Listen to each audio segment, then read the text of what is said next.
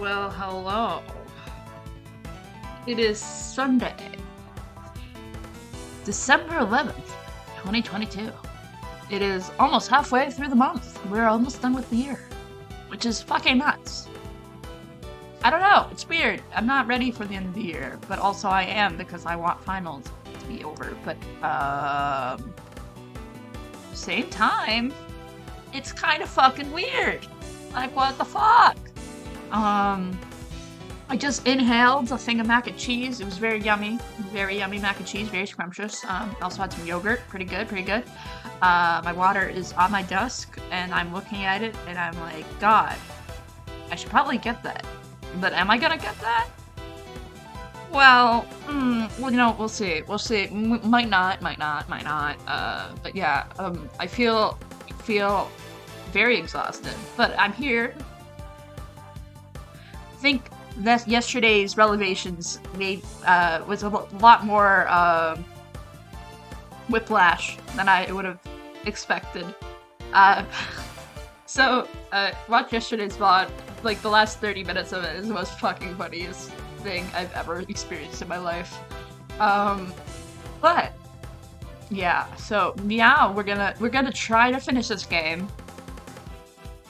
I'm not sure how far we're gonna get. There's like a stopping point, but ideally I would like to just finish it in one day. It'll be like 4 hours of just straight streaming, which is a lot. But is it worth it? I would say yes.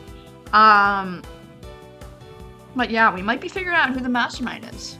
Wow, Cherry, we killed him! You killed him! Wait, no shot, you killed him! You fucking killed him? Wait, give me 1 second. Give me 1 fucking second right here. Give me 1 second. Oh, fuck you. Where's Twitch.tv subscription? Come here, Cherry. Come here. Where are you? Did you kill him? Did you really fucking kill him? Oh my god, you killed him! Oh my god, you killed him! Holy shit, you did it! After how many months, Knightley has finally been defeated. Holy crap! We'll be back in a bit. Yeah, I know the sitch, but dear lord! Hello, Potato Cat Attack. How are you doing on this fine Sunday morning for me? Probably afternoon for you, but it's morning for me. Yeah. How are you doing? How is it going? Are we vibing? Yeah, I am.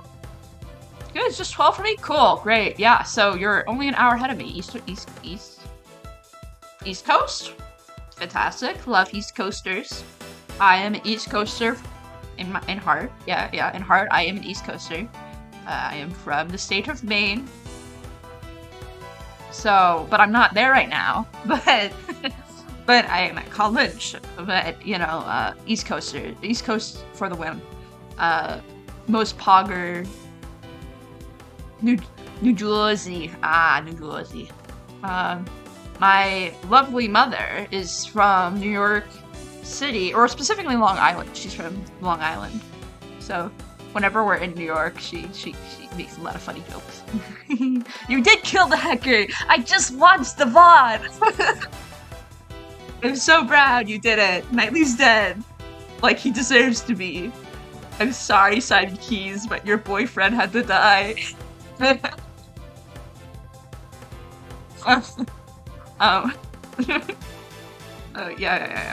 Simon, I had to do it. You had to do it. He was a bro at the end. He was a bro. He was my guy. We were actually, you know, the best of friends. Me and Knightley? Damn. We became best friends, and we said, fuck you, Simon. He's giving hits the whole time. Listen, you can't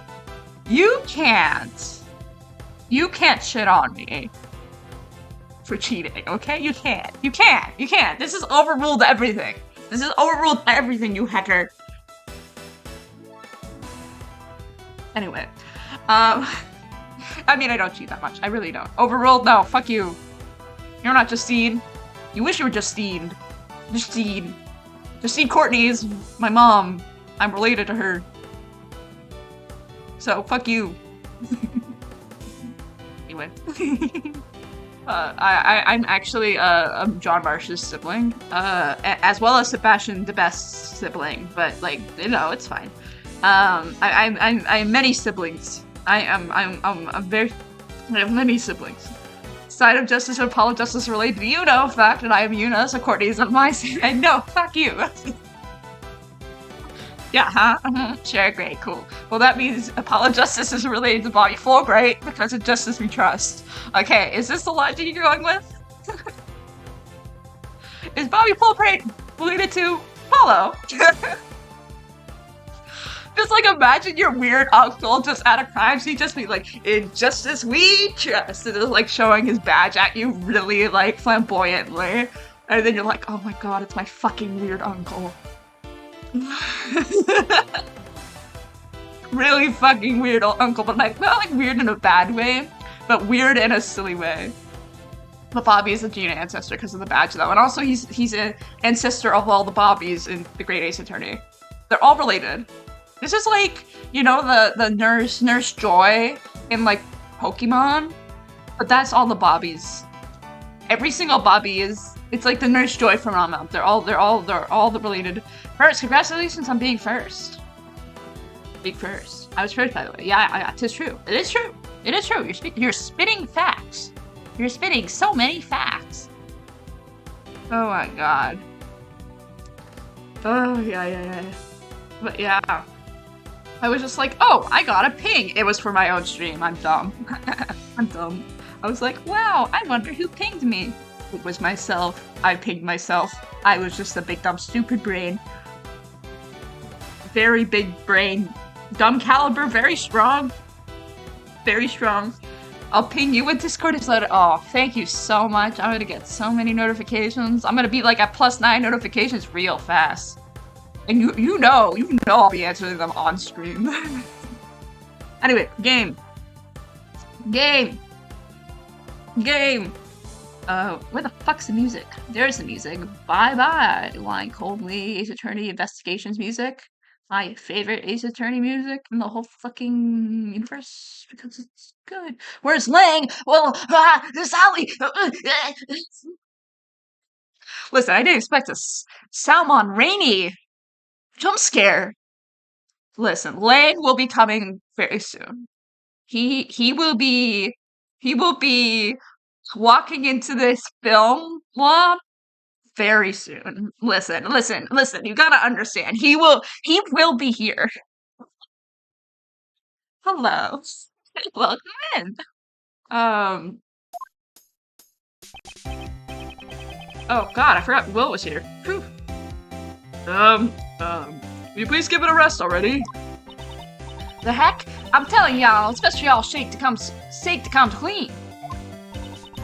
Staff have their lips sealed shut as reporters continue their tenacious negotiations. Oh my god, my only man, Will Powers! Oh my god, he's so powerful! Will Powers! Oh my god, he's like a superhero! He has powers! He will have powers! He just needs to train like a samurai. Because, you gotta have those, like, training sequences, in animes. Yeah, that's Will Powers' next move. He's actually the mastermind. I'm just telling you now, he's the mastermind.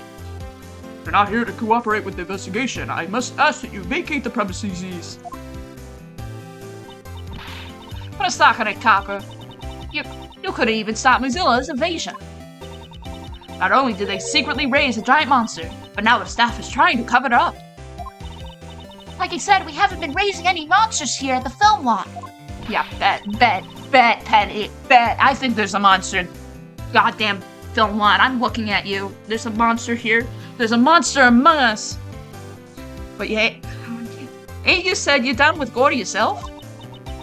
Sure, I saw it, but it's not like we were keeping it in the film lot. Why do we butt in? Hey, I told you! Sally, your boy's here! Oh, woo!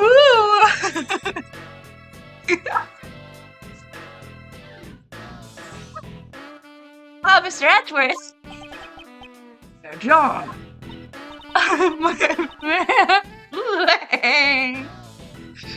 Oh, he's so his husband. No, he's such a good boy. He would never be a strong enough.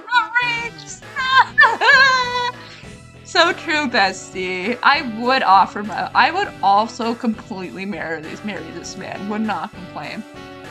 Oh, y'all come to search the monster too? We're searching for a criminal, not a monster.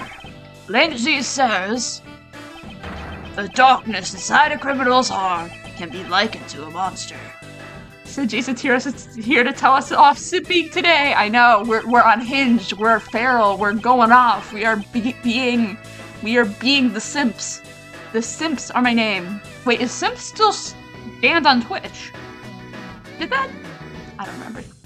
Well, when it comes to killing criminals, killing people, criminals are much different than from monsters. God, I can't do my voice today. It's banned, maybe. I remember back, like, a while ago. It was still banned on Twitch. Yeah, this is true. Twitch will, yeah, let me... Is it actually... Oh my god.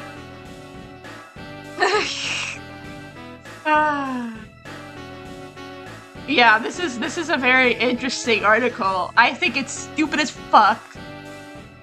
But whatever. God dilly damn, I know they saw Simp and they're like, holy crap. Could not. I think it's funny because Simp is like the one that I'm like, okay.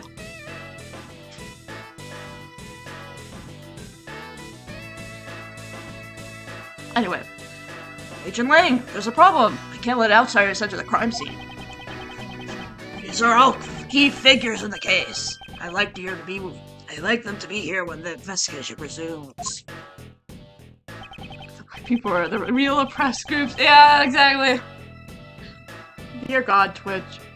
Agent Lang, regarding what you said about resuming the investigation, where do you intend to start? We'll start by reviewing the case. Oh, he do be lying. He do be lying coldly. He do be lying down. He's taking a little nap. Today, the body of President Huang were found here in the film lot. The president's whereabouts from 2 nights ago are still unknown. Seems like he stuck out from under the eyes of his bodyguards and ventured outside. He was not contained. SCP containment breach. Reference. Totally. That night was the last night he was seen alive. He knows. It was when he met with you, Judge Courtney, on the roof of the Grand Tower. A Twitter reference, yeah. So why did you meet with the president? That, I cannot say. You can't tell us, even under sussy sus?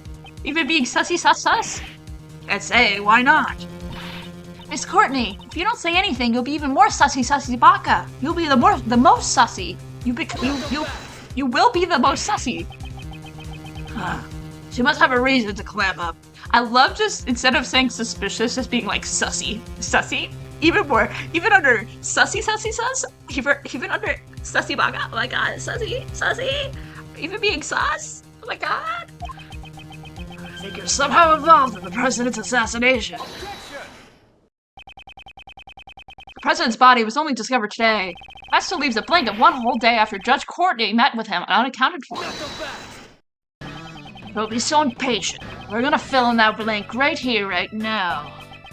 The evening on the blank day in question is what's important. What happened here last night? So why don't you tell us, John Marsh? God, I love him. Me? We know you were here last night.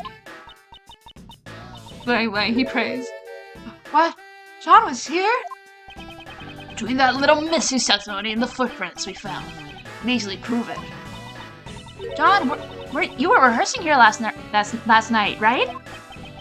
You were spying on me. And, I'm sorry, I just came to check up on things.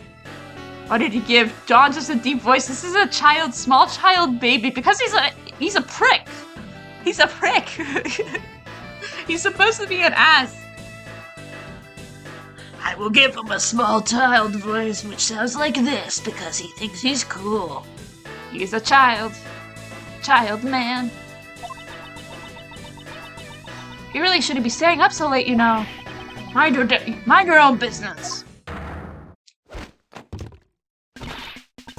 I still should have the voice of a middle-aged man speaking from the curious actual logic if Jack has voice deep. Well, I'm trying to do like a really like assholey like I don't know skater boy voice, but I'm not getting it. I'm trying to get there. This is Dimitri, child man's true form, so true. John Marsh, the young lady was worried about you. You will not speak to her like that. Sorry. How many times have I told you to be more mindful of the way you speak? Is it just me, or does Miss Courtney's personality seem kind of different? Because she's his mom! She seems to be as strict with her own son as she is with those who violate the law. Are you listening to me? And earlier as well. Judge Courtney's like, fuck you, child. You should always bear that in mind, no matter the occasion. Can we get on with the investigation already? Ah, pardon me. Judge Courtney to get carried away like that. This must be her motherly side.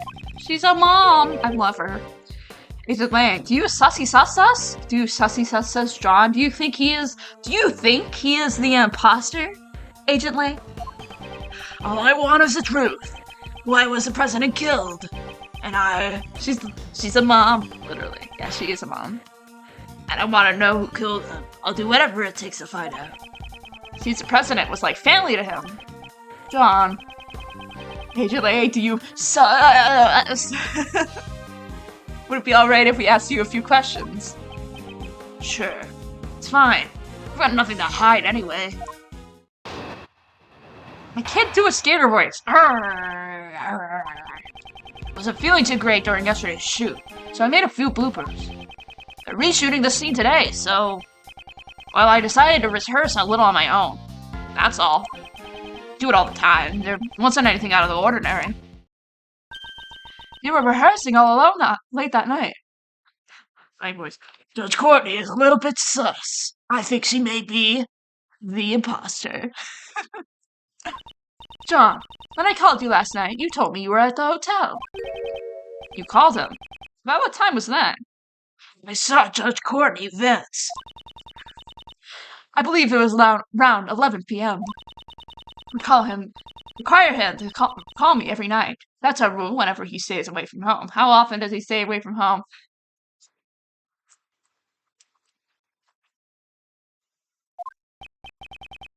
Truth is, I was at the film lot during that time. Oh shit! Oh shit! Oh no! The mom came out! Oh fuck me! John! I think you gotta run! I think you gotta run! This is a problem. Oh heck! Oh no! Oh Judge Courtney, I'm sorry, but like, she's gonna place you under arrest. She's gonna make you be contempt of court. Give me 1 second, get the hydration. Let me get the water. Hello, Vane. How are you? I hope you have a wonderful day. I hope you're having a great day.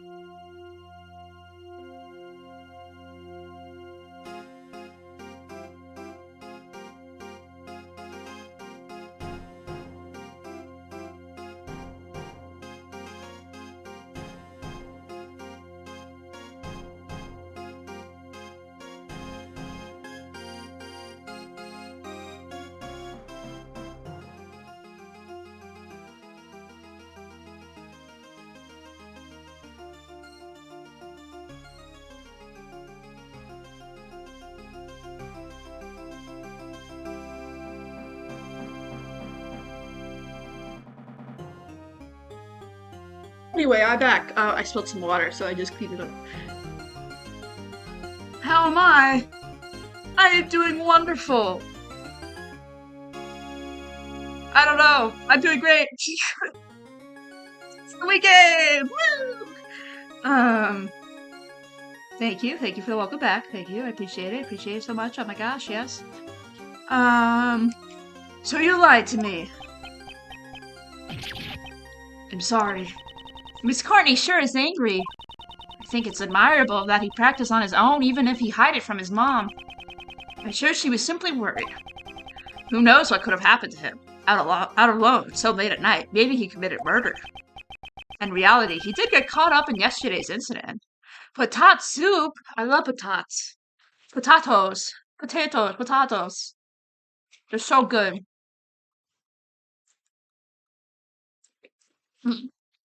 That was my drink. Zaccharin. Potatoes. Potatoes. But John says there wasn't anything out of the ordinary, right? Is that really the truth? Yeah, okay, John, go. Doesn't feel too great after. Made a few bloopers. Blooper reel! John, you said you didn't feel well. Could you tell me more about concretely what was wrong? But it doesn't matter. He just wasn't feeling well, alright? You weren't feeling well. Maybe you drank too much milk? What? How do you? I don't know, I mean, that's not it, I totally did not inhale calcium. God, he's gonna grow up, his bones are going to be so strong. I swear to God, this man's bones, they are going to be the most calcium-filled things in the whole fucking world. So he didn't feel well because of his stomach. When I was young, I was told that chewing milk makes it easier on chewing milk? Who the fuck is chewing milk? Hello, welcome in, Serious Mur. His bones are gonna be unbreakable, kind of like the president's abs, obviously. Chewing milk? Who the fuck chews milk? Hey, I am judging you. I'm judging you so harshly. This conversation's over! Anyway, I made a few bloopers. Anyway. Yes, welcome in, Serious Rare. I love that emote. That's a good emote. The little popcorn emote. President Huang told John to drink lots of milk to grow up big and strong like him, and John took it too seriously! Me, when I chew milk, I am lactose intolerant!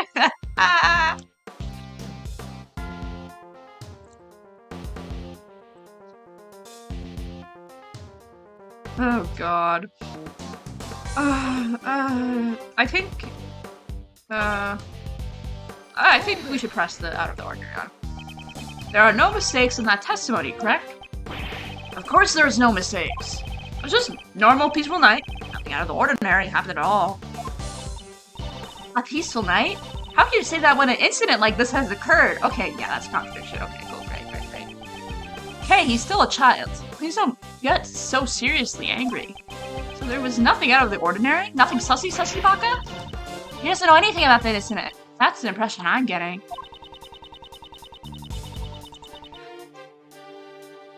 But isn't there evidence that something did happen last night? Sus, John, sus.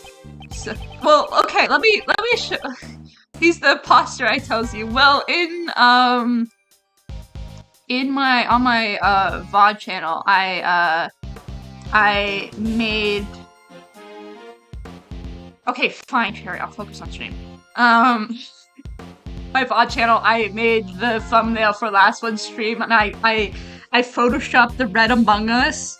I photoshopped the Red Among Us, I photoshopped the Red Among Us. Oh, dear fucking lord, get away, Luke.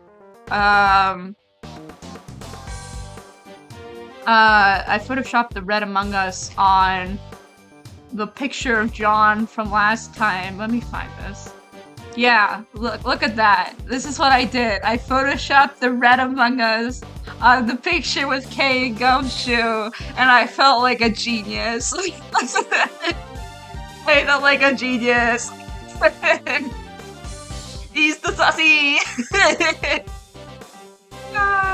It's so funny! Anyway, so yeah, that was my project. I want prints right now. Yeah, so based. Yes, I don't have 7 of them. 7 of them with each color of Among Us character. Yes, I don't have time to waste dealing with the chat's lies. Let's present the contradiction. Yeah, let's go. Let's fucking destroy him. There wasn't anything else more ordinary. Well, the fucking head fell on the...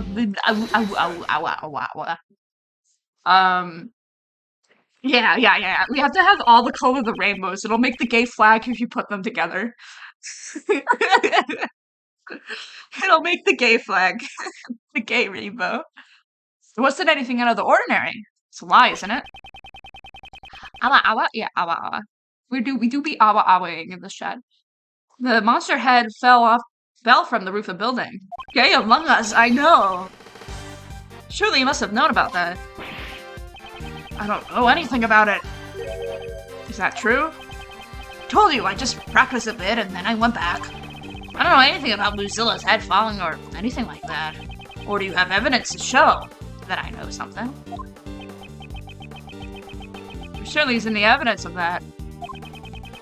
It's also possible that it fell after John had already gone back. If there's no evidence, then like I said, we're done talking. I'm trying to make him sound like a prick, and I can't make him sound like a prick because my voice doesn't do that. And so I'm just, like, trying to make him sound like an asshole. We're not done talking yet. You have the pointer finger. It's pretty gay. What now?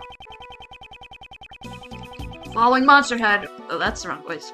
Falling Monster Head wasn't the only unusual thing that happened last night. There was more sussy bakas that happened last night. And this is something you should be well aware of. What happened last night, aside from the Mucilla's head falling, the monster footprints, yeah. We have evidence right here. Ah, could that be? That's right, it's the video you recorded of your performance. Ugh. What? You're telling me you have a video from last night? Exactly, and in this video, there is clearly something that is out of the ordinary. This monster's footprint. Would you say that monster's footprint are commonplace in a film set? John, why did you conceal this video from us? Lang, I love Lang. Lang, my beloved. No reason, really. He's standing there. He do be doing a T-pose. He's standing there making a T-pose. Hey, pup. This is no joking matter. You had a reason to hide it, right? John Marsh, answer him clearly. But, Mom... Well... I didn't want anyone to see me rehearsing.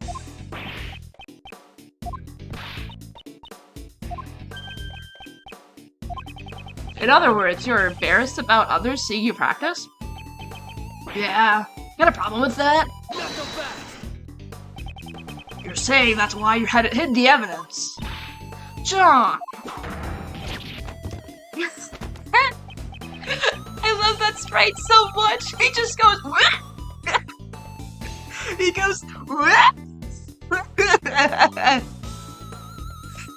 It's so stupid! What? I want one of the freeze frames from that. Actually, wait. John Marsh sprites AAI2. This is needed. This is needed. I must know what this sprite like looks like. The in between of the sprite, because it's just so funny. Come on, do it again. Oh God. It's so stupid. I love it. The milk in his bag. Oh my God. I'll see him every day. All day, every day. You quit nagging me. You've already busted me. What more do you want? Yeah, the footprints were there, but I just practiced and headed home. How come you're so calm after finding these footprints? It's a monster, you know. A real live monster. Thought it was just a part of the set. Besides, there's a lot of other weird stuff around here, too. He's sussy! He's sussy! The kid's really sus! Oh my God! He's really the imposter! you're right. The smell of the scoop stinks for hot heaven. Shut up. We're done talking. Wait up. Oh god. Sus! Agent Lang? It's as I thought. Thank you, Mr. Prosecutor. This video backs up my logic. Huh? Is there something in the video that's related to the case? Yeah, take a good hard look at the monster costume in the top left. The Bazilla costume. Try comparing it with the one over there right now. It looks just like it's hanging there limply, though. The zipper on its back is zipped up tightly. Oh, because it's zipped up, and yeah, and it's not supposed to be zipped up. I get it. Zipper on its back. Wah! He does a wah! I love Edgeworth sounds. Wah! This discrepancy is... Yeah, the difference is plain to see. The video, the zipper is clearly open. God, Lang's voice is going to kill my throat. Oh no. That's right, someone was inside. What? Mr. Powers, is this costume zipper usually... It's always zipped up tightly when it's out of use. Mr. Prosecutor, do you remember my logic from before? 2 nights ago, Courtney pushed the president off the roof and killed him. Afterwards, she snuck into the film lot and hid the body. In here? Would it be easy to hide a body in a costume or behind all this equipment? Then all she had to do last night was retrieve the body. You're saying the body was hidden inside the costume? Yeah, that's right. Judge Courtney, 2 nights ago, you pushed the president off the roof of the tower. You hid the body then inside the monster costume. I did no such thing. Say what you want, but you're the only one who could have done it. You're the only sussy baka here, Justine Courtney. I should have already been proven impossible. The film lot was locked at the time. Judge Courtney could not have entered this place. And what if there was an accomplice? What? I'll tell you my reasoning, so listen up. I'm listening. I'm listening so hard, Agent Shilong Lang. I would love to hear everything that you have to say in your life. I would love to hear everything. Shilong Lang, please let me know. I wanna, can we have a conversation, Shilong Lang, actually? I have a big love for Lang, but also Edgar's objective voice line is, yeah, it's really good. It's very good. When the president was pushed off the roof, John was waiting at the film lot. If John was an accomplice, the problem with the locks would be resolved. 2 of them then hid the president's body inside that monster costume over there. Lang is speaking. I'm on one knee already. You big mood! Do you think the crime had such a elaborate plan? To take the life of a nation's president. An elaborate plan is to be expected, don't you think? John would never take part in such a crime. You're the one being sussy.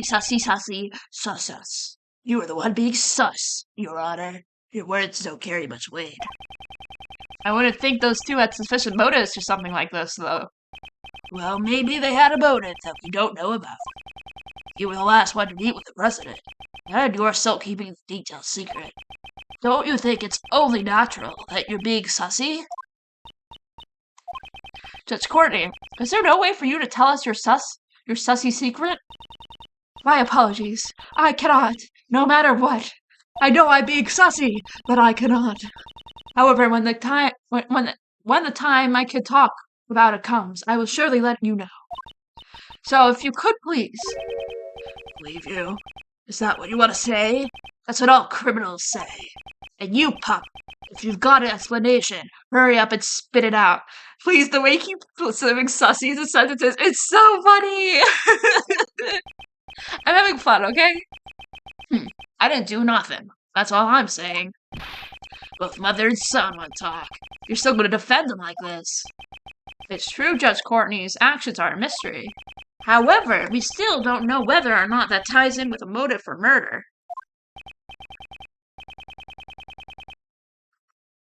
Yeah, that's right. The motive for murder can wait. Really funny. We love to see it. Yeah, so true.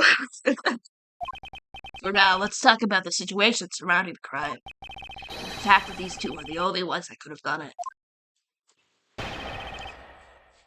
Okay, alright. John was waiting to film that. If John was accomplice, the problem with the locks would be solved. Two of them hid the president's body inside the monster costume over there. Okay. In the video, we cannot see the inside of the costume. So could you really say for certain that the body was placed inside? Yeah, I'll give you that much. In that case, why don't we try examining it? The inside of the costume. There might be some traces left inside. Mr. Powers, can we please examine the inside of the costume? Let us in, Will Powers. We gotta see the costume, the sussy costume. Sure. Sure, go ahead. But it might be kind of stinky, since I split a lot in there. That's fucking disgusting. It's fine. I relate. It's fine. It's good. This is incredibly dirty. That's strange. We always make sure to clean it after using it, so that sweat doesn't damage the costume. There's little white specks in there. Is this just proof that someone beside you used the costume? I'd say that dirt from the body probably got into the costume. The president's body did fall on top of the monster's footprint. That must be where the dirt come from. Are you satisfied now? No, never satisfied.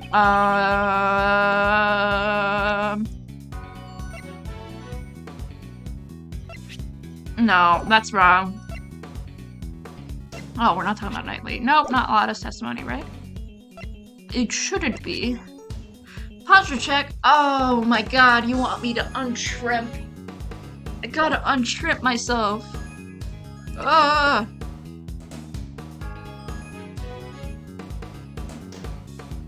There's that costume like message. Was the president inside the costume? Was the president dressed as Mozilla when he was about to die? Did the president become Mozilla? Is the president Mozilla? Is this where we're going with this? Are we saying the president is inside the costume of Mozilla and was killed? No, that one makes sense. Well, there's no blood. So technically that could work. And then the Mozilla costume was removed, or well, was picked. Oh, the Mozilla costume was picked up because they were just gonna put away the Mozilla regular costume, and then eventually the president was brought out.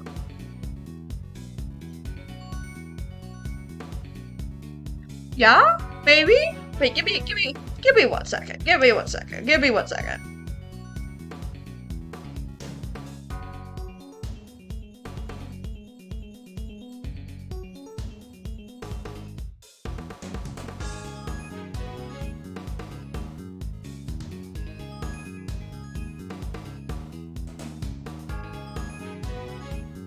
I don't know what's going on. My brain. I'm just vibing. My brain's smooth. Lost from case one. Oh god. Oh.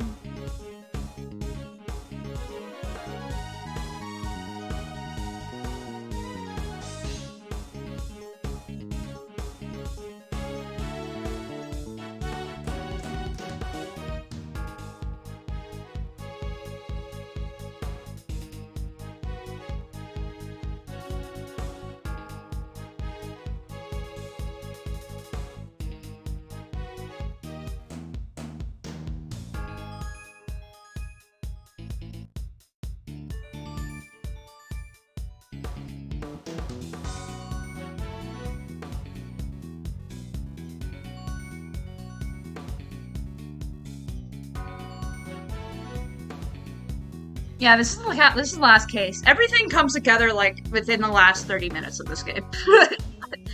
It will make sense. It just needs to get to the last 30 minutes. Objection!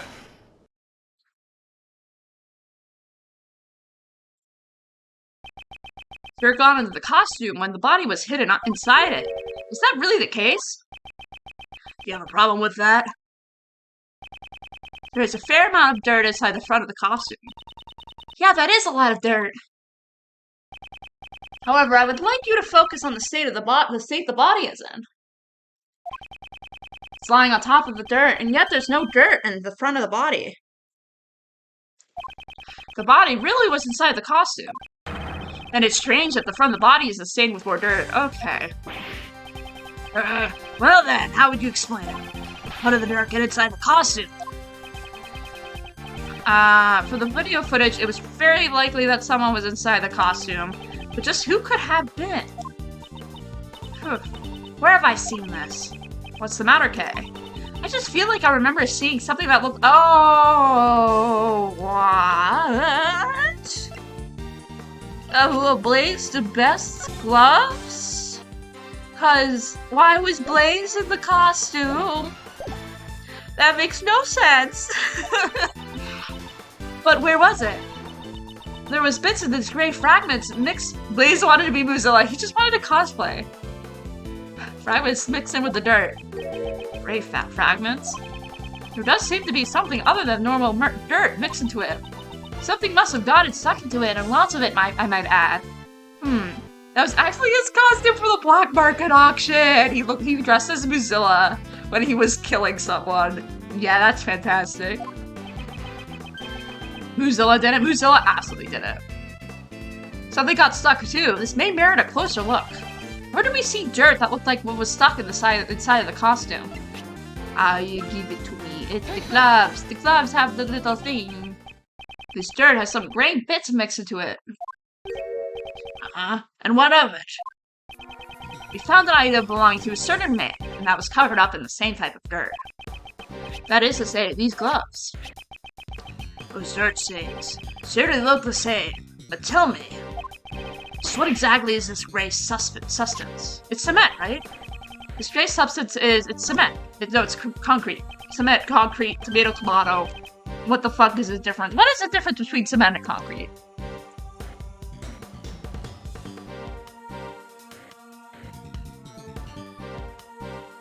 Cement is actually an ingredient of concrete. Ah!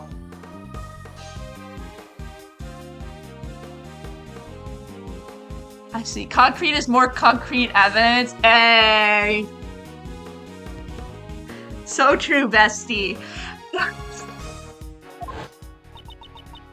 You mean the stuff that was scattered around with Monster's footprints? Exactly. So Blaze was in on this shit. Meanwhile, who does these gloves, which are kind of stained to this with the same type of dirt, belong to? Why was Blaze okay? Is this insinuating that Blaze the Best came to the film lot and made the dino footprints in the dead of night? Blaze came here and made dino footprints in the cement for no fucking reason. Okay. Found it at Blaze's place. Earlier today, we went to Blaze's garage. There we discovered these dirt-stained gloves.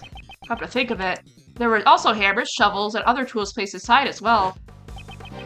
Why would mechanics' gloves, intended to be used on machines, be covered in dirt? If he broke the concrete with the hammer and then dug into the soil with the shovel, then it's only natural for dirt like that to get on gloves. Then maybe— Yes, the true nature of the monster's footprints has been made clear. It's possible that these footprints were dug up by Blaze the Best himself. Why the fuck did Blaze come here and do that? What? Why would he do that? And what fucking reason why would he do that? It makes no fucking sense. What? It's possible. It's possible, you say. Please do enlighten me. I mean, we have the evidence to show that it's we have the evidence to show that it's him, but why the fuck is he— What? He's a huge Mozilla fan. He loves Mozilla. He loves it so much. It's possible. It's possible, you say. Please do enlighten me. Because I honestly have no clue. Why on earth would he do something like that? My same fucking question. Why did he make the monster footprints? Thinking about it, the answer must be—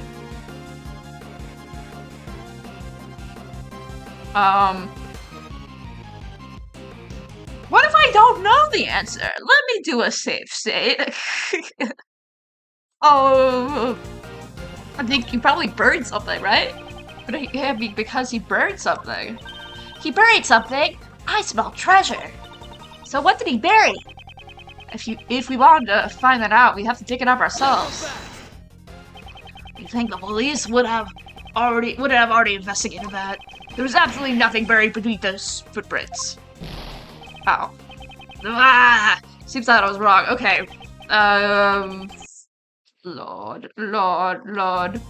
He dug something up for some fucking reason.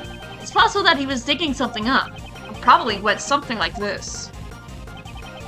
Last night at this spot, there was something that Blaze needed to dig up.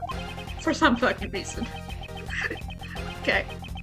For that reason, he broke the lock in the back door and sneaked into the film lot. Using the hammer and shovel, he set to work. Okay. Alright. He made the prints. He made the prints? He made the prints. Okay. He placed the items he dug up into his bag, but before he could fill in the holes. Ah, that's when John came to practice. Exactly. Blaze panicked and had no choice but to hide himself in the Mozilla costume nearby. Grr. Oh, so that... Okay, fine. Whatever, it's fine. Everything's fine. I don't understand, but it's okay. It's fine. We'll figure it out. It's fine. It's okay. It's just kind of absurd, but it's okay. To think you would do so much for just a pair of dirt-stained gloves. However, all of this is merely a possibility. There's still no proof that he was the one who was hiding inside the costume. For all we know, he might have left the scene once he finished digging.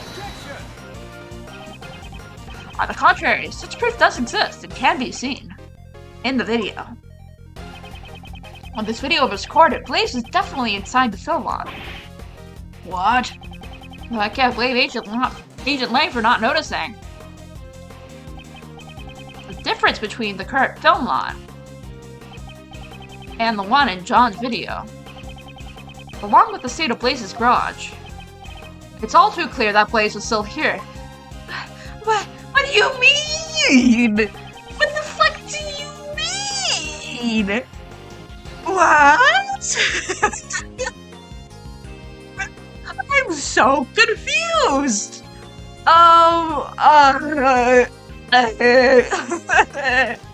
Is it Mozilla? No. It's so obvious though. What the fuck do you mean? This proves that Blaze was still in the film lot. How exactly does it prove that? Yeah, I'd like a better explanation as well. This has nothing to do with Blaze. If something belonging to Blaze could be seen in the video, then proving it would be easy. Mr. Edgeworth, isn't there anything that comes to mind?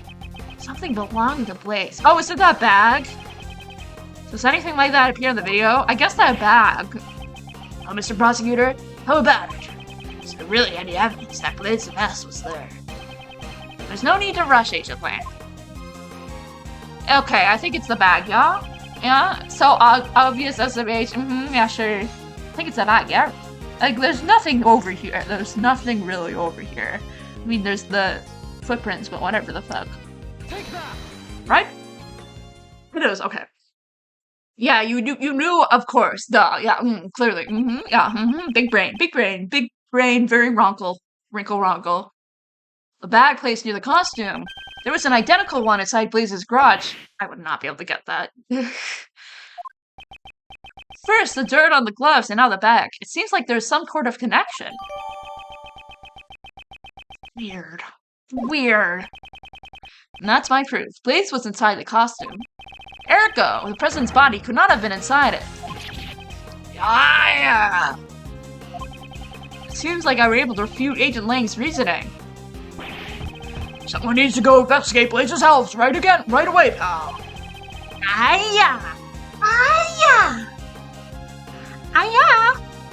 Something like that, yeah. But it's Agent Lang. Base Ace Attorney's scream cannot be beaten, but I thought Agent Lang's howl was better. Just going like, hello! I think that's pretty OP. Agent Lang is a cat girl and a dog boy at the same time. No, it's even better. He's a wolf boy. He's a mixture. He's both a cat girl and a dog boy. And therefore, he's a wolf boy. Yes, sir. What? Y'all pipe down and listen up. Y'all been saying whatever works best for y'all. The noisy one returns. That there's the footprints of Mighty Mozilla. They ain't just some random holes. Cat plus dog equal wolf. Yes, clearly. Clearly, obviously, yes. They ain't just random holes dug up from something by that old coot. I believe the true nature of these footprints have already been proven quite logically. Logic smogic, I ain't buying it. Logic smogic, please, big mood. Say what you want, but I don't know what I saw, and I saw Mozilla. Is she referring to how she saw Mozilla out the window of the Grand Tower? Preposterous. How the fuck did that work? How did she... I'm so confused! Upon our journalist souls, we ain't having none of it. That statement is an insult to journalists everywhere. Ah, that's right. There's more than the monsters than just those footprints. I remember hearing that Sonny over there was seen with a monster earlier. I reckon that girl over there said she ripped this shirt herself. Oh, it's the film crane. Okay, great.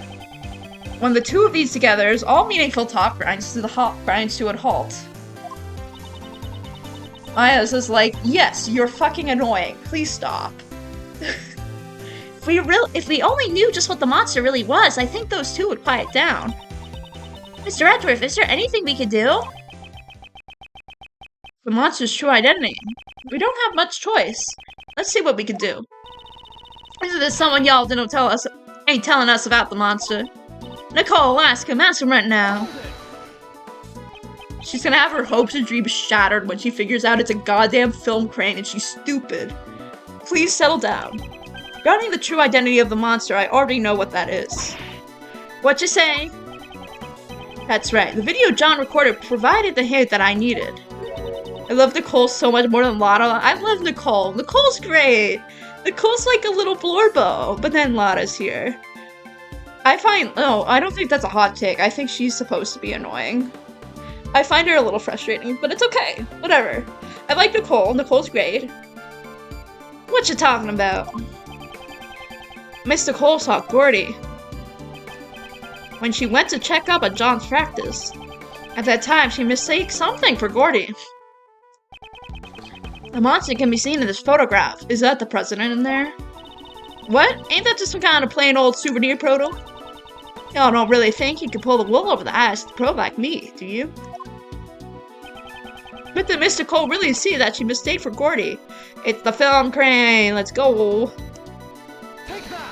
Nicole was just a bearable and tiny baby version of Lotta. So real, so real. She really is just a tiny baby version of Lotta. She's just a lot more bearable.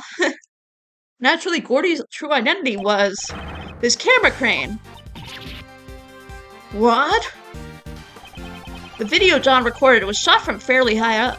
A shot from this position would be impossible without a camera crane. But there ain't no way Miss Nichols would mistake a camera crane for Gordy. Yes, there is. I wonder about that, Miss Nichols. Yes? Earlier you said the prescription for your glasses didn't match your eyesight anymore, correct? Yes, lately it seems like my eyesight has suddenly gotten a lot worse. I love Penny Nichols. I wish we saw more of her. I wish she was more represented in the community. So would you be able to say you weren't able to see Gordy very clearly in the dark? That's right. Its silhouette is all I can make out. Nicole and Nichols keeps confusing my brain. Yeah, no, I just think it's annoying that they have Nicole have that name and then Penny Nichols. I mean, I understand they're trying to bring Penny Nichols back, but oh, it's difficult. That's right. Its silhouette is all I can make out. But remember what Miss Nichols said, and I quote, its skin was really scaly, almost like a reptile. Camera cranes ain't got no flesh on them, let alone skin. Just a bare steel frame. It's like Patricia Rowland and Pat Roll and Patricia Rolly Bead, but if they were all in one case, yeah. However, last night it did have skin. Y'all just do whatever you can to get in the way of our big scoop, ain't ya? That was, not my intention. But since I've come this far, it's time to put an end to your nonsense. Gordy scan is right here before our very eyes. This is a scan of Gordy that Miss Nichols saw. It's obviously this. As Miss Nichols stated in her testimony earlier, it looked like it was gonna rain last night. While it never actually rained. John still covered the camera pane with a rainproof sheet, to which to make Nichols look like a monster skin. Just like, I don't give a shit about your scoop, but since you're here, I'm gonna ruin your theory. Exactly! What? You gotta be kidding me. Isn't that right, John? Man, you saw through it all. Not bad, old man. Unfortunately, the Gordy that Miss Nichols saw was nothing more than illusion. God, Edris just got old man. He got old man. Not again. Looks like my dream is shriveled up and died once again. Mentor. Fuck you, Lotta. Why did Shooty decide that out of all people that he would bring Lotta Hart back this many times? Like, why can't we have, like... Yeah, well, this is like when they brought back Edgeworth for the Spirit of Justice DLC case, and they didn't bring back Franziska. Like, what the fuck? I don't want to see Larry. I really don't. Like, I don't want to see time skip Larry. I want to see time skip Franziska. I'm okay. Like, same vibe. Different game, but same vibe. Seems like things have finally settled down. I really thought the boy was hiding something from me. So I had it all wrong. Larry Butts is always there. Yeah, we can't escape him. We can't escape him. I can't think of any characters except Big Top, but yeah, no, true. Now that we figured out the true form of the monster, everyone seems refreshed. Actually, there's two people here who are totally bummed out. Agent Lang! What? Report is in, sir. We got the results of President Huang's autopsy. Ah! Wait, actually, let me show you.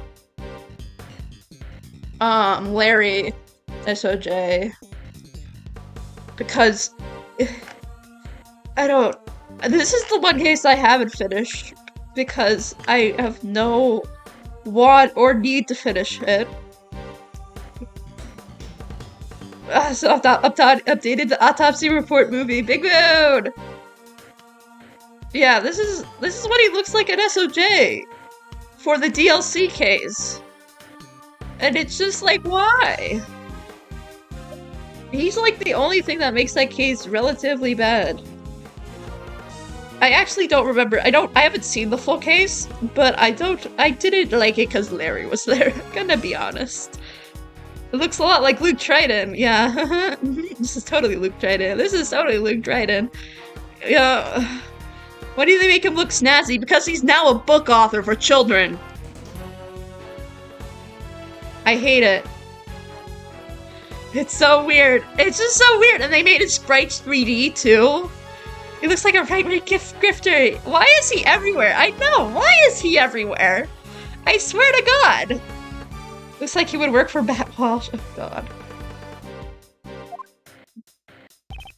Good, show it to me. Contusions and bone fractures found across the body, resulting from tremendous pressure. So this was the cause of death. In other words, he was crushed to death. We could have called that, like, before, but okay. I thought as such.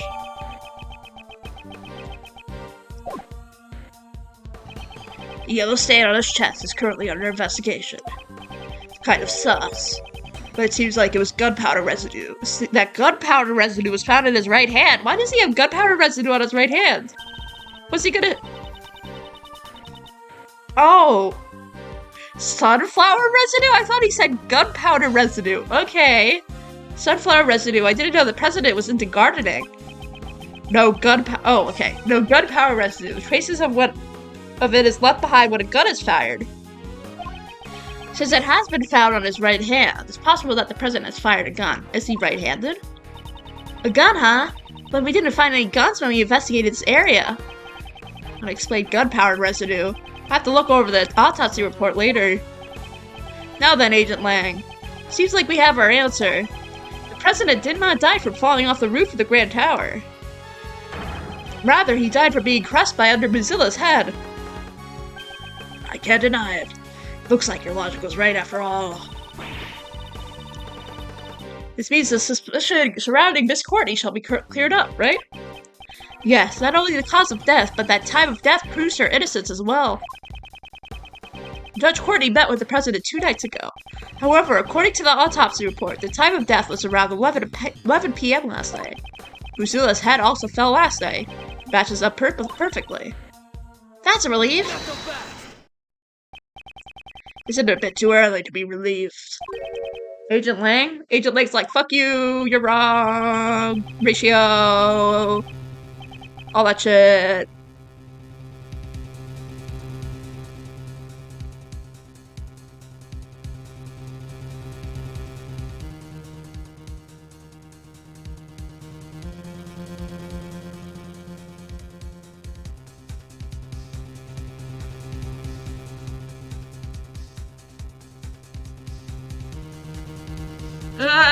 I'm back, sorry. I'm still slightly sick, but I'm relatively okay, but I'm still slightly sick. Like, my nose is a little stuffy. So I am, like, running off to get, you know, tissues and the like, so I don't die. The president died after being crushed in Mozilla's head. That, I will admit. Stop being sick, I'm about to approach your location with soup. I'm not, like, sick, but I always feel stuffy when I scream. It's because I'm talking a lot. And it doesn't help that I had a 5.5 hour stream yesterday. My voice is a little sore, but it's okay. Stop talking, stream music. Oh, yeah. Clearly. Yeah.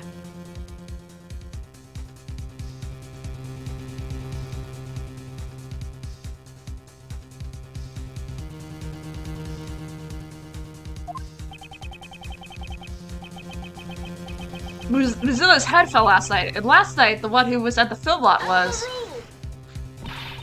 What are you saying? Surely you're not implying. That's right. You killed him, didn't you?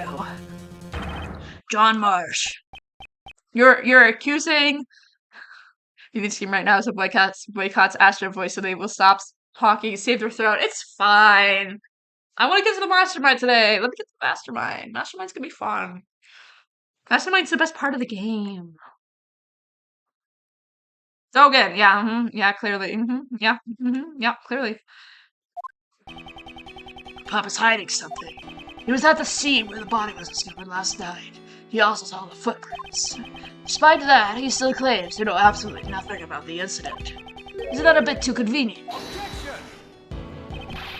Those footprint-shaped holes have been proven to be related to the case. Just because he saw the holes doesn't necessarily mean that he's involved in the incident. You're sure about that? Take a look at the pup's face. Looks pretty shaken up to me. Looks like he hit the mark. John doesn't want to talk about it. Does it feel like talking? Then I have an idea of my own. Let's check the tape. Agent Lang, what is your intention? Police have a device that lets you analyze video footage up close and personal. Agent Lang, what's the best survivor? This one of the chef guy that I think is Kasavia, but I can't think of anyone besides Logan. Oh, that's quite funny, ain't it? This stream's good. Fun. Agent Lang, you would suspect John big enough to go that far. As long as John's lips are sealed. Is it Gustavio? Gustavio Frick? I can't tell you! I'm gonna tell you, you will never guess it. You will never guess it. This may get the only way for us to get closer to the truth. Detective Gumshoe, if I'm not mistaken, you have the device with you, correct? So Frank saw it? Fascinating. Mr. Analysis is ready to go, sir. Now we're talking. Prosecutor Edgeworth, would you please perform a video analysis for us? She wants me to do it. Who knows what kind of faults that wolf man will find in it. This isn't exactly my strong suit, but I suppose we have no choice. It is I, Dio. A turf chef who was actually a pharmacist. Oh god. Let's do. Oh. Well. Well, that's the president. What the fuck? Wait. Look at that. You like zoom out, and then you zoom in, and then you zoom out, and then you zoom in, and then you zoom out. That's so stupid. The president's just there. Dio Rondo's the mastermind. I don't even know who Dio is. I'm sorry. This is... What's the matter? I want to see too. Eat! Jojo. Hey, what's wrong? Show it to me. Prosecutor Edgeworth, I request you submit your evidence to the court. Edgeworth being like, fuck me, this is destroying me. Go to Golden Win. What the fuck do you mean? Are you guys okay? Please take a look at the top right corner of the zoomed in video. Culture yourself. No, I'm uncultured, like milk. Like bad milk. JoJo references. Okay. This person is a president. Impossible. No way. Seems we finally found it at last. The evidence that points to the true killer. This video places John at a major disadvantage. You're wrong. That's not right. I didn't know anything about this. That's not gonna cut it. It's clear that you and the victim were together at the same place when his body was later found. John Marsh, there's no doubt. You killed the president. No, this can't be. Why with you? John, please don't tell me. Did you really kill the president? This child killed this bomb hacking dude. Yeah, this is no logic here. Mr. Edgeworth, this is really decisive evidence? The guy who chiseled like stone was murdered by the kid. That would be quite funny though. Mr. Prosecutor. Oh, that's the wrong voice. This is better logic than Matchy. Yeah, exactly. From Extraordinary 4-3. Big mood. Turnabout Serenade. What a case. Mr. Prosecutor, looks like even you can't object to this. Ugh. That pup said he didn't know anything, right? And yet, the president's right here in this video. Rip Clavier's guitar. Maybe he was lactose intolerant. Maybe he'd take a little sippy of John's milk. Was like, oh fuck. And then somehow he got smashed by the Mozilla head later because of the accident. John, what are you hiding? Testify, you little bastard. John, please tell us the truth. Testify, you little sussy baka. The truth is, it's all my fault. John Morris, what did you do? Mozilla's head falling was my fault. Oh fuck. Wait, is it actually him? No, it can't be him. It can't be him. While I was setting up the equipment on the roof, I used the heater. After that, I went down to practice, but I forgot to turn it off. Sounds like a chain joker. I'm sorry, but what has this child to do to his throat? I know. Well, I'm just trying to do like cool skater boy kind of vibe, but I can't really do cool skater boy kind of vibe very easily. Cause he's a bitch, and I kind of want to make it seem like he wants to be cool. Like that's his vibe. He wants to be cool, but he's not cool. So therefore, he's like, oh yeah, I'm so cool. But like, I do cool to like talk to you. Like I'm gonna be a pain in the ass anyway. After that, I went down to practice, but I forgot to turn it off. Then my mom called me, so I left the film on. When I came back to the lot after the phone call was over, Lucilla's head was on the roof. On the roof had fallen. And right next to it was the president, lying dead on the ground. How can that be? I see, there were indeed traces of something had caught on the fire on the rooftop. It was just a small fire, so I was able to put it out by myself. So, the president's death was John's fault? What did that make it an accident, sir? And then what did you do with the fallen head? I took it apart, brought the pieces back to the roof, and put it back together. So you put out the fire, you even put out the fallen head back in the roof, which means you were hiding evidence. We can't be having that, you naughty little pup. I didn't do it on purpose. I really just did forget to turn off the heater. When the legs broke, the stand would have tilted. If Mozilla's head was on top of that stand, it would have fallen off. So the head fell down because of the fire. Yes, and if that's the case, I also have a pretty good idea what caused the fire. There's a flammable can next to the heater. It seems someone is lacking in safety awareness. Get fucked, John Marsh. Was it really just an accident? If that's the truth, then what was the president doing here? I don't know. There was no one else around here when I was there. You expect me to believe that? The president would have come to a place like this without a reason, you know? Is President Huang the mastermind? I'm so confused right now. It'll come together, but it's quite confusing. And then it comes together and you're like, oh shit. Everything makes perfect fucking sense. Is the mastermind dead, Astro? Well, I plead the fifth. I plead the fifth. I can't tell you. I can't tell you who the mastermind is. You will never guess who the mastermind is. Actually, is the mastermind? Well, to give you some hints, the mastermind is in the court record right now. It's one of these people.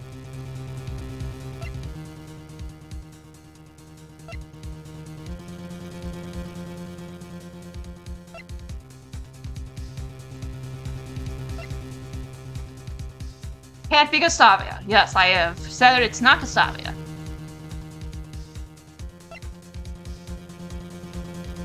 Logan or Huang, because I doubt Rowan. Interesting. Interesting theory.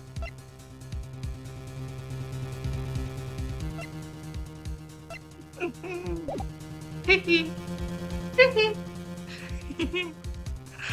president would have come to a place like this without a reason, you know. See, the president's reaching for guess Huang because redacted 2-3 spoilers.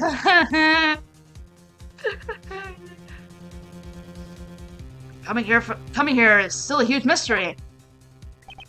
2 nights ago, he met with Judge Courtney on the roof of the Grand Tower. And last night, he was here at the film lot. Did he meet with John? I'll have to listen to John's testimony very carefully.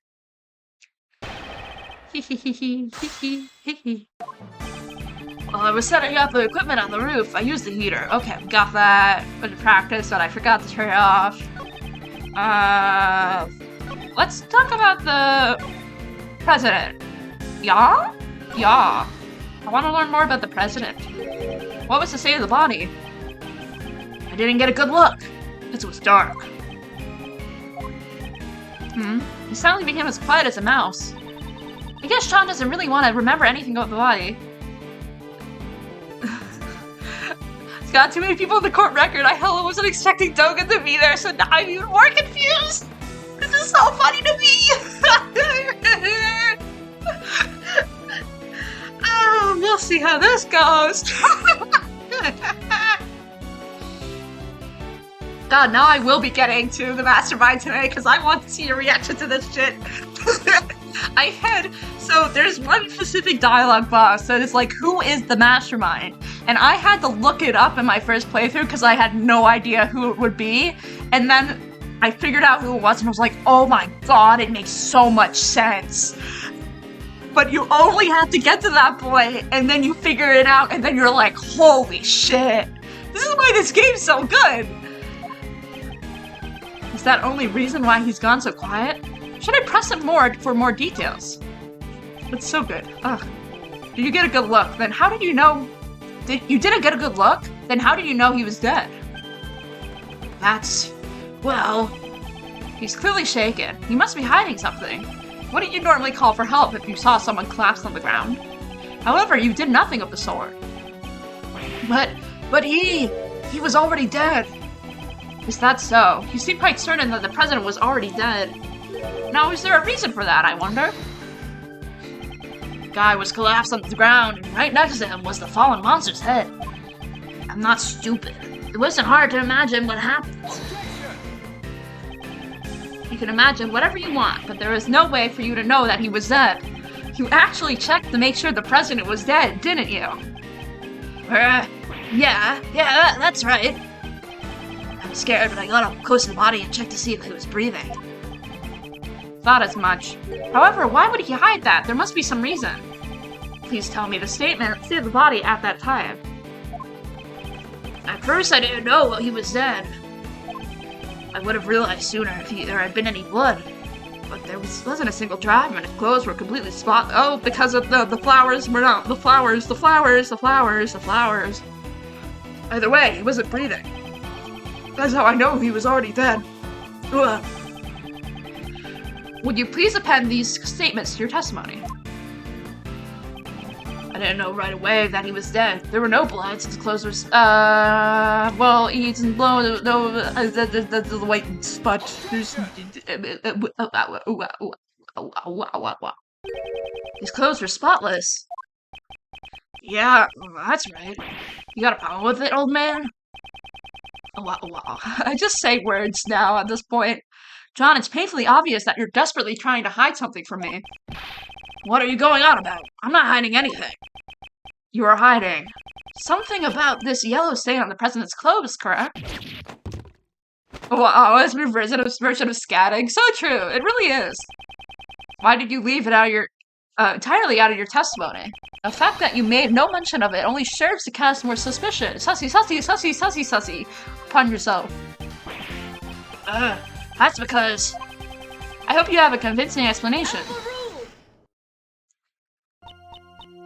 Oh. Justine's gonna kill someone. Justine's gonna fight someone with that goddamn hammer, and no one's gonna survive. Judge Courtney. She's like, I'm armed and ready. Allow me to explain. Why are you? The yellow stain left on the president's chest is almost certainly Lion Lily pollen. Lion Lily? When I met with the president on the roof of the Grand Tower 2 nights ago, I brought him a bouquet of lion lilies. Lion lilies are beautiful flowers that stunning golden petals. Some of the pollen from the lilies must have gotten on the president's suit. Huh? But I didn't see any lilies in the security footage, though. They were simply obscured by the president's body because he is a fucking fridge. And he's ripped. He's ripped. I have to admit, he is ripped. Why did you bring a bouquet? That I cannot say. Hey! You're giving way too many secrets. You won't tell us why you met with the president or the reason you brought him flowers. They dating? No. Courtney's a lesbian. My apologies. However, I did give him the bouquet. That much is true. But when the president's body was discovered, we didn't find any flowers. I honestly don't know how that could be. Huh. Hey, Miss Judge. All your answers have been too vague. You can't say this, and you don't know that. Because she absolutely dated Patricia Rowland at some point. It's their case 2 dialogue is too lesbian. I don't think you were there for that, but they had some very lesbian dialogue. They're partners, and it was like, oh, gay? She was giving him dating advice, and he gave him the bouquet to give to his date. Oh. I see. Do you accept flimsy testimony like that in your trials? Hey, cut it out! John, I threw the flowers away. You threw them away? So there were flowers near the body when you found it? Yeah, that's right. They were right atop the president's body. They had been crushed as flat as pancakes, though. Ah, I see. So the flowers were scratched by Mozilla's head, too. And a large amount of pollen got stuck to the president's suit. That seems to be the gist of it. However, why did you go out of your way to dispose of the flowers? No reason. So John's not going to tell us anything either. I guess mother and son both have a lot of secrets, huh? That is not true. At the very least, I can tell you why John threw away those flowers. Huh? John, you saw me leaving the house with those flowers in hand, did you not? Oh. Ah, I get it. John saw the flowers and thought of his mom. He threw them away in order to protect Judge Courtney from being suspicious. Sussy. That's not true. You're all wrong. That was his worst lie yet.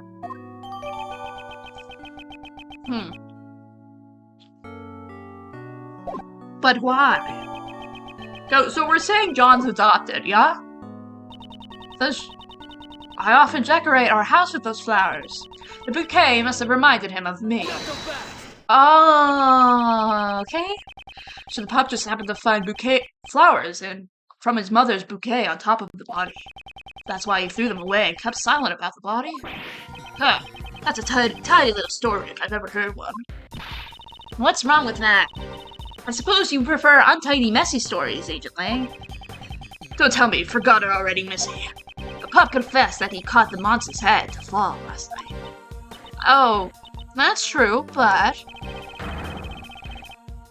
he's the only sussy baka in the president's murder. It's true that there are many reasons to sus John. However, there is someone other than John who's far more sus. What'd you say? John himself was kidnapped by that very person not too long ago. The Mastermind! The Mastermind! The Mastermind! We're getting closer! Woohoo! We rescued you from the refrigerated warehouse near the harbor fell. A refrigerated warehouse. That's right, pal. The refrigeration was turned on, so he wasn't about to freeze to death. But if he hadn't yelled out for help, he would have never found him. Once the sleeping drugs wore off, he was finally able to call out for help. Sleeping drugs? Huh. If I recall correctly, when you were kidnapped. That's right! There was a bottle lying on the floor of the refrigerated warehouse.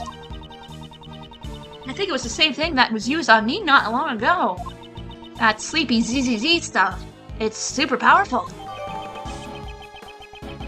Sleepy ZZZ like Whole Killer X. And Normalium and Fatalium. How about it, Agent Lang? John is clearly the victim. There's a mastermind at Mastermind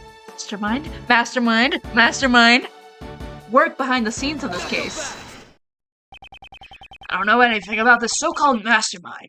You say they were here last night? I still don't know for sure yet. Huh, it's not like you to be so vague, Mr. Prosecutor. Indeed, I still don't have any evidence that ties the mastermind to this murder. Is there someone else? Is there anyone besides John who had the opportunity to murder the president?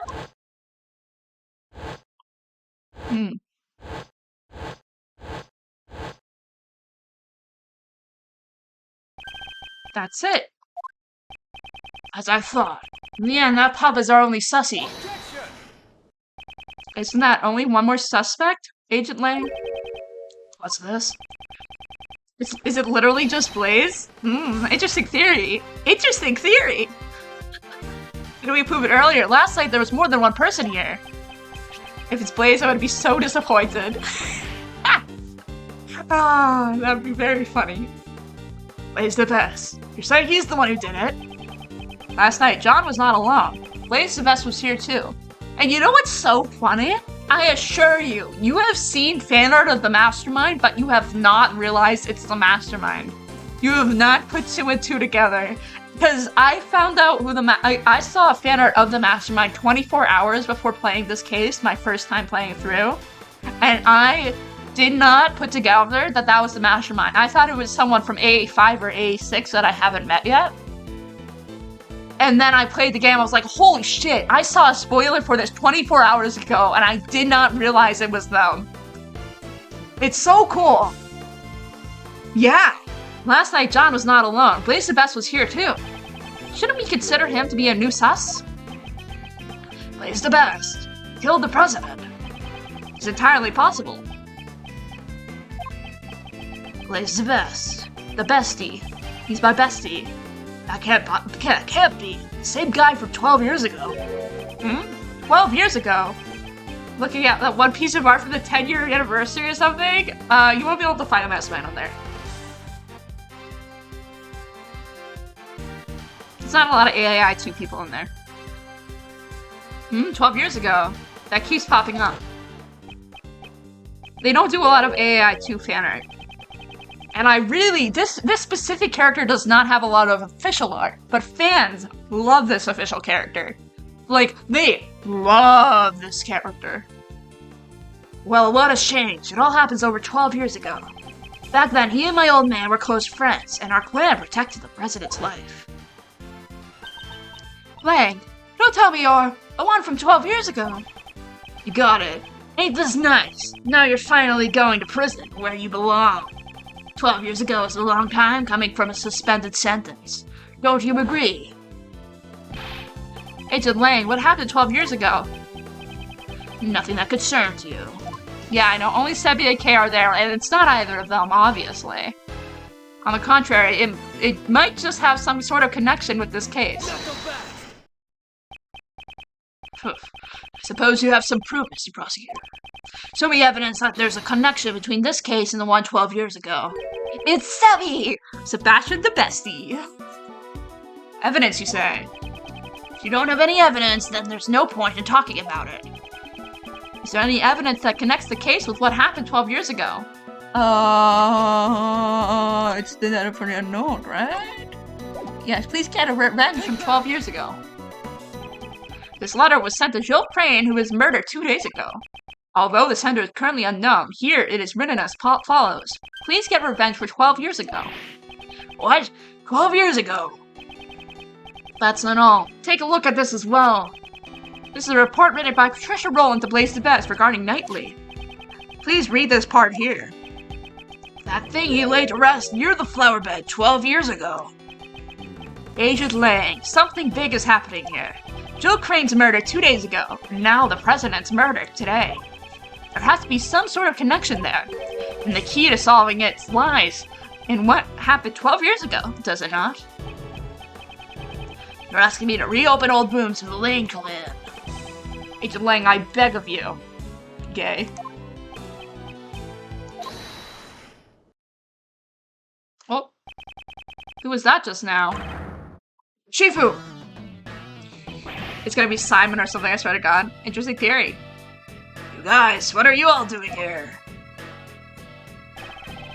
Oh, heck, Soup people! Oh my god, they're here! We followed you here, Shifu! We heard that Shifu was investigating the incident from 12 years ago. You idiots! I'm not your boss anymore. Get back to your own posts. Sir! We can't do that. What do you say? Are you disobeying my order? Shifu, we also beg of you! Reinvestigate the SS5 incident from 12 years ago! None of us could ever forget that case. We know you feel the same way, Shifu. Agent Lang, even your former subordinates desire to reinvestigate the case. You think you can solve the mystery of that case? Perhaps I can, with your help. Shh. I got it. I accept your invitation. Shifu, Shifu, Shifu! Now then, with that decided, I guess it's my turn to shine. Okay? We're investigating a case from the past, right? And guess what the best tool for that is? The little Mr. Thief. Right! If we have the case files in the past case, I can recreate it. Fortunately, I don't have the case files. Huh? What do you mean? Access to those case files is restricted. It's being treated as highly classified information. I don't think it's Huang or Dogen anymore. You ruined me! Oh no! You won. Your mind games got me. Listen, you'll figure it out eventually. You will figure it out eventually. It's going to be quite funny.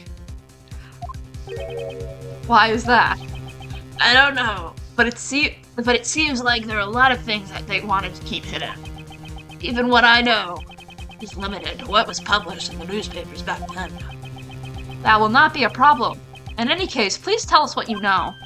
Sure. Okay. Mr. Thief time. The SS5 incident. The incident occurred on a winter day 12 years ago. It was the 10th of February. The police department in the country received a call from the group of kidnappers. We've kidnapped President Huang, they said.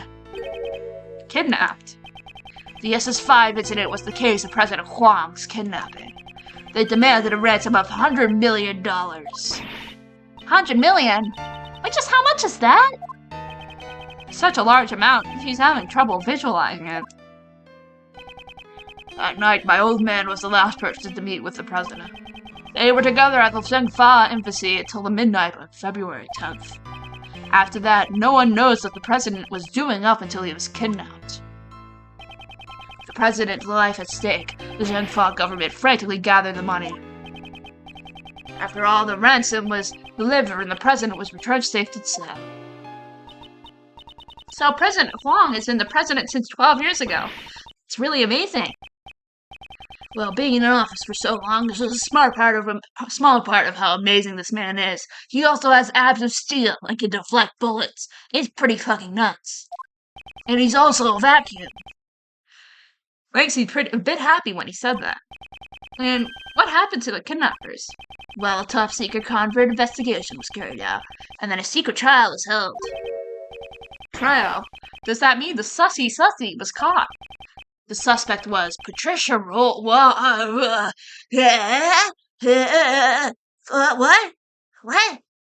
Patty? What the fuck? Okay. There's no way it's Patricia. Oh god. And the reason you came to the prison a few days ago for Patty. Yeah, I was put on extended leave from Interpol. So I decided to go back and reinvestigate what happened 12 years ago. We're using he, him pronouns specifically to throw me off the scent? Interesting theory. First, I had to get a good look at the face of my target. So the trial 12 years ago ended with a not guilty verdict. Yeah. Back then, my old man was in charge of every aspect of the president's security. He took responsibility for the kidnapping and was relieved of his post as a bodyguard.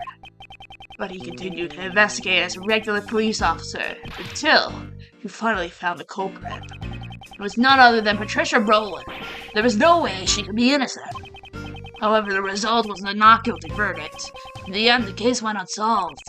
Crushed in both body and soul, my old man resigned from the police. What was the basis of arresting Patricia Rowland? There were a lot of evidence. At least, that's what I think. But I can't see those documents for myself. So that's where my story ends. What should we do? With only this much information? Even the little thief would have a hard time producing the recreation. Is there really nothing we could do? Oh? No, there's always something we could do. Looks like you can use some help. Who's that? Hey, Pat! Hey, Francisca!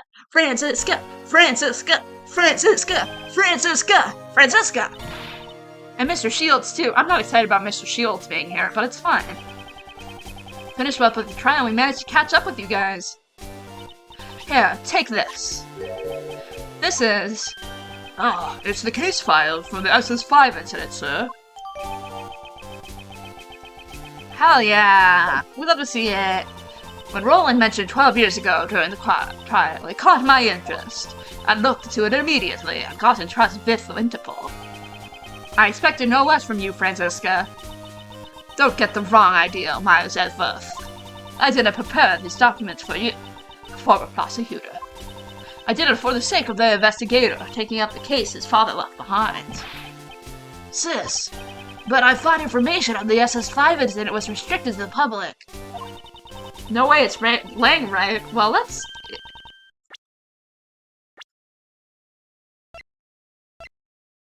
Who knows? And that restriction was placed by the prosecutor in charge of the case, Blaze the Best. You're destroying my brain! No! Blaze the Best was the prosecutor in charge. Yeah. However, as a result of the trial just now, Blaine's authority has been revoked. It's all thanks to his son. Oh, fuck yeah. Sebby did it! I'm so round! No, it's lying. I've decided it can't be anyone else there. Yes, Sebby's second theme! Oh, fuck yeah. Sebastian, I bring you down as father. The door to this past case has been opened. Prosecutor DeBest is currently wrapping things up in Patricia Rowland's trial. He told me to relay this message to you. Leave Pops and his cohorts to me. You guys just take care of the case on your end. Ha! He's become quite reliable right before our very eyes. Truly. Alrighty then. This is perfect. Now that we have the files, just leave the recreation to me. Indeed. Well then, let us begin. According to these documents, it appears that the incident took place right in front of the Tower Plaza. Then let's head to the plaza right away. Okay, let's go. Dear Lord, there's so many people here. Holy shit. Look how many people are here. Okay, would you please activate Little Mr. Thief? Right, with these case files, recreating everything should be a snap. Where should I start? Where indeed? According to these documents, it seems there was a witness to the kidnapping of the president. A freelance journalist by the name of Jack Cameron. Why are Lotta and Nicole still here? They're just fucking here. However, he happened to be in the wrong place at the wrong time and was murdered by the culprit. I feel like everyone else has a reason. They just want their scoop. They're just vibing. They want their scoop. So that would mean the place he saw the president was out here. Here, at the Grand Tower. No, the Grand Tower was only built around a year ago, okay? Before that, this place contained mostly old abandoned buildings. However, 12 years ago, this place was... Huh. Now we're finally talking about some stuff I know. Yeah, 12 years ago, at this very spot was... the Happy Family Home. What's that, pal? It was a place where children who have lost their parents could live. Or to put it simply, it was an orphanage. Happy Family Home. Welcome to the Happy Family Home. We hope you enjoy your stay. Kind of vibe. So the president was kidnapped at the orphanage. And the head of that facility at the time was Patty Rowland. Apparently, Rowland always referred to it as her home. Seems like suspicion would naturally fall upon her. Patricia Rowland, Blaise the Best, and President Huang. That's super fucked up to name an orphanage a Happy Family Home. Like, bro, what the fuck? Oh, please. Listen, it's true. It really is messed up. The darkness that remains from the SS5 incident still casts a shadow on the present case. Okay, I'd like you to input the investigation data from Jack Cameron's murder case. We can probably assume that he was killed by one of the kidnappers. So if you solve this murder case, we'll know who the kidnappers were, right? Uh-huh, surely. Precisely. I'm counting on you. Let's go! Also, there's that one guy in the back, just vibing.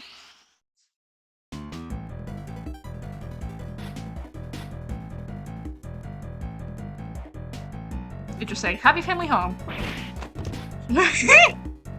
John, I love you. What the heck is this? Everything's green! I've come to expect such reactions. This is a recreation of the grounds of the facility that stood here 12 years ago, based on the documents from the police investigation. I recreated the scene to show what it looked like when the police arrived at 7 a.m. the next day. It appears a fair amount of snow had piled up here. Yeah, I heard the footprints in the snow were prime pieces of evidence. Snow fell during the day, on the day of the incident. So the snow only fell before the crime took place, which means the footprints wouldn't have been erased with any further snow. Just last my who left the end the reason to you. Oh, okay. I must make sure to pay attention to these footprints.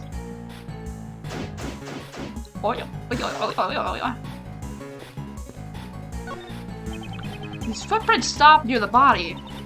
They must be Mr. Cameron's footprints. He sure has some big feet.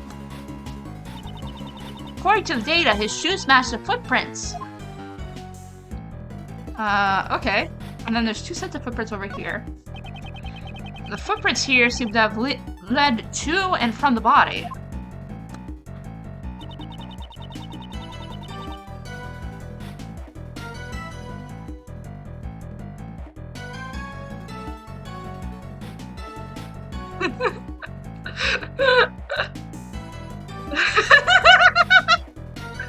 That's so funny. No! And he's dead! He might be dreaming. Oh no. That is wild. That is fucking wild. It's like Raven Shields for me all over again.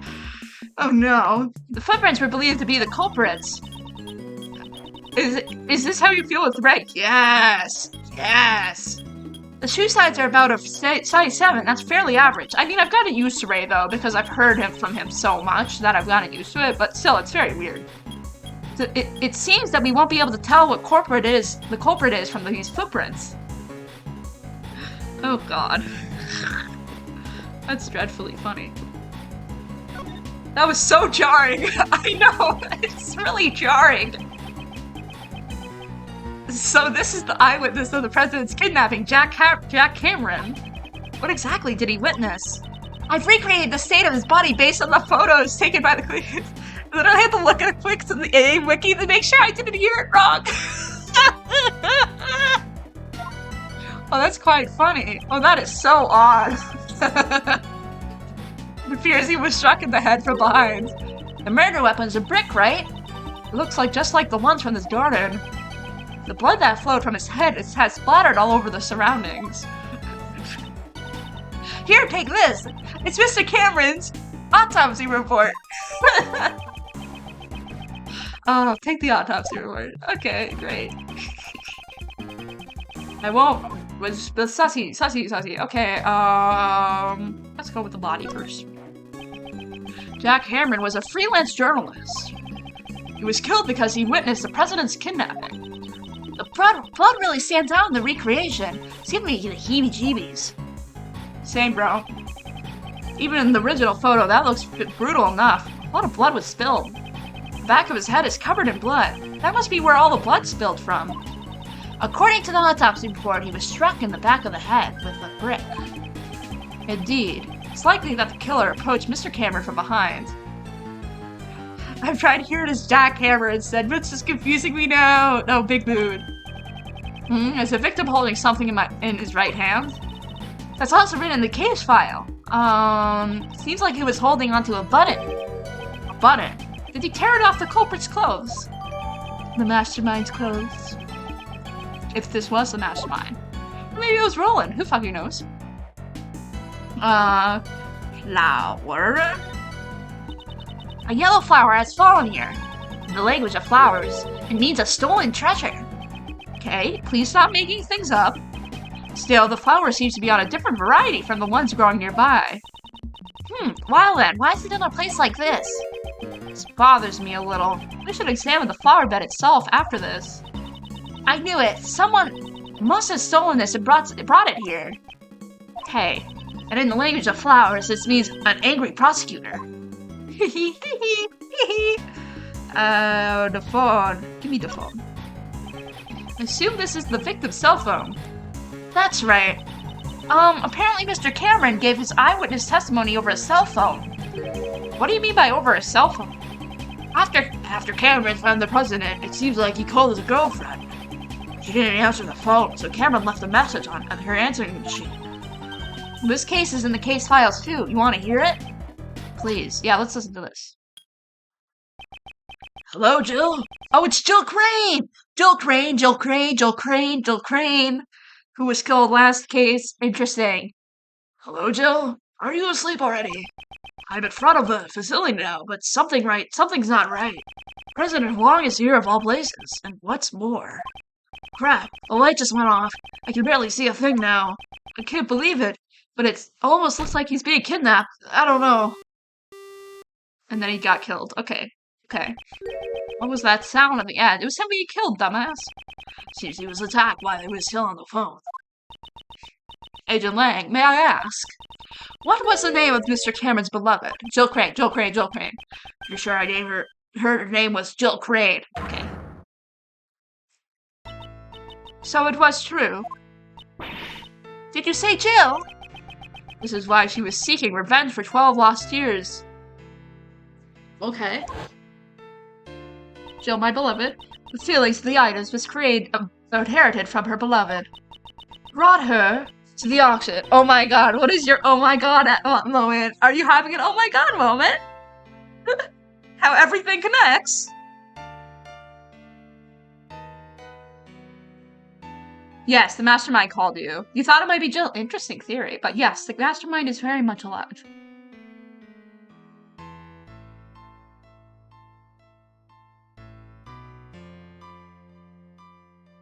Well, it was alive before this case. But, well, actually, did the Mastermind call us? Well, no, I think Mastermind did call us when Huang was already dead. So never mind. Brought her to the auction.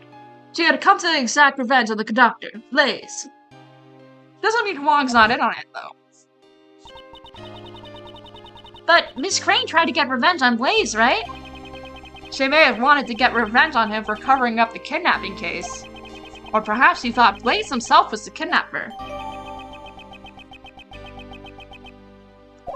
Interesting. Camera! Is there anything on the camera? The victim was carrying a camera. Oh, according to the case files, it seems he only managed to take a single photo. Here it is. This is... Isn't that the president? He's being held at gunpoint. This must be the scene the victim witnessed. So the person in the coat must be the kidnapper. Okay. So, that's the kidnapper. Definitely think it's Patty Rowland, but... Indeed, it seems like some sort of disguise. The logic of Agent Lang's father is correct. Then that person should be Patricia Rowland. But why is there only one photo? Perhaps he was killed before he could take any more? Okay, fair enough, fair enough. Brick. Give me brick. This is the brick that was used as a murder weapon. It'll make sense eventually. You just gotta let it be confusing right now. You can find bricks like this all over the garden. They must have used one of them as a weapon. Okay. I think that's it. Let's examine all the flower beds. Flower bed. According to this data, the facility had 3 gardens. And each of these gardens contained 3 flower beds. The way these flower beds are lined up. Have I seen this arrangement somewhere before? Oh, it's the fucking... Where the fuck? Since it was during the weather, there was no flowers in bloom. What a shame. What is this yellow flower? Huh? Why is there a single flower here? That is a lion lily. It is a very rare type of lily. Did you say lion lily? That's the flower Miss Courtney gave to the president. What's it doing here? Could it be just a coincidence? If I recall, the lion lily originates from Asia. In the language of flowers, it means the bond between parent and child. I never knew you were so familiar with flowers.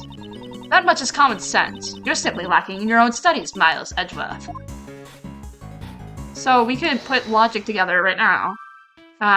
These 3 footprints are the shape of the flower beds because for some reason Blaze was making the shapes of the flower beds specifically, and yeah. Perhaps this is the true nature of the monster's footprints. True nature? Compare the positions of the 3 footprints and the 3 flower beds on the left. Ah, and that's because this is where the tower is, and the movie thing is right here, and that's why, okay, yeah. The exposed area of dirt matched the areas where the flower beds were. So Blaze dug holes in the front where each of the 3 flower beds used to be? Exactly. Now, why would he do such a thing? I believe we have a piece of evidence that tells us why. Why did Blaze dig holes in the ground near the flower beds?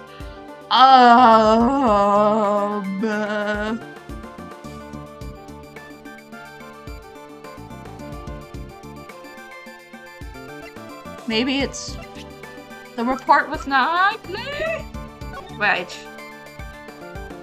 Get up the fence with these. In front of the flower beds 12 years ago, you must simply retrieve it to Blaze the Best from Patricia Rowland. The report from Patricia Rowland to Blaze the Best. It said that something was laid to rest in front of the flower bed. So Blaze was following Miss Rowland's instructions to dig it up? But why would he dig up 3 holes?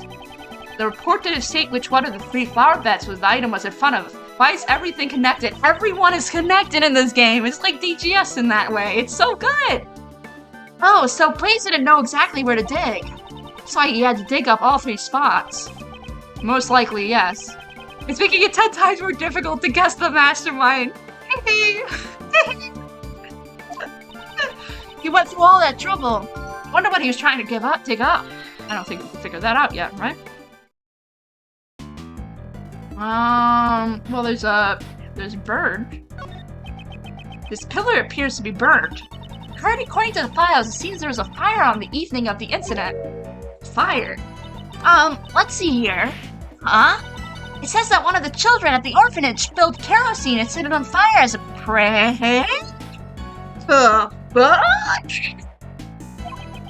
I guess that kid had far too much energy. Oh, I don't think it's more of a too much energy thing. Like, why the fuck is this kid putting kerosene on a pillar and then... I don't care if it's a simulation, there's a dead man right there. Yeah. Thanks to that, we can't make out any of these footprints near the main hall. Really, John should not be here. Like, I think John, technically... Epic prank? Yeah, so epic prank. I want to talk to Shifu. Hi, Shifu! 3 flower beds and snow. Agent Lang, what's the matter? Something strange. I wasn't able to read the SS5 incident case files up to now.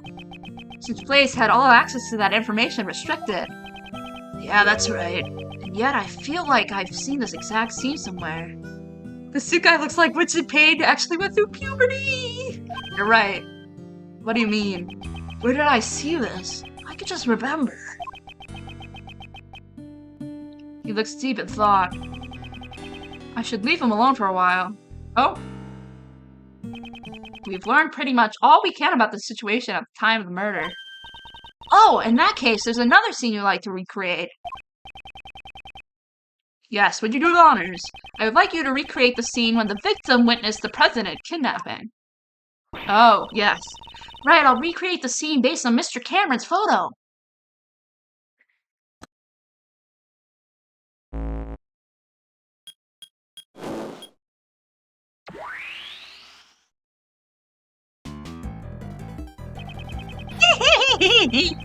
I like his little open mouth going like, oh, I have a brick. Oh, I'm going to slam the brick on your head. Oh.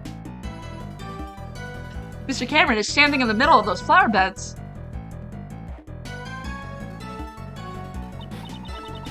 The president and his kidnapper are standing on the road. My old man based his initial investigation on the man's eyewitness testimony. As a result, it led him to believe that the kidnapping and this facility were related. And that's how he came to suspect the head of the orphanage, Patricia Rowland. Yeah. But in court, Blaze the Best treated this testimony as it meant nothing. Why would he do that? The president and his kidnapper were not standing inside the orphanage grounds, as the connection between the orphanage and the kidnapping were difficult to prove. Ah, I see, it's not like they were seen inside the orphanage after all. No matter how much evidence the detectives gather at the crime scene, it doesn't mean squat if the prosecutor won't use it in court. Blaze the Best had some kind of connection with Patricia Rowland. He figured they had some kind of deal going on. In other words, you think that Blaze was one of the kidnappers? However, your father was convinced that Patricia Rowland was the culprit. Your father was a highly capable investigator, I presume. Why is the president of Gen Class so intricately connected with a bunch of stuff in Japanifornia? Well, we'll see what happens. We'll see that coming up soon. Might he have some other basis for his conclusion based on eyewitness testimony? Yeah, I figured he did. But I have no idea what it was. My old man never really talked about this case. Agent Lang's father died long way. President Wong's most trusted confidant. The truth he discovered was expressed by Blaze the Best. Die, I know. His name is Die! Did he die? I think he's dead. I don't know, it's not really told, I don't believe. I think it would be funny if he did, just because of the name. First we must find the hidden truth. Okay, dead man moment. Let's... Well... Can we actually do logic here? Can we do what Blaze, The trick to Patricia, they were partners in crime. What we're trying to prove is that they're partners in crime. Which is true. They are partners in crime. If we suppose that Blaze was one of the kidnappers, it becomes more likely that what he dug up yesterday was connected to the abduction. Ah! What is it? I figured it out! It was treasure! Treasure! Could Blaze have dug up the ransom money? The $100 million ransom. Buried in the grounds until the heat had died down. It's certainly possible. I know, right? Oh, the ransom money! So did Blaze want money? Okay. Well, let's hi President Huang, I miss your goddamn amazing abs. I won't rest until I expected any sussy.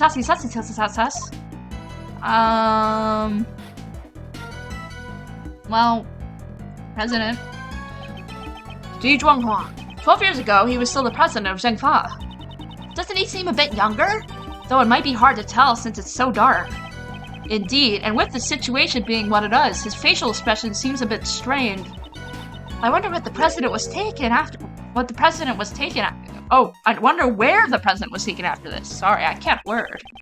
We don't know that yet. However, if the answer to that question lies here, it should become clear when we continue the investigation. Potentially Patty Roland? It's the president's kidnapper. Let's try drawing out whatever we can find from their appearance. Right, I got it! Their appearance. First things first, the kidnapper threatened the president with a gun. Look at how they're holding the gun. It's like they're trying to show it off. Totally not cool. Unfortunately, we cannot see the person's face because it's hidden by their coat and hat. And look at that popped collar. It's like they're trying to be all that. Totally not cool. Their body seems relaxed, suggesting that they had a composed mental state. They even had one hand stuffed in their pocket. Totally not cool at all. Okay, I'm sorry, but that's stuff I've drawn out from their appearance. That may be true, but there's a handprint. Snowman, handprint. About the snowman. When the recreated stream where Mr. Cameron was killed, it had already melted. Its scarf was all soggy and one of its button eyes were missing. Oh, because the victim snatched it. That's why the victim has a button that has blood on it. Okay, that tracks. Okay. Although there's one spot that looks unnaturally lacking. Poor thing, I bet some naughty kid must have plucked it off. Although, from the thief's perspective, that kid does have some promise. Was it plucked up by one of the children at the orphanage? No, perhaps. It was taken by an entirely different person altogether. Okay. Deduce. It's, bloodstained button, yeah. Yeah, probably, yeah. Bear! Hi, Bear, welcome in. How are you doing on this fine Sunday morning? Or afternoon? You love Astro Street? Thank you! Bear! How are you doing, Captain Bear mode? Hey, too much big mood. God, what a mood. I've just been sipping water this whole time. I feel that. How is Death Stranding going? I fucking love Death Stranding. I hope you're enjoying it. I mean, I haven't been able to, just because I'm fucking busy. But, is it good? Are you enjoying it? If you're not, it's fine. But I hope you are. The snowman, wouldn't you say it's missing something? Ah, its right eye is missing. Precisely. And what's more, that missing eye happens to be in our possession. Hydrate. It's great. Didn't stream much last week because my eyes are doing their thing, but we'll be back at it tomorrow. Ooh, I might be able to join. Depends on when you're streaming, but if I don't have classes, then I will stop by because I fucking love Death Stranding. Cause I have one less class, so I might be able to make it work. Question mark. Kojima games in general, really? So valid. I saw the Death Stranding 2 trailer, and I've been freaking out about Death Stranding the whole week. I have Death Stranding, and I've been playing it through it because I know the story, and I'm not, like, incredibly invested in the story. I mean, I am, but there's some parts of the story that I'm like, I don't really care a shit about it. But I like the monotony of the, the moving and the walking, so I've just been playing the walking parts on my free time, just, like, having fun running from place to place. Yeah, don't watch the Death Stranding 2 trailer, but once you're done with the game, you should watch it. It's really good. But maybe once I'm done both Ace Attorney games after next week, I might just do some streams where I just run and deliver packages with no plot, because I've been skipping the plot because I've seen the plot already. It's not one that's like revolutionary to me, but yeah, I might do that. I don't know.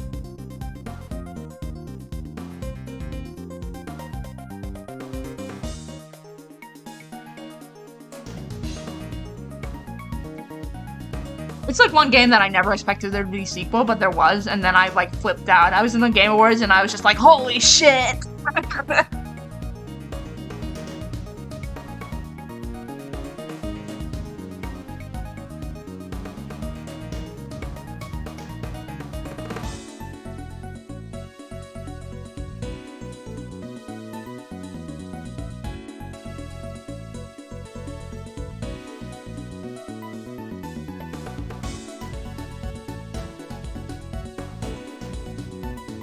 Ooh, hype.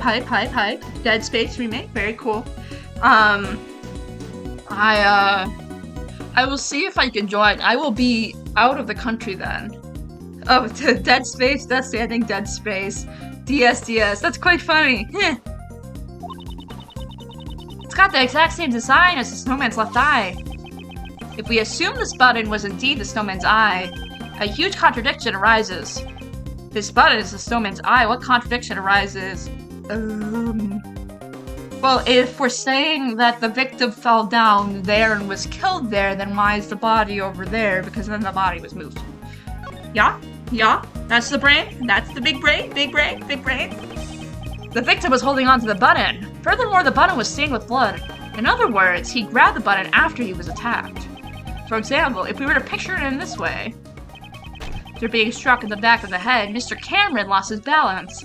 As he was falling, he reached out his hand towards the nearby snowman. However, it could not support his weight, and he collapsed while still grasping the button. Huh? That means Mr. Cameron was near the snowman when he was attacked? Well, that's a contradiction because the president's there. The president's right there, so that's a lot of people in one spot. Yakuza Ishin in my February, for what? Oh god. Well, that's gonna be fun.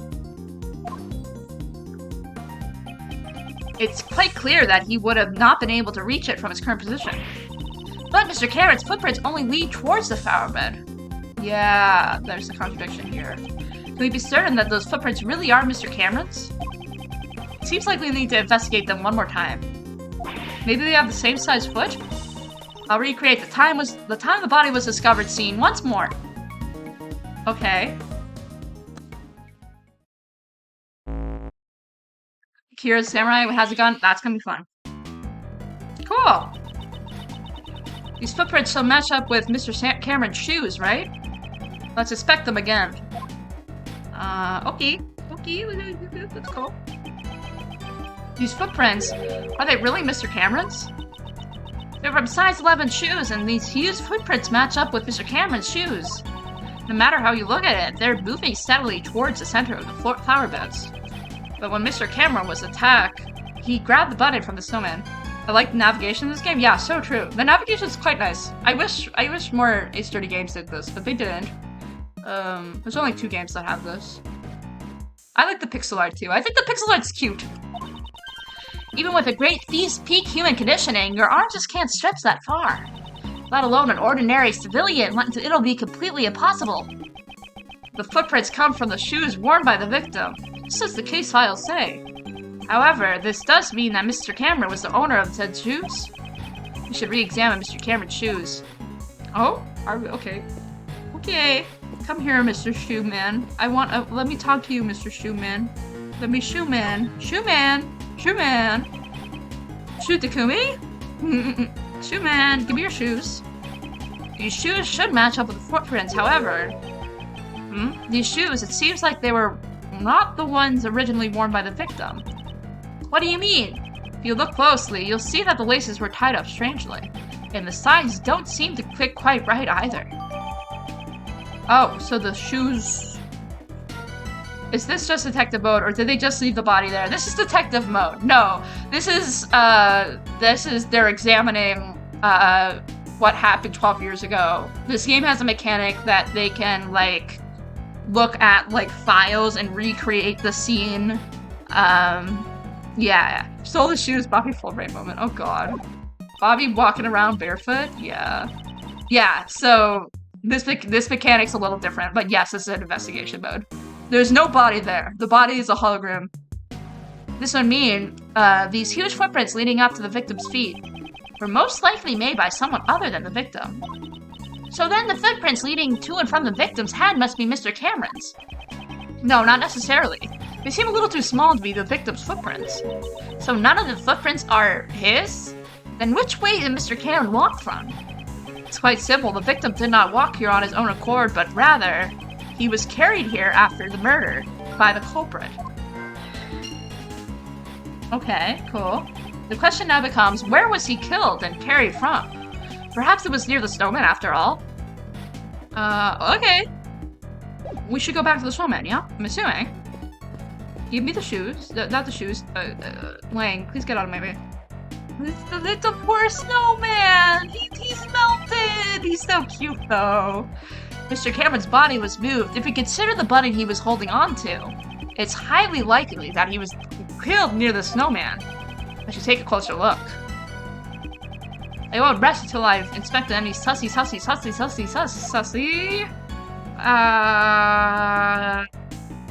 talk to the snowman. Little snowman, little guy. Little snowman, little dude.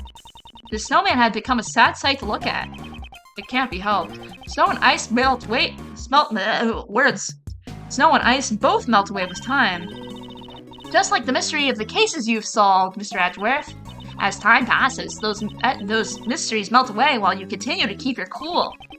You do realize I'm racking my brain trying to solve those mysteries during a case? Oh, no, don't talk to me again. Don't talk to me again. Okay. Nope, don't do it again. No. I think the brick's gone from here, yeah? Is this where we're getting at? I think? Huh, there's a brick missing here. So we would assume that Cameron's death happened in the bottom right corner, outside of the what the fucks. The rest is all in order. It's just strange that only this one is missing. Okay. Can we use logic here? Because if the body was moved, the missing brick kind of shows that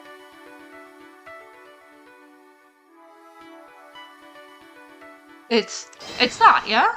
No? Because no, it's not that. Oh, damn it. Okay.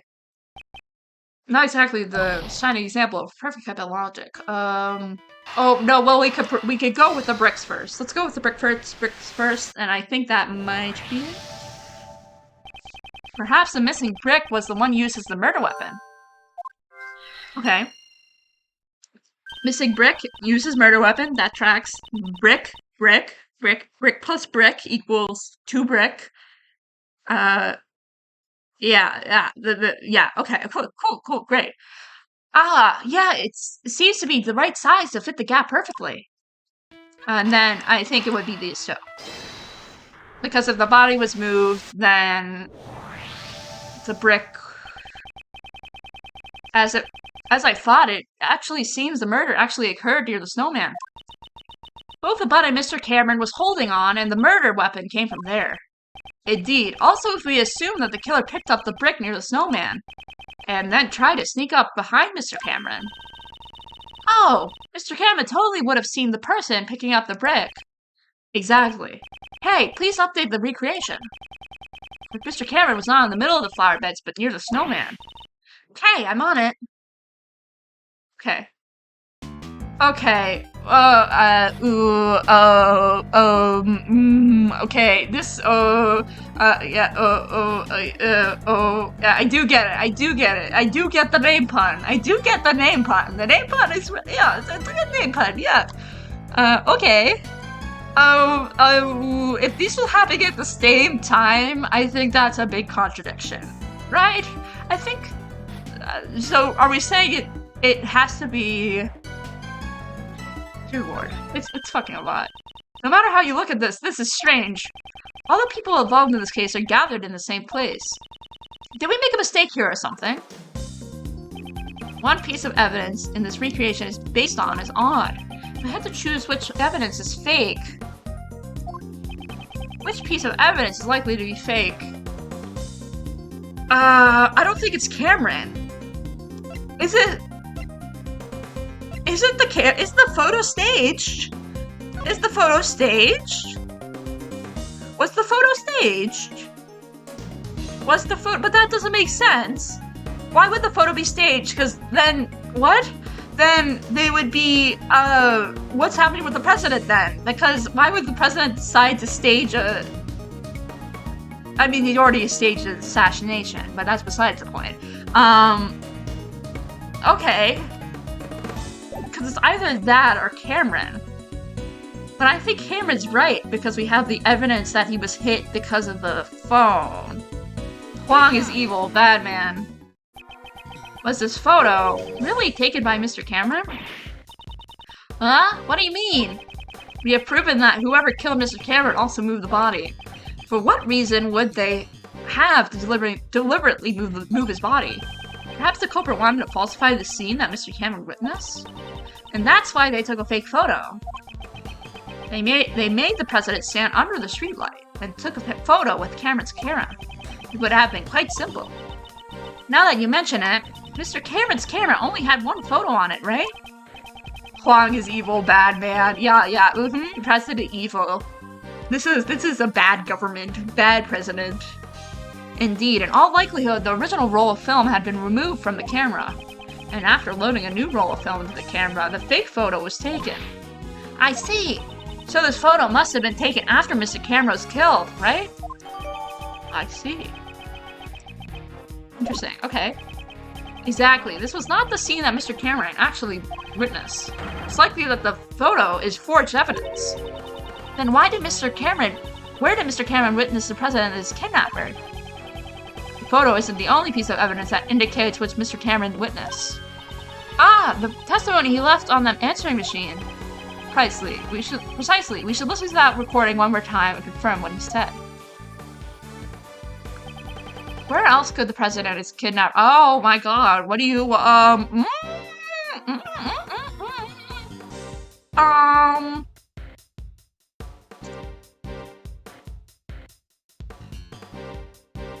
there's a lot of places he could be. Maybe he was in the igloo? No, they were over there. So what's the basis for that claim? Oh god. Oof. I really need a basis for my claims. In other words, you don't know, do you? Oh. Ugh. So it wasn't there. Oh god. Let's try remembering what Mr. Cameron said in his eyewitness testimony. Didn't he say something about the situation at the scene?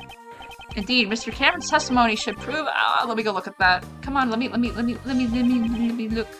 Let me look. Oh, it's not letting me look. Wait, I'm presenting again so I can look. Come on. Shh. Okay. Shh. Okay. Where is this? Right here. Something's not right. Present here. Crap, the light just went off. I can barely. So it's near a light. I'm assuming? Is that where we're going at? I had to get a ding for that. Damn it. It could have been here. That light's off. It could have been here. Let's go. I think it's that, right? Okay. Mr. Cameron said this one on the answering machine. The light just went off. I could barely see a thing just now. There are only two places in where the light is broken. The light by the orphanage. Okay, can you please update the recreation? Roger. Okay, so they've switched places? This is. So the kidnapper was near the orphanage. Indeed. With this, we've shown the connection between the orphanage and the kidnapping. So that's why they moved the body and took a fake photo to create a false testimony. In order to remove any sussy towards the orphanage and court. Oh,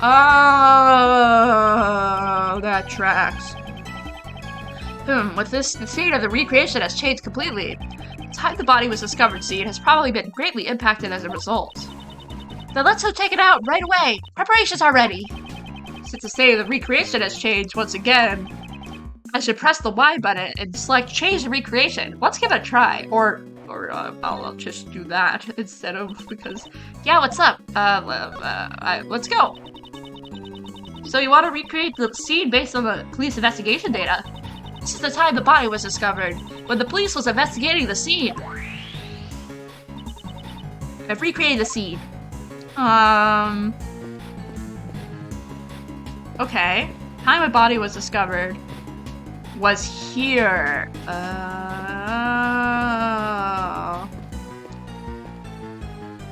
Okay. And one rest to I sussy. Why the fuck's the blood there? Blood splatter above the stove. There's certainly a substantial amount. Well, whose blood it is it? If the body wasn't killed there, then whose blood is it? It's almost as if the murder was actually committed here. But Mr. Cameron should have been attacked near the snowman. Exactly. In that case, the blood must belong to someone else. What? But the police report said that it was Mr. Cameron's blood. The one in charge of this case was Blaze the Best. It would have been simple for him to falsify that information. But would it be faster just to clean up the bloodstains rather than falsify the information? He wouldn't be able to do that. Think about it. Blaze knew that Mr. Cameron's body would be discovered here, in which case the forensics department would naturally become involved. Ah, a luminal reaction. They would have discovered it with the power of science. Precisely, it would have been difficult to completely erase all traces of the blood. However, falsifying the results of blood tests would be much easier in comparison. He would just have to switch the results from the forensic reports. Emma, I miss her. My favorite weird girl. Aw, what a bummer. Knowing these these documents I read were falsified. It looks like Mr. Cameron's clothes are completely soaked in blood. If the blood scattered here gone to Cameron's clothes, that would mean at the time the bloodstains were not dried yet. I see, so then the certain somebody's blood was splattered here just a short while before Mr. Cameron was murdered. Indeed, that's exactly right. However, if that's the case, wouldn't a new contradiction arise in the recreation? Would it be? Ah! Words are hard.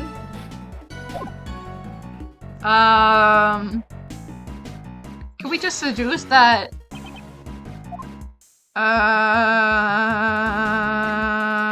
Let's go through the evidence. Mozilla, no.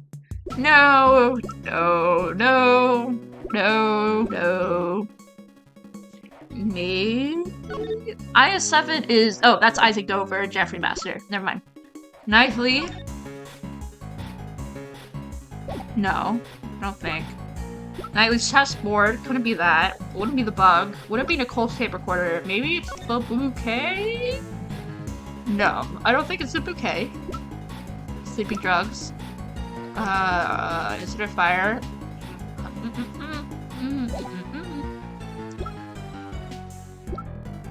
Bloodstained button. Testimony. Photo. Fire. Maybe the fire. So it's not Cameron's. Maybe the fire? Maybe? I think that's the only thing that might make sense. This is a clear contradiction. Huh? You mean this bloodstain? Do you see how this bloodstain is broken up by the remains of the fire? This is proof that the fire occurred after the blood had scattered around the area. Oh, did someone set a fire to... Was the president actually killed? Was the president actually killed? Or was someone actually killed? And to hide all the evidence, they burned the pillar, which made the fire spread, and it didn't get everything. Huh, but I thought the fire occurred before the murder. It seems that information was suspect as well. The fire had broken out after the murder.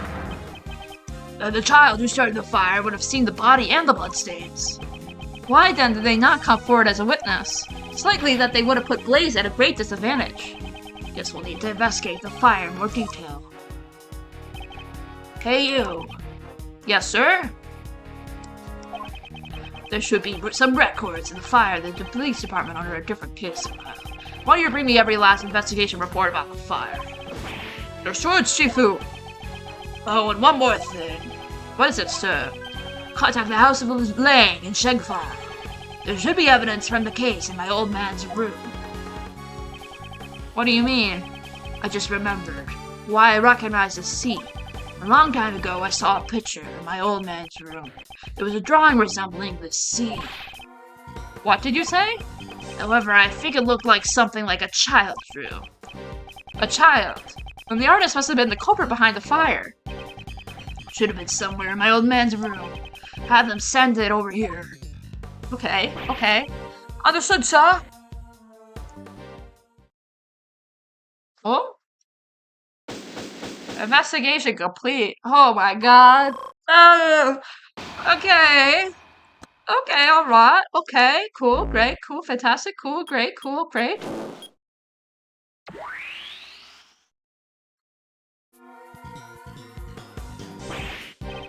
Shifu, I'm back. Brought the info on the fire the kid started and the photo of the drawing in your father's office. And also, oh, I've been waiting for this. Hurry up and hand them over. the information held by Agent Lang's father. Why is Dogen there? Dogen? Dogen? Dogen? Dogen? Dogen? Dogen? Dogen? President and Muzilla. Okay, alright. Dogen, dog, President, Muzilla, lion, lilies. Great. This is confusing. This is a picture drawn by the child depicting the night of the incident. It sure looks like it was drawn with a child's touch. As I thought, the one who drew this is most likely the child who started the fire. Dear fucking lord, what is happening? Okay, alright, okay, cool. Shifu! What now? Sorry, but it's gonna have to wait. Hey, Mr. Prosecutor. What do you think my old man had this? Perhaps he obtained it during the course of his investigation into the incident? Although I don't know why he would have concealed it. Agent Lang, may I be able to see the details of the fire? Yeah, sure. Allow me to read it post-haste. The boy who started the fire stuck out of bed on the night of the incident. See, this boy went missing several days later. What? Don't tell me he witnessed something he shouldn't have. That's horrible. He was only a child after all. Well, I'd hate for that to be the case. We can't rule out the possibility entirely. Huh? Apparently the boy left some stuff behind at the orphanage and it was taken as evidence. What's this? Oh, Muzilla horn? Muzilla horn. Why does she have the Muzilla horn? What's that doing there? Muzilla horn? Mr. Prosecutor, do you recognize this? Yes, I know one piece of evidence that's related to it. Which piece of evidence is related to... It's the Muzilla horn. Why does he have the other Muzilla horn? So... Is this boy... related somehow to the Muzilla horn? That's so confusing. I don't know what it's doing here. But isn't that the missing horn for the Muzilla doll? No way. You mean this came off the president's? You know of it? Yeah, I've noticed the president kept it close by as a decoration. I always thought that it was strange how one of the horns was missing. If you twist the horn, this doll could play out any previously recorded audio. So if you put the missing horn... If you put the missing horn back in place, we may be able to hear a different recording. Neat. That's possible. The doll is currently on the 51st floor of the Grand Tower. Okay, let's go. Hey you that, right? Yes sir, I'll be right back. Okay, we're playing this recording. Chief, I got this, the mighty Muzilla doll. Well done, give it to the prosecutor over there. We insert the horn found in the orphanage into the doll. It's a perfect fit. Well, can you hear anything? Mr. Huang, it's Amy. It's been a while. I saw the news that you would be coming to this country. I was really nervous about doing this, but I decided to send you a message. Please stop the playback. Judge Courtney. What's wrong? Stop it, now! It's a boy, your son. He's just been born. I'm sorry. That's all I wanted to tell you. His name is John. John Marsh. Oh, shit. Oh, no. John Marsh's dad is the president? Oh, no. It's a fine name for him, don't you think? Ah. Marsh? Did you just say John? I'll be waiting in the courtyard of the orphanage at midnight on February 9th. Even if it's just once, I want John to be able to meet you. What the fuck? Wait, huh? Sorry if I'm being selfish, but I'll be waiting. What? Oh my god, wait, so the reason why the president was at the thing in the first place was because, his mom wanted the president to meet his son. What the fuck? No way, that was my... John. What's the meaning of this? Miss Courtney. John is not my biological son. He's adopted. Did John know about this? Of course he knew. John's mother, Amy Marsh, passed away about 5 years ago. She and I were cousins. Cousins! Okay.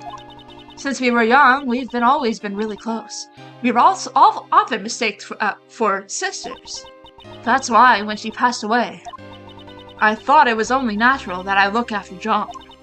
Also, there were circumstances which prevented me from revealing his father's identity. I never even told John about his father's name. Well, is this why Courtney met with the goddamn president on the top of the fucking tower? And this is... Okay. And now it's all been revealed thanks to the recording on that doll. Did John's mother send the doll to the president? Hey. John, was he... the president...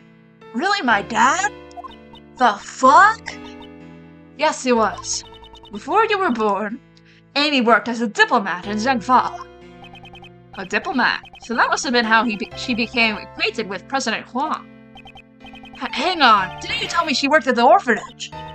Yes, after returning to the country, Amy left her job as a diplomat. She always had great passion for charity work, so she began working at the orphanage. Hey, Miss Courtney. So this Amy girl, she called the president there herself, but she never showed up at the scene of the SS5 incident. What's with that? Amy couldn't make it. Apparently, someone had been following her the whole night. Perhaps it was Blaze? You can't say for certain, but it's possible that it was his doing. After that, Amy never got another chance to see the president again. So she died 5 years ago. This conversation must be painful for John. Yeah, John shouldn't be here. Oh, right. Hey, John, are you thirsty? I'd buy us both some juice. We could go together. I'm a part of this, too. I'll listen until the end. Besides, I can afford to buy my own juice. Fuck you. Oh, shot down by a kid. Oh, God. John, do you understand the reason why I met with the president 2 days ago? The secret meeting from 2 nights ago. I wanted to tell him about Amy's death and that you were alive and well. But I see, so that's why you couldn't tell us your reasons for meeting with the president until now. I get it. She would have had to reveal his connection with John. I brought a bouquet of lion lilies, so that he would understand I truly did know about Amy. Those flowers are a dear memory of the president and Amy. The first present she received from the president was a bouquet of lion lilies. But now even he has passed away. If only he was still alive. So President not Batman? Allegedly. It's quite confusing. Give me 1 sec.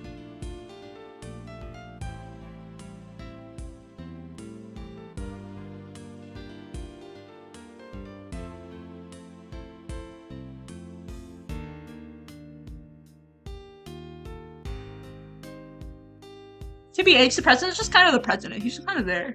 He's just kind of there with his, abs and, doing his little ab thing. Perhaps I could have still introduced him to John.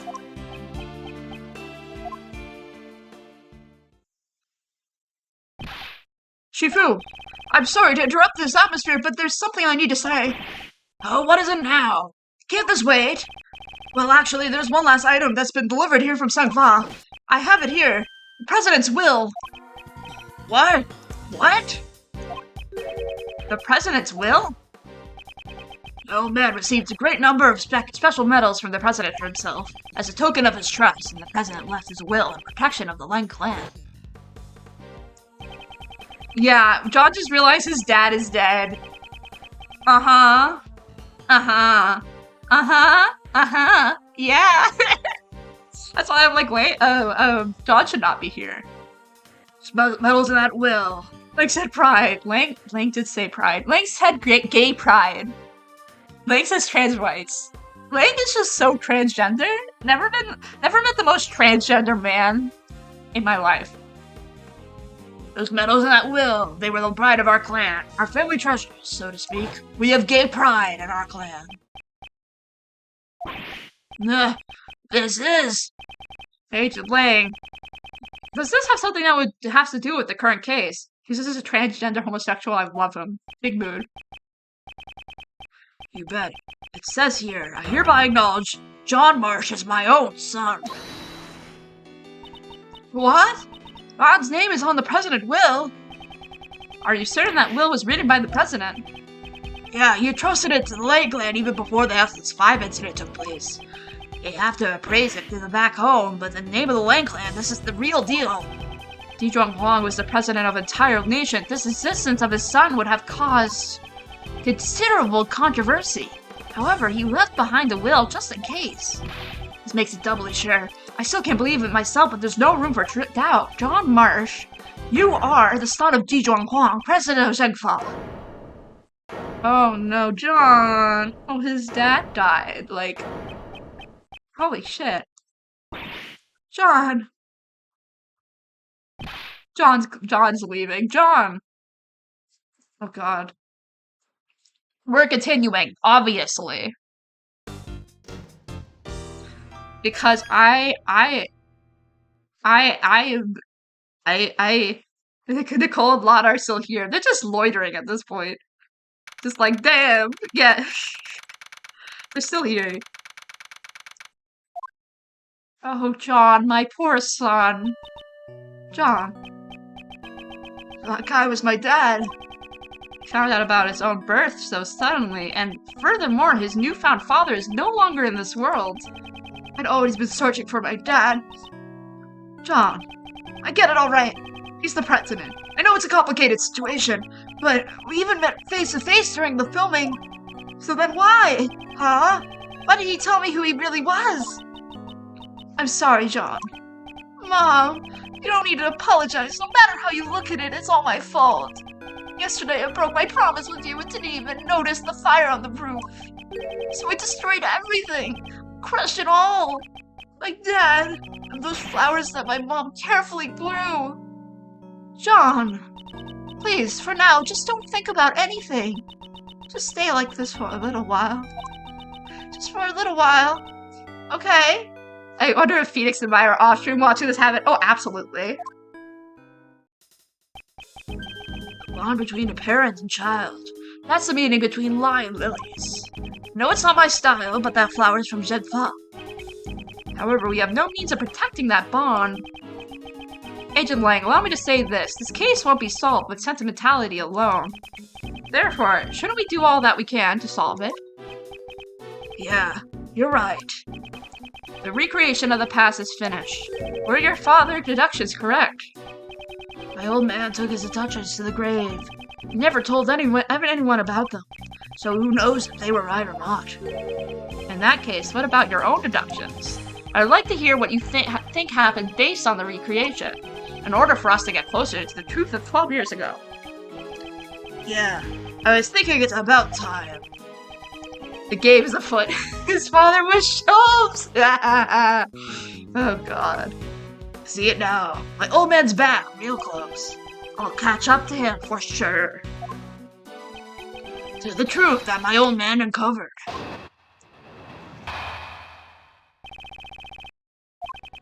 There's no mistaking. That president went to the orphanage. The stuffed toy is proof of that. He was planning to meet with Amy Marsh. However, the president was kidnapped, and Cameron just happened to be witnessing. If Cameron hadn't been there probably just would have been a kidnapping. No, because there was that mysterious blood stain. No. After all, the body was moved to the flower beds and the fake photo was taken. Okay, I've already figured that out. Was that what really happened 12 years ago?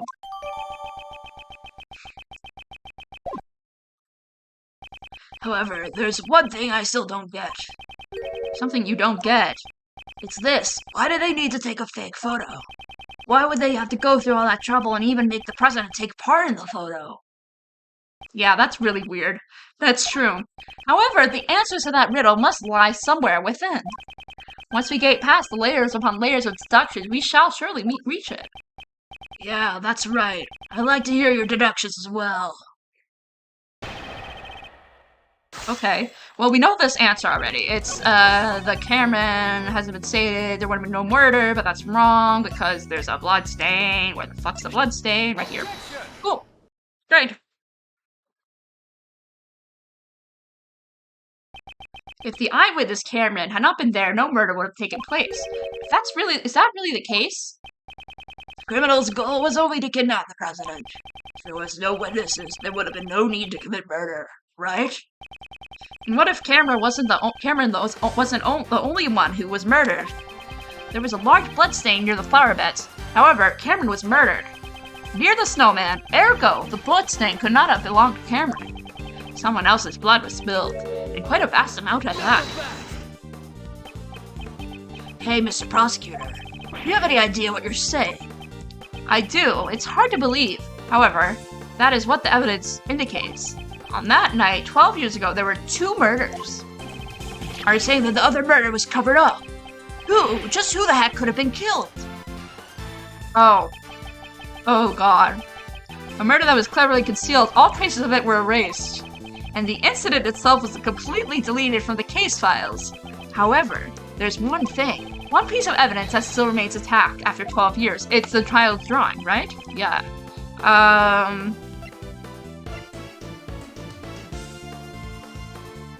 Yeah, with Dogen.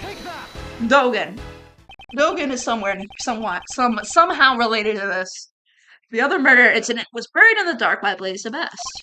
However, there is still one piece of evidence that remains. From the will. Agent Lang, it survived by your father's hands. My old man, you say?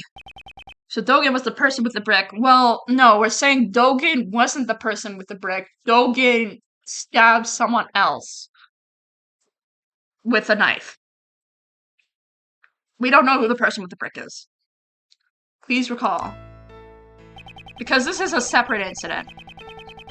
I mean, not separate, it happened, like, near the same time, but it's somewhat separate. There was one more thing that was hidden along with the traces of the murder. And that is the existence of the boy who caused the fire. Why did Blaze make the boy disappear? It's because he saw something that he wasn't supposed to see. What was the thing he wasn't supposed to see? Everything is drawn in this picture. He saw Sir Dogen. The drawing my old man had. The person drawn on the right was most likely the president. The Muzilla doll is also drawn near him. And the person standing up opposite of him is Sir Dogen. Where are you, sir? Take that! Dogen! Dog boy. A man with a knife and a large black doll. He is none other than Sir Dogen. What? The assassin? Why would an assassin appear before the president? The answer is clear. Indeed, what occurred that night on the orphanage grounds 12 years ago was not a kidnapping. It was the presidential assassination.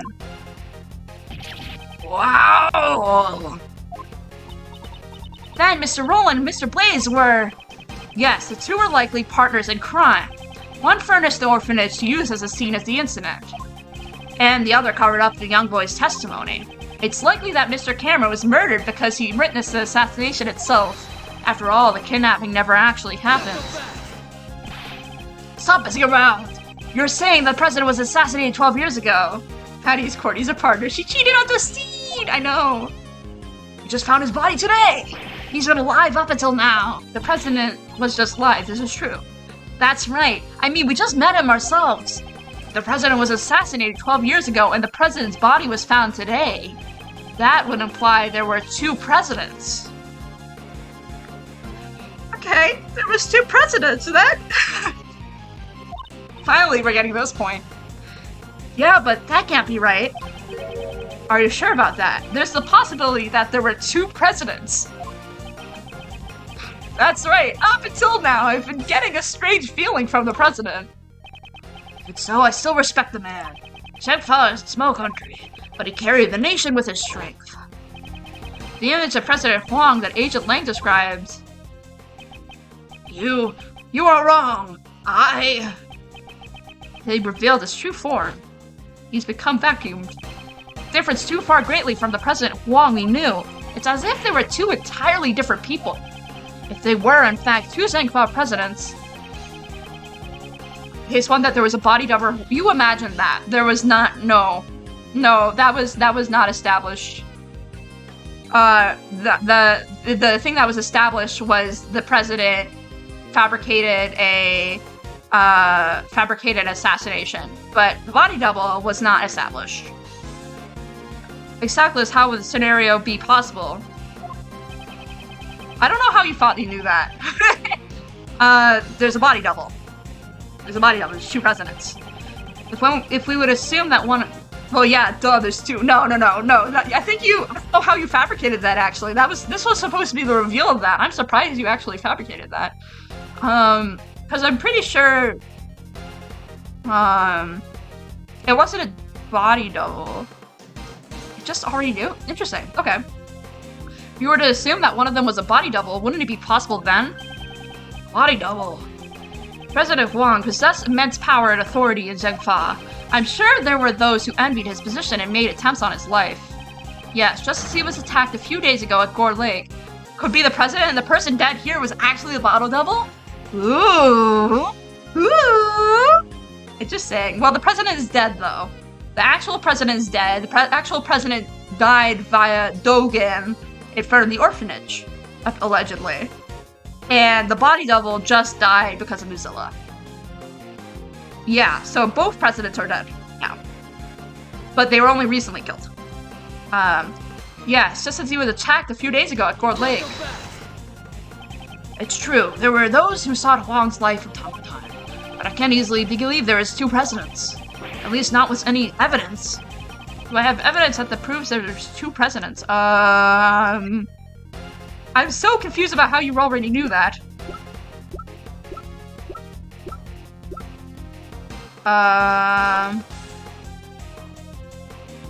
President was at the Zhengfa embassy until tonight. Lang is like, I don't believe this. I'm like, bruh, how do you already know? Well, to be honest though, Lang has a very personal connection to this case, so of course he's not gonna believe it. Because he's been basically martyring, in terms of making the president some sort of godlike figure who was strong and very powerful. For how long? And then he's just getting told now that the president is a fraud. Has Agent Lang not noticed the contradiction? Or has he not noticed it, or he can't admit it? What is it, Mr. Prosecutor? Don't shout suddenly, only to suddenly clam up. According to the recording of the doll, the president visited the orphanage at midnight. However, that should not have been possible. Huh? Why is that? Why? Because at the time, the president should have been at the embassy. He was together with Agent Lang's father. Was Agent Lang's father in on it? So Agent Lang, you really did notice. He was in 2 places at the same time. Ergo, there must have been 2 presidents. Or maybe I let something slip. Because I knew about this. I don't know. Oh, it's been a while. Oh! Then which of the 2 were the real president on that day 12 years ago? I don't know. There's a chance. Because I've known about the body double for quite a while. Ergo. Most likely the one who died. Who contacted Dogen to murder Huang? Wesley Stickler. In order to learn that, first, we must have a look at the evidence that we proved was false earlier. And that piece of evidence we know to be false is, the photo. Cameron's photo, yeah, right? Because Cameron's photo was fabricated. That's not the photo. That's the photo. Take that. The photo taken with Cameron's camera was taken after the murder. Oh, I get the camera joke, because he's a cameraman and his name's Cameron. Oh my god, that's a stupid pun name. For God, so if you did let something slip, I'll never realize. Fuck, you're right. Who knows? Maybe. Maybe. I don't fucking know. And he was murdered because... DMing you something real quick. Okay. And he murdered because he witnessed the presidential assassination. In other words, the photo must have been taken following the assassination. Ugh. Given that, who is the president pictured in the fake photo? We must consider him to be the body double. Ooh. Look at that! That's pretty cool. In other words, the body double had the real president murdered and then took his place. So this is why had this contradiction in terms of the president being nice versus the president.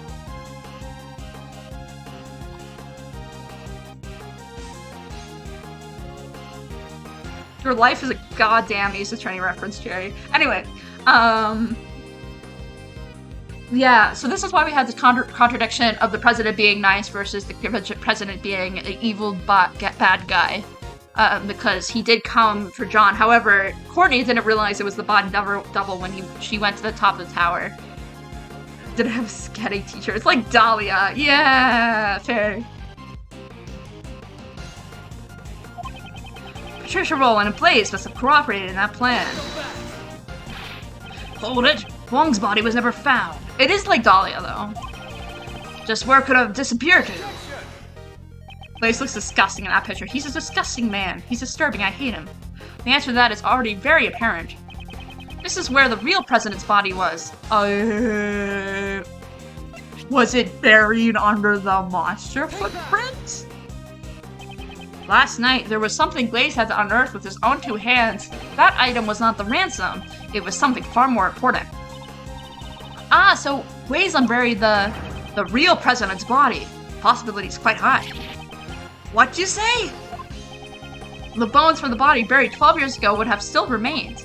According to Mr. Powers, construction was to begin soon at this lot. Oh! Because they had to get the bones out because construction was gonna happen. Then if construction were to happen and they were to find the bones and they were to figure out it was the president, it would cause a problem. So Blaze was digging the bones out of the lot because the bones were dug into the ground. I see. Okay. How did they figure it out? I mean, genetics. There's like ways to identify people from genetics and bones. Yeah. There's like ways to figure that stuff out. The more you know, yeah. That was the deadline. Both for the movie and the retrieval of the body. Because they would have found the body when they started the construction. Agent Lang, let us search the footprints that Blaze dug up. Yeah. Body was buried there. There'd be traces of it. Hey, someone call forensics. I have the results of the search.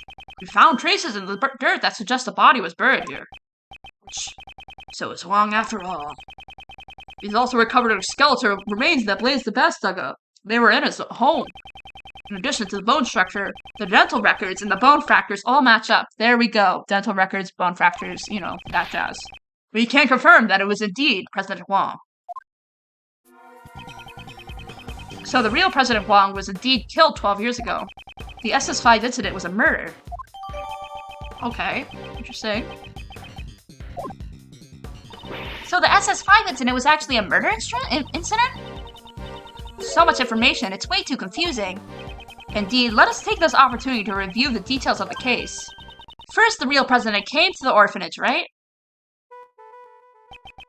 12 years ago, the true President Huang visited the orphanage in order to meet his son. The footsteps in the snow we thought belonged to Mr. Cameron were most likely made by the president at that time. And the fire happened. President Huang was supposed to meet his son here. However, the one who actually showed up was the assassin, Sirhan Dogan. He came here to meet his son and was murdered instead. How horrible! A man like Dogan shows no mercy. And after that, the second tragedy occurred. You mean Mr. Cameron's murder? Indeed. The fact they used a heckin' kid chess piece for the president, I swear to God. Listen, once this game is done, I will send you. I have this screenshot somewhere in my personal Discord of someone analyzing the whole thing and putting chess pieces to literally mostly every single person that's a part of this plan. It's so funny. It's so good. After the real president was killed by Dogen, his body was carried to the real courtyard by a team of kidnappers. Mr. Cameron must have witnessed that moment from the orphanage entrance. Although he had actually believed he had actually witnessed the kidnapping. Furthermore, by this time, the body double who had come to meet up with Blaze and Miss Rowland, oh, the president killed Cameron, okay, was already standing behind Mr. Cameron. Well, that's good for John, because technically, I mean, it's not good, but he didn't kill his father, which is good, because the body double's kind of a shithead. And then the witness to the incident, Mr. Cameron, was killed by the body double. So it was Mr. Cameron's corpse that was carried by the body double. Yes, that seems likely. Yeah, but there wasn't anything in the crime scene that looked like footprints. I've already figured out how he accomplished that. There's a piece of evidence that would have made it impossible. The shoes, right? To leave the body without leaving any footprints, right? Yeah? The shoes? Shoes on the victim's feet after he died. Okay. Yeah. It's almost certainly how the body double carried Mr. Cameron's corpse. He walked like a normal person. After Mr. Cameron was killed, he put on the shoes and walked in the footprints, kind of like Bella Cantabella from Professor Layton vs. Phoenix Wright. Anyway, the president body double carried him into the middle of the garden. Wow, this is Darklock horror. I suspected the body double was wearing the same shoes as the real president at the time. He made sure to step precisely on top of the footprints left by the real president. Oh my god. Wow, look at that good quality reference. Professor Layton versus Phoenix Wright, his attorney. Wow, we just played this part. Ah, since the shoes were the same. I see. Okay. There would have only been one set of footprints left behind in the snow. I think I got a pretty good... This is like Professor Phoenix Wright, his attorney. Yeah, same brain. I think I've got a pretty good grasp on the SS5 incident now. I still think one thing I don't get. What's that? Why did they need to stage the abduction? Because Mr. Cameron witnessed the incident. He saw the president at the orphanage. He left behind witness testimony on Crane's answering machine. Even Blaze couldn't make that disappear. Ergo, the body double needed a reason for the president to have been at the orphanage. And that's why they prepared the fake kidnapping charade. Stop saying ergo, you nerd. People in the fake photo are the body double and most likely Patricia Rowland. The person in the code is Miss Rowland. What makes you say that? Two would have left the orphanage in order to take the photo. Just like when he moved the body, the president used the real president's footprints. Ah, so that's the second set of footprints supposed to belong to the person in the coat. Indeed, we originally believed that those footprints belonged to Cameron's killer. They were size 7 footprints, too small for Blaze's feet, because he has massive feet and somehow we know this. Thus we could presume that the person playing a part of the kidnapper was Patricia Rowland, hidden in the shadows of the presidential kidnapping and presidential assassination. Okay. I see. So that's why my old man... Why he what? The old man must have realized that a murder had taken place. After all, he added the kid's drawing. Is size 7 considered small? Yes. I have size 11 feet. I have massive feet. Size 7 is, well, like, think about Blaze's feet. Blaze must have gigantic fucking feet. Like, I have no doubt he has, like, size 13 US feet. But I don't know, I'm pretty sure size 7 is relatively moderate. Anything lower than that would be considered small. Pretty sure I'm size 6. Oh, well, I'm sorry, Cherry. Cherry, I'm sorry. I'm outing you as, something. Small feet haver. Small feet haver. However, the fiction was never presented as evidence. Your father likely took it from the young witness during the investigation and hid it. Heck. He had to have known that Wang was dead. But what if you revealed that back then? Reveal the death of the president, the backbone of Zhengfa? It would have been caused chaos. That's why my old man took the secret to his grave. He even took the blame for the kidnapping, knowing that would be the fall of the House of Lang. So this is the truth that Agent Lang's father hid 12 years ago. And now it's all become clear.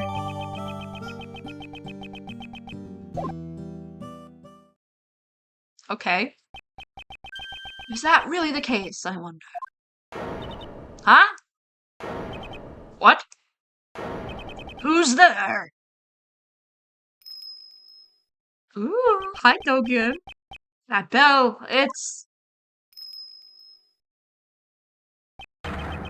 Sir, I'm Dogen.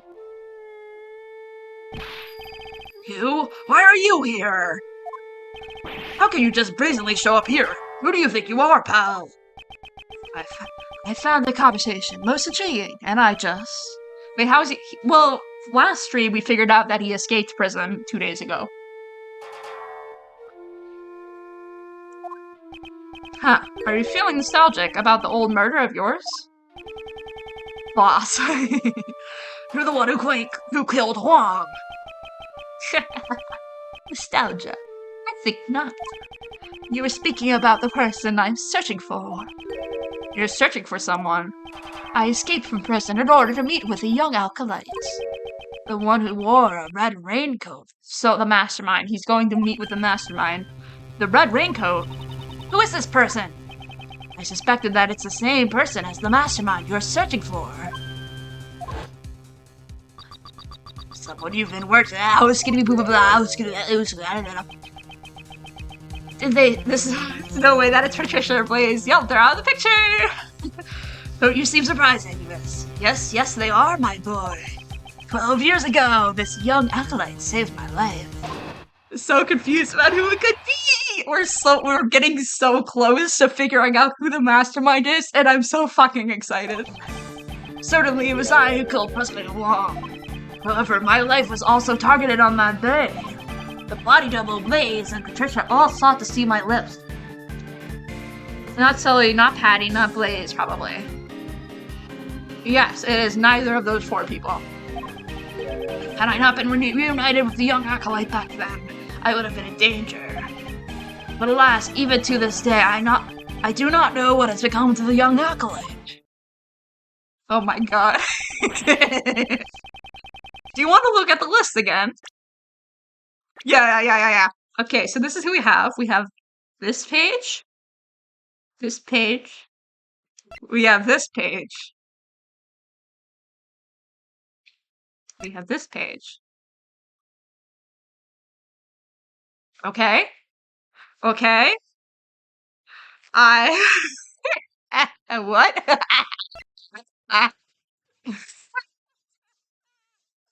I'm so excited for this reveal.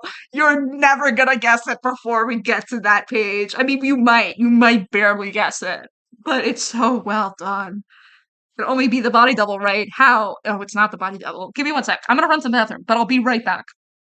Just marinate on that. Marinate on that.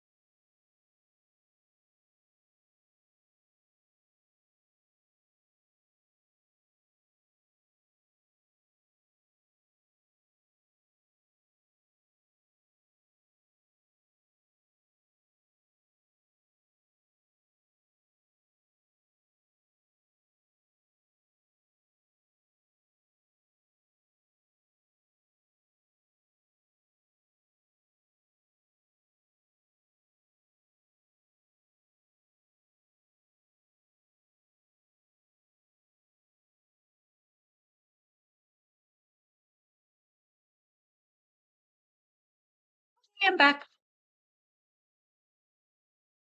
So is your client that indeed the body who was indeed the body double, who was the main perpetrator of the crime? It's a long time ago, but I remember his words even now. There's been countless attempts on my life, not just once or twice, countless. And yet, why must I be the only one to face the danger? When I stand before the people, I guard in the same respect that the president does. Tell me just what is the difference between him and me? The difference was great, but the voice and style of speech may be the same. One can mimic the body, the heart cannot be reproduced. I suppose his own weakness cost him in the quest to become a leader. Now that Rook's gone, I'm in charge. I'm not sure if you're as capable as Rook was. What are you saying? I'm totally the leader now. Perhaps the king and his knight were not so different after all. Looked at everyone so carefully. You will never guess it. I don't understand how it can be anyone. I am so excited for this review. We are getting to the end of this game today, I swear to God. This is gonna be a long stream, but I swear to God, it's gonna be so good. The president believed that the president's only weakness was a woman called Amy. To find the woman, he needed the assistance of someone from this country. So he joined forces with Blaze. So that's why he's in Jungflaw. He needed to find someone named Amy. After determining his whereabouts, he simply just waited for the right opportunity. That chance came with the meeting at the orphanage. Indeed, the director of the orphanage was bribed and brought into as an accomplice. You must be referring to Patricia Rowland. Well, given what I've told you, do you realize the whereabouts of the young acolyte now? You don't understand. You'll get it. You mean the boy who saved you. But how do you know he's the mastermind? That day, the young one caused a fire at the garden, the orphanage. Ah, you're talking about the kid who started the fire as a prank. A prank? Not at all. On that night 12 years ago, the young acolyte was hiding inside the egg glue. Seems he witnessed Patricia and Blaze moving the body from his hiding place. You're literally trolling me right now. The mastermind isn't there. You're just driving me insane for fun. No, I'm not driving you insane for fun. I'm being really legit. I have to look this one up. This is my favorite part of the game. Apparently they heard of talking during that time. It would have seemed that they were planning to kill me because they knew the truth. Is it Nightly? Is he alive? Interesting theory. Did he also have a body double? Interesting theory. He immediately came to the main hall to tell me that. I learned this about the young acolyte sometime later. Seems that he was wearing a red raincoat at the time. He led me out of the main hall.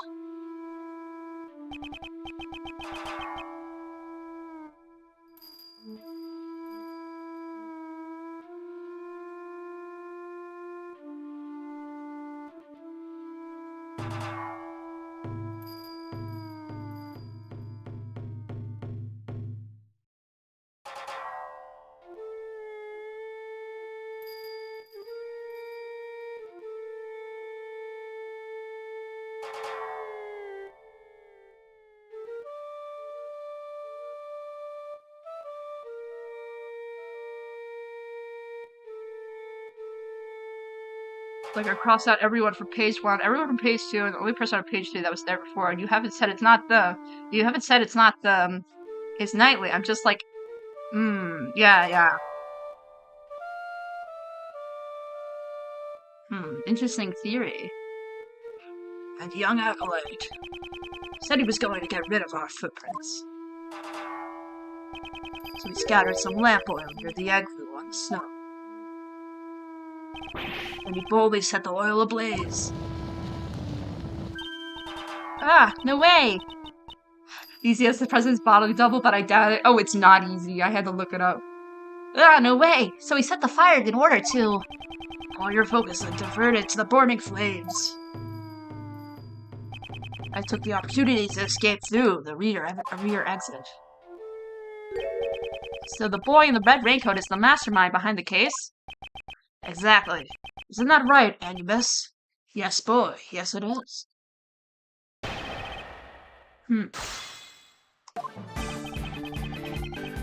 Certainly it was I who killed President. So he did kill President Huang. However, had I not been reunited with the young acolyte back then, I would have been in danger. Okay, let's talk about the Mastermind. Reunited. So when did you first meet with him? That would have been 18 years ago, on the 24th of December. Literally can't only be nightly. I've expected everyone so carefully. There's no way it's anyone else. Interesting theory. That is rather a long time ago. On that day, our roles were reversed. I saved the young one's life. There was an unusual snowstorm on that day. The temperature was well below freezing. I took Anubis for a walk on the snow. That's when Anubis noticed something and started running. I followed after him and found a car. I found great difficulty opening the door. It had frozen shut. In the back seat, there were 2 young children, shivering from the cold. 2 children. Had they remained in the car for an hour longer, they surely would have frozen to death. They brought 2 of them to a nearby orphanage. If there's anything about Dogen's story that concerns me, probably. What concerns me is, well, this was that picture from Isaiah 7 with, Gustavia and all that jazz. So, the number of children's right, the model of the car is fine. The date, probably. The 24th of December, 18 years ago. Are you sure about that? There's no mistake. Could that mean? I know, the significance behind that date. What shows the significance when the Dogen found the children if it was almost Christmas? It was the fucking Aya 7 incident. The day a certain incident occurred, a sculptor who was murdered. Ah! During that incident, 2 young boys went missing. Oh, the sons of the victim, Isaac Dover, and the culprit, Dan Gustavia. We never did find out where those 2 boys went after the case 18 years ago. Oh, they were the sons of the victim and a culprit. The big AA crimes happened near Christmas? Oh god, so true. It all makes sense now. What makes sense? One of the youths was bound, so he could not move. Mr. Dover did it so Mr. Gustavia's son couldn't come to the contest venue. Indeed, Gustavia was using his own son as a taste tester. Think of that was what's inspired. Neither child seemed to recall what had happened. They lost their memories? The acolyte told me this when they were reunited 12 years ago. This is so much fun when you know who the Mastermind is, because I'm just like, this makes a lot of sense. Oh my god. Did they eat the flowers in Labyrinth? Probably. The pair were placed in an extreme situation on the verge of freezing to death. That trauma led them both to suffer from amnesia. Neither could so much remember his own name. So they didn't even know that they were the sons of Mr. Dover and Mr. Gustavia? Indeed, while we cannot say conclusively, the probability is quite high. Of course, there's amnesia. However, we still don't have enough information to deduce the Mastermind's identity. Dogen, would you please continue your story? It's always amnesia, daily ancestors, everyone. Well, I mean, if you're talking, technically, everyone in Labyrinthia has amnesia. And I mean everyone in Labyrinthia has amnesia. So when I say the amnesia trope is pretty big in Ace Attorney, I mean it really fucking literally, because this whole town has amnesia. It's so funny. Well, amnesia characters, Ace Attorney, it's so funny. Read the first line on that category page. Don't read the characters, because that's spoilers, but read the first line. Dead man, Assessor. Oh, no, did it just drop? Oh, no, it's fine. Okay, we're back? Okay, good. But read that page. This first, couple lines of that page. It's quite funny. This includes all Professor Layton versus Phoenix Wright characters. It's so funny. Not included. Oh my god. It's so stupid. Very well. I continued my correspondence with the young acolyte even after entering prison. Recently, that has all come to an abrupt halt, however. Left me quite concerned. Oh, is Knightley the acolyte? Furthermore, those involved in the crime 12 years ago were drawn into incidents one by one. I grew more and more curious, and I absconded briefly from prison. Read after Professor Layton's first Phoenix Wright and AAI2 is over. Don't do that. Wait until after Spirited Justice is over. Because there are some amnesiacs in Spirited Justice. But otherwise...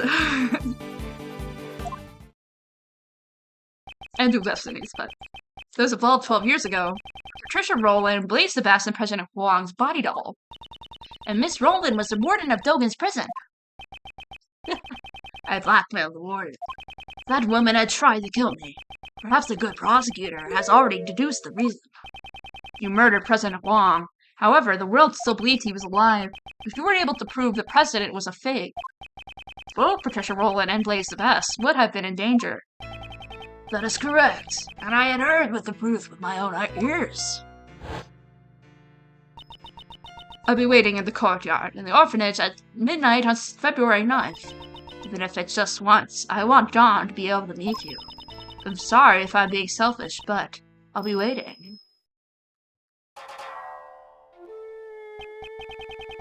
Who might you be? My apologies, but I'm presently awaiting for someone. I am well aware of that. President Huang, are you not meeting with your son? However, I do not spill blood needlessly. You may relax. I seek only the president's life. It can't be. Please wait. I'm just about to meet my son for the first time. I'm sure this will be the first and last time. Please just wait until we're finished. I thought the president would beg for his life, but he was all of a different sort. Officially, the president had no son. However, he shook his head and said this illegitimate son was his, and he intended to recognize him publicly. Furthermore, he claimed that he had already made preparations towards that end. Wouldn't that son of his been the boys with horns over there, by any chance? Boy with the horns? Wait, you could see John Horns? There was no need to see them. From the moment I escaped from prison until now, I have been closely lending an ear to your voices. He said that the president made preparations towards recognizing his son. But the word preparations alone would be insufficient for blackmail. That's it. There was one thing that could prove Huang's word. The will held by the House of Lang. Do got echolocation? Exactly, he does. It was also proof of his trust in us. His son's existence would have been revealed to the world. The name on the recording, the mention of the preparations, and the will in Zegfa. Together, they suffice to make the warden bow to my words. With those three pieces of information, one could prove the identity of the body double. By using John, the president blocked the first strike of my knife with something soft, and pieces of it fell on top of the snow. I struck once more. This time, the blow proved fatal. So Dorgan cut off the Muzilla's doll horn. None but I heard his final words. Only myself and that child knew the president's secret song. Okay. There's no mastermind. It's actually legit. Actually, there is a mastermind. I'm being completely legit. You just have not guessed it yet. Let's press this one. No way. In other words, you contacted him for prison. No way, I haven't guessed it yet. That is correct. A post office box was used. Post office box.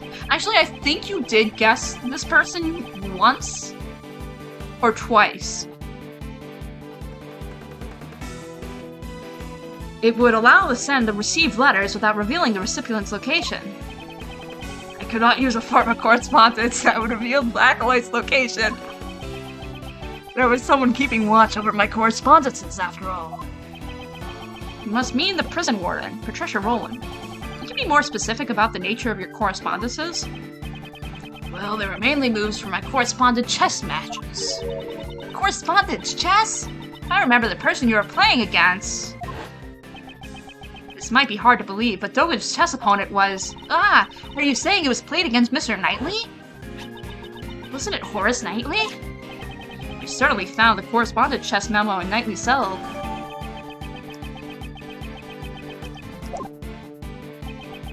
Does that mean Knightley boy was the kid from the IS-7 incident? Could that really be true? Is there any evidence connecting Knightley to the IS-7 incident? Well... oh. I'm sorry, guys. I just made it a little smaller. Yeah, because of the ring that Isaac Dover had. Yep. It's related. I'm pretty sure Knightley is the kid, is Isaac Dover's kid that was left in the car. This is all Knightley left behind. Could there be a clue with him? Which should I investigate? The ring or the chessboard? The ring, obviously. It's Isaac Dover's ring. This ring is Pierre Hoquet's, yes. Mr. Edgeworth, what is it? Mr. Shields, please take a look at this ring. This pattern it's Pierre Hoquet's. I thought so. He had Mr. Dover's seal turned into a ring. However, why would he have this? Shouldn't it have been held by the police as evidence from the IS-7 incident? This is what confusing me most, because I was gonna get Nicely was one of the kids, but then, well, Dogen was there, but really Dogen is just old. So, like, well, I mean, yeah, no, Dogen's just old. Dogen's basically ageless. I think his age is question marks in the... He has no age. He escaped prison 3 days ago, current location unknown, except we have him right here. You know, vibe. And, how old was Knightley when he died? 24. So, yeah, 24 years old. He was like, probably like 10 or something when he was... He's so young. Yeah, he's a young guy. He's really young. I thought he was 40. No, he's young. And Mr. Dover's only family was his son. But since no one knew where his son has gone to, it took a while to get to him. I heard that the police had finally found him and delivered his inheritance, but... So the seal was therefore safely delivered to his son. And then, he turned the seal into a ring and wore it on his person. I see. I understand. That makes a lot more sense, yeah.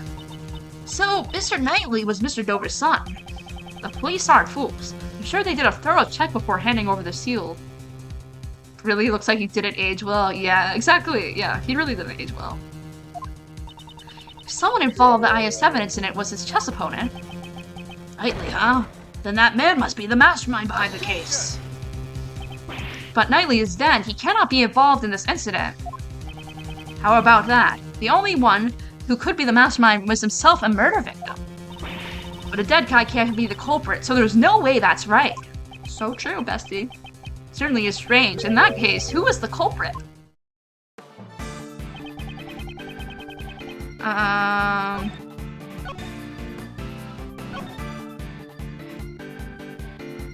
Saying Knightley is so obvious, which means it can't be him, it could only be Lang. Well, it's coming up. We're almost there. We have like one more thing to press. It is going to be this one. After this one, we are getting to the question of who is the mastermind. I'm certain you said you wrote your letters in Braille. Correct. A good prosecutor must know that I am lacking in sight. Do you not? It's gonna be a bad guard moment, I swear to God. The corresponding chess letter we found had been typed up using a word processor. What? That cannot be. What do you mean? So someone went out of their way to retype the letters on the computer. Could another person have been acted as a middleman between Dogen and Knightley? What do you mean? Dogen wrote his letters in Braille. However, by the time it reached Knightley, it had been rewritten on a word processor. We must assume that there's some middleman who rewrote these letters. And the reverse can also be said.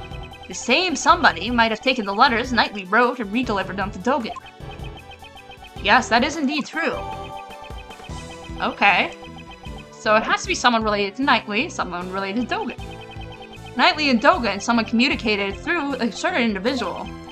Dogen, were the letters that reached you? They were in Braille, of course. So Knightley Boy's letters must have been transposed by the same person as well. Oh? And that somebody must be the mastermind behind the case. You're saying that there's someone else who could be the mastermind behind the case. And who the hell is it? Dover's son Knightley is already deceased. In that case, there is one more youth that we should consider to be the mastermind. You mean Dan Gustavia's son. So who the heck is he? Ha, this is so exciting. If Knightley is Dover's son, then Gustavia's son must be... Well, we're the only friends either of us had since childhood. He was the same as me. We never really had real families. It can't be. Could it? Could it really be him? Please show me the list again. Okay. Here, first page. Second page. Third page.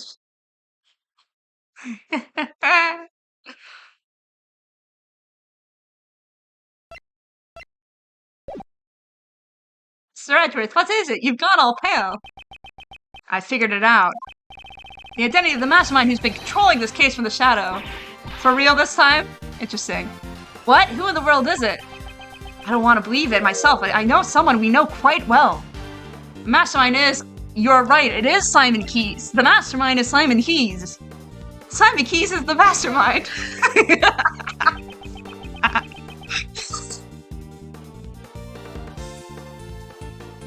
Finally! Mastermind behind this case sent a letter to Jill Crane, who deceived Blaze. Furthermore, he kidnapped John and eavesdropped on us. However, all of his actions and what I've not been able to get out of my mind. Yup. It's how we brought a conscious cage to the roof. The giant monster. Huh? Did you just say something? That's right. It's the key to exploit the mastermind. It's in the monster's true form. Ah, I almost forgot. If you'd like, please come to our next show. I'll also be performing in it. The very big surface is always fabulous and fun for the ages. Oh, that's not Simon. It's fine. Miss Swift, there is something I would like to ask of you. What? You mean me? You said that you recorded the sound of Mozilla spewing flames. Will this be decisive evidence of yours being something that you recorded on that tape recorder? That's Mr. Edgeworth for you. You're good at figuring things out, aren't you? It's the sound of Mozilla spewing out fire. This place has nearly become a sea of flames. That's right. I ain't actually seen it with my own eyes, though. So they just pulled the name out of the hat to decide, no, it makes so much sense, Sherry. It makes so much sense. Can you listen to the tape? Sure thing. There we go. I'll let the game explain it for you.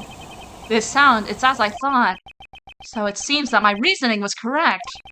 The true nature of the monster and the mastermind, it's all logic coming together. Miss Hart, you said that you captured a giant eye on film, did you not? Sure did, right here in this photo. Though we cannot confirm it's like this. Detective Gumshoe. Yes, sir. Lend us our film analysis device. Okay, what do you want to analyze, sir? But except Simon is shy and nerdy and Matt is just a dumb jock. Oh no. You don't know Simon at all. This photo, please. I'm on it. I don't know what word that was. Is there a new clue in this photo? It's the giant eye, yup. The large symbol, yup. This is... Oh no, Phoenix and Meyer got... Oh no. See, ain't them as you lied, right when I said it would be. I see. I have finally grasped the true form of the giant monster that was being controlled by the mastermind.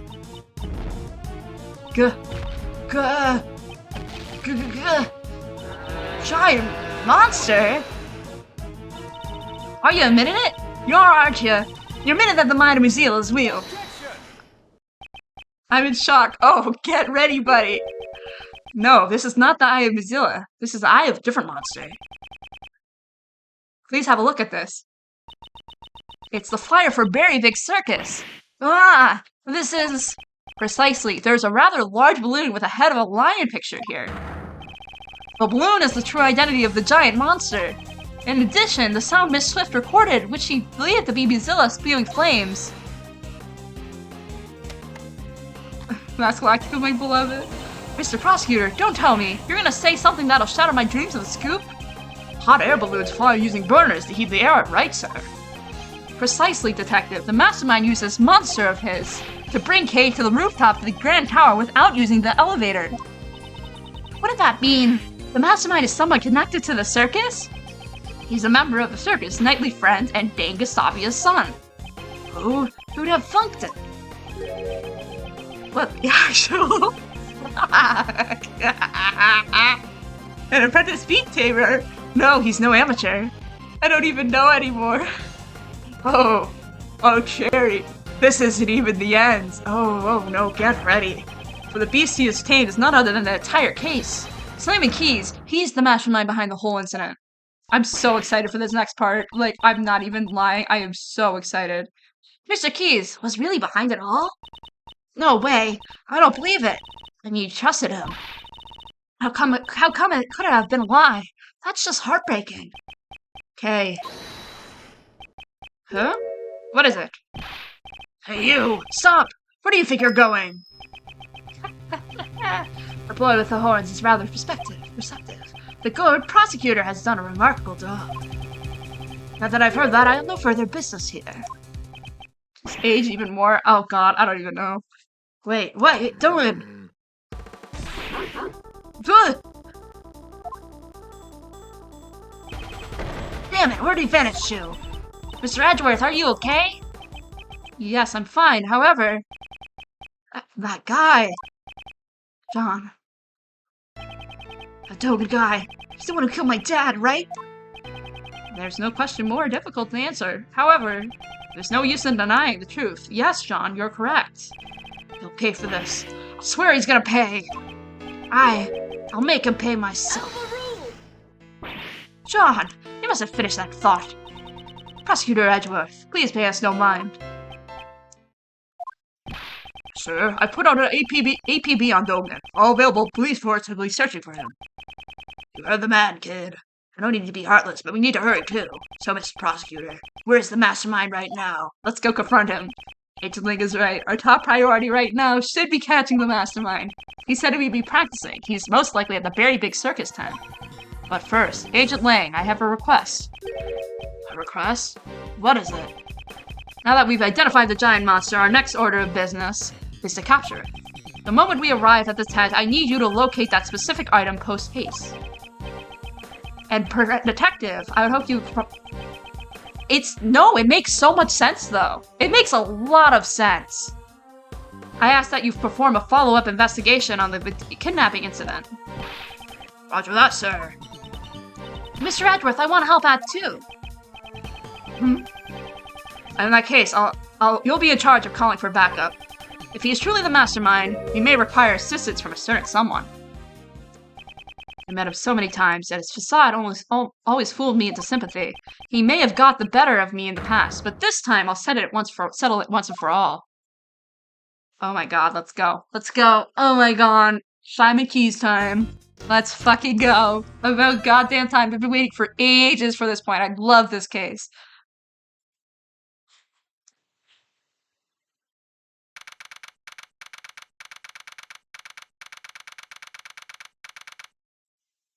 Let's go. Hi, Simon. Mr. Edgeworth. Are you guys here for the show? Mr. Keys, Miss Berry. You're a little early. I'm sorry, but we're still getting ready. But I'm so happy you came. You remembered our promise. Yes, I remembered. You asked me to come and see the show when you gave me this. I'm so happy you came. Please enjoy yourself. Sure, my performance will surprise you, Mr. Edgeworth. Your performance has already surprised me, Mr. Keys. He's a clown. Oh, But he hasn't performed yet. Regina, please have a look at this photo. Is this the balloon your property is this balloon the property of Barry Big Circus? It is. Did you see it flying around somewhere? It's highly likely that this balloon was used by the culprit in the case we're investigating. Huh? Who is in charge of the balloon? Well, that would be Simon. But are you saying... Mr. Keys, you flew this balloon in the middle of the night, did you not? I do occasionally practice alone at night. I'm not much of a pilot, though. I'm a little clumsy. So for practice, you'll do something as challenging as flying a balloon at night. He's the clown. Becky ancestor! Would it be rather difficult for someone who is clumsy and not much of a pilot? Then what do you think I was doing, Mr. Edgeworth? Brought Kay to the roof of the Grand Tower in order to frame her for the murder of Jill Crane. Not a single security camera recorded Kay using the elevator. Therefore, the only way she could have gotten up there was through flight. And the only one who could have flown here up there was you, Mr. Keys. No way! Mr. Edgeworth, how can you say that? That's not all. You drugged John at the garbage pickup and kidnapped him. Wasn't that why you were late when you came to watch the trial of Patricia Rowland? No way! I have no idea what you're saying. There's no way I could do things like that. Please believe me, Mr. Edgeworth, please. I wanted to believe you. However, you have broken that trust yourself. That's horrible. Why would you say that? Didn't you once say that you would trust me? That you would believe in me? Because you miss a lot of... Oh, fair. Yeah, no, it makes a lot of sense. Don't worry about that. We're your allies. That's because we're like birds of a feather. Right, Mr. Edgeworth? Birds of a feather, huh? Suppose that's true. We have sufficient information about your past. I doubt you have a motive to kill Knightley. Rather, you are probably the most affected by his death. And I doubt someone as timid as you could work up the courage to murder someone. Alright, I'll get you out of here. We'll believe in you. I'm so sad. Those words were all lies. It wasn't a lie. We really did trust you. Kay, even you. You said we were like birds of a feather, and yet I'm hurt, Kay. You've hurt me deeply. Hey, Mr. Edgeworth, maybe Simon isn't a bad guy after all. I see. So that's how you operate. I understand now all too well. No matter who you face, you find an emotional weakness and exploit it. You guide each person towards the outcome you desire without them even noticing it. That is how you were able to mastermind the entire case. I may have fallen for your tricks before, but not this time. Simon Keys, I indict you. So it's come to this after all. You were always so full of confidence, Mr. Edgeworth. But I rather like that, 'cause now I can rip that confidence to shreds.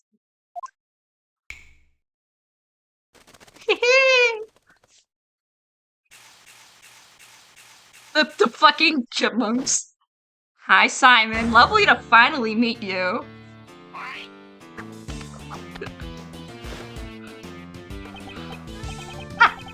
Good work, everyone.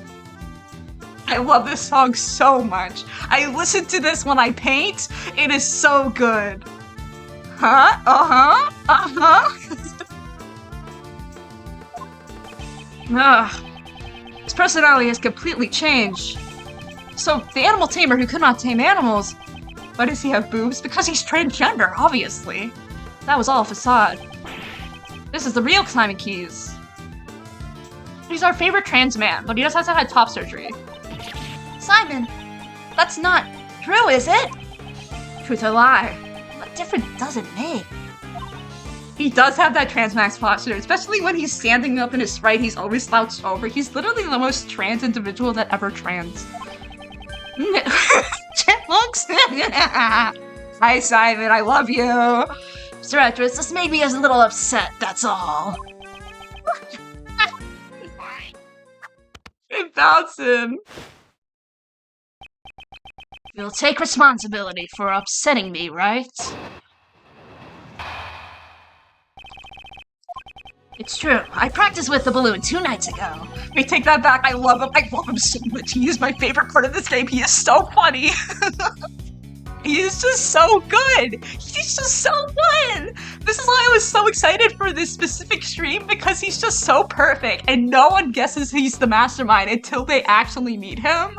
And then they're like, wait, he's obviously the mastermind. Obviously he's the mastermind. Like, look at him. He's a fucking psychopath. I love him though. That photo must have been taken when the balloon and I passed through the building. I have to fly around that area. In advertising purposes. As soon as I saw him, I was like, yes, I know. There's nothing unusual about that, right? I love him so much. You often fly around the Grand Tower in the balloon. Yeah, even the circus needs to advertise. Regina, is that true? Why does he juggle them? Because he's an animal tamer, why not? He's quirky. Yeah, that's Simon's job to advertise using the balloon. Most people who live around here should have seen it. That balloon was used in the crime we're investigating. Like I said, it's just a coincidence. I simply just happened to pass by the Grand Tower when that photo was taken. I shall determine whether or not it was a coincidence once I hear your full story. Oh god. Okay, tell me more. Oh, he's so cool. Was the balloon launched from this tent? There's a nice big part near the Sunshine Coliseum. I always launch the balloon from there. I see. In that case, how do you transport the balloon to the park? Well, it's too heavy to carry by hand. It weighs several hundred pounds. And yet it can fly in the sky. Amazing, is it? I'm so glad I didn't look up Simon because I thought he was kind of a lame, pathetic defendant. I know, he's so good. He's so good. I asked you how you transported it. Now answer the question. Oh, I can't even make some small talk. You're mean, Mr. Edgeworth. You use a truck. The balloon is loaded into the back of the truck. A truck? Yeah, the last time I took the truck and the balloon out was 2 days ago. Oh, the blue truck. I cannot overlook that piece of testimony. I understand. Where's the blue truck? Come here. Blue truck. That was parked in front of Grand Tower. Yeah, okay.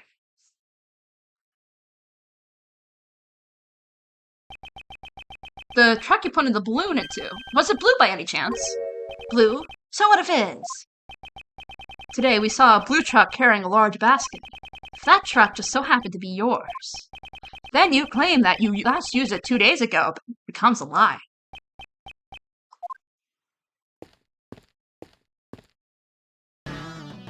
Hi, Lang. Emma! Agent Lang, Emma! Mr. Edgeworth, I finally found you! I've been searching for you ever since the incident yesterday. I dashed right over after Kay contacted me just a little while ago. I can't believe I said Simon a joke. This is insane. I said you did say it once. Prosecutor Edgeworth, the thing you were looking for. I found it. It was placed in the blue truck and dressing room parking lot. Okay, are we gonna... Cause I'm assuming we're fingerprinting the truck? A blue truck, as I suspected. That truck is, without a doubt, the one I saw today. Objection! There are a number of blue trucks out there, you know. Who's to say you're not mistaking it for a different one? He has an objection, he does. It's definitely that one, I got a good look at it. Huh? Mr. Edgeworth, Was that... it wasn't me. Hey, words have no strength without evidence to back them up. Ah, that's Mr. Edgeworth's voice. Evidence. Present evidence. Do I have any evidence? To prove that this was the truck I saw today? And he's also a voice actor, I love him. Huh? What's wrong, Mr. Edgeworth? Why are you touching the truck? The truck's body is cold to the touch. It seems to have been parked here for some time. You could figure all that out by touching it? Fingerprints, obviously.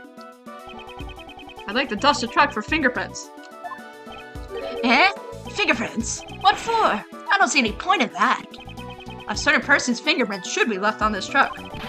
And these fingerprints will prove that the truck was parked in front of the Grand Tower today. Whose fingerprints prove it's your own fingerprints? Simon did voice changing to try to sound more masculine. Use Edgeworth's voice to try to emulate it. Yes, this is literally so true. Simon Edgeworth, your fingerprints. Indeed. Earlier today, I touched a truck in the plaza in front of Grand Tower. I'd like the dust for my prints. Emma, may I request a scientific investigation? That's what I'm here for. Just leave it to me. Alright, we're all set. Go ahead, Mr. Edgeworth. Wait, you want me to do it? Of course. Who else but Mr. Edgeworth would be up to the task? Here, I'll show you how it's done. Alright then. You're the scientist. Why don't you just do it yourself? First, we sprinkle some aluminum powder over the area. We got it, ma'am. Yeah. Just blow it with your breath. Okay, cool. Okay, let's go. Emma time. Also, I need to re-look up how do you do the blowing? Why do they give him boobs? They made him trans. I know. How do you do the fingerprint blowing in AAI2? You have to blow into the mic, but the problem is I can't blow into the mic. Oh, that's not helpful. There's a specific key.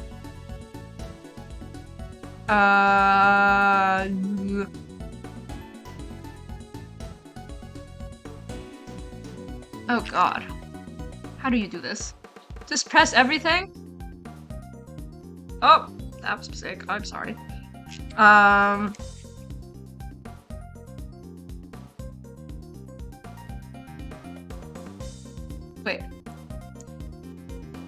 Wait, does it actually work? I'm sorry.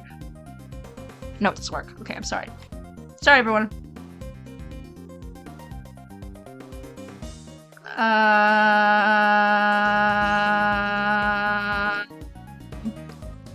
There's a specific key.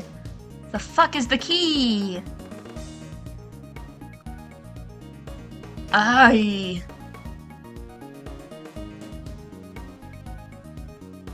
Oh god. Okay,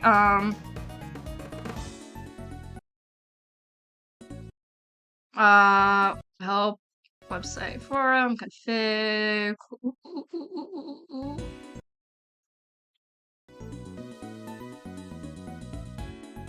Oh, it's space. I got it. Okay, never mind. We're good. We're good. It's space. I got it. We got one. That's one nice clean fingerprint. Let's run the prints against mine post haste. Alright, just leave it to me. Bing! Okay. These are definitely your fingerprints, Mr. Edgeworth. That's why you gotta press random stuff. So true. Well, it seems that you have just proven your statement to be a lie. Ah! So this is one of the first guesses. True. What were you doing when you were driving this truck around?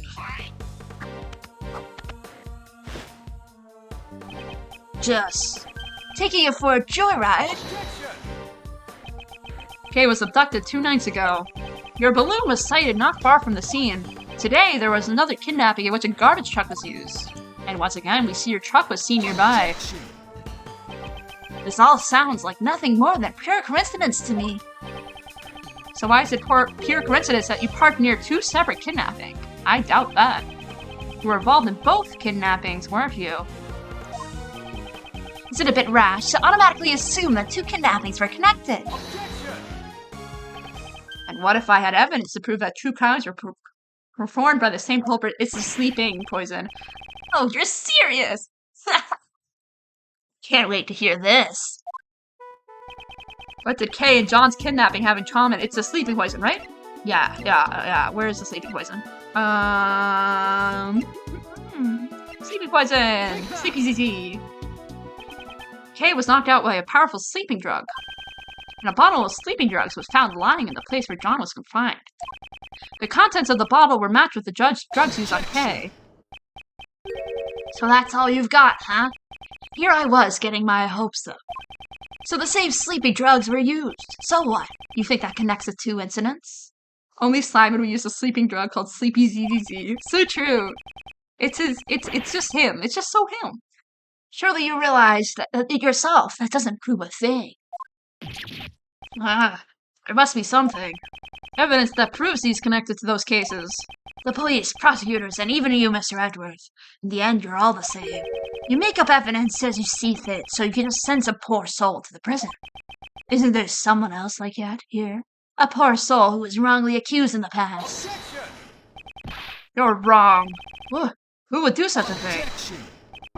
Then show me the evidence. If you're going to accuse me of a crime, it's only natural. Ugh, it's all no use. Can't seem to find any other threads linking him to the other kidnappings. Now then, we finally run out of ammo, Mr. Edgeworth. I still have preparations to make at the circus, so if you'll excuse me. Objection.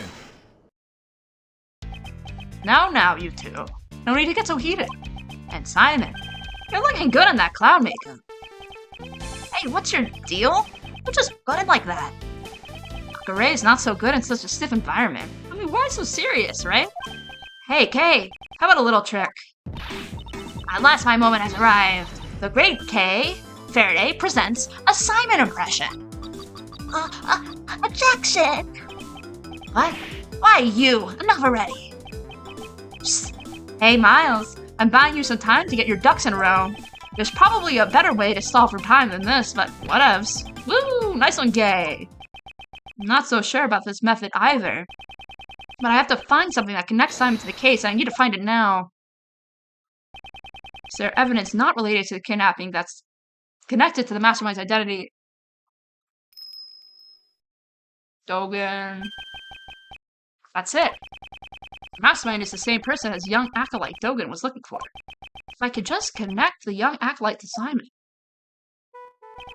Which piece of evidence could be connected with the Mastermind's true identity? Chat?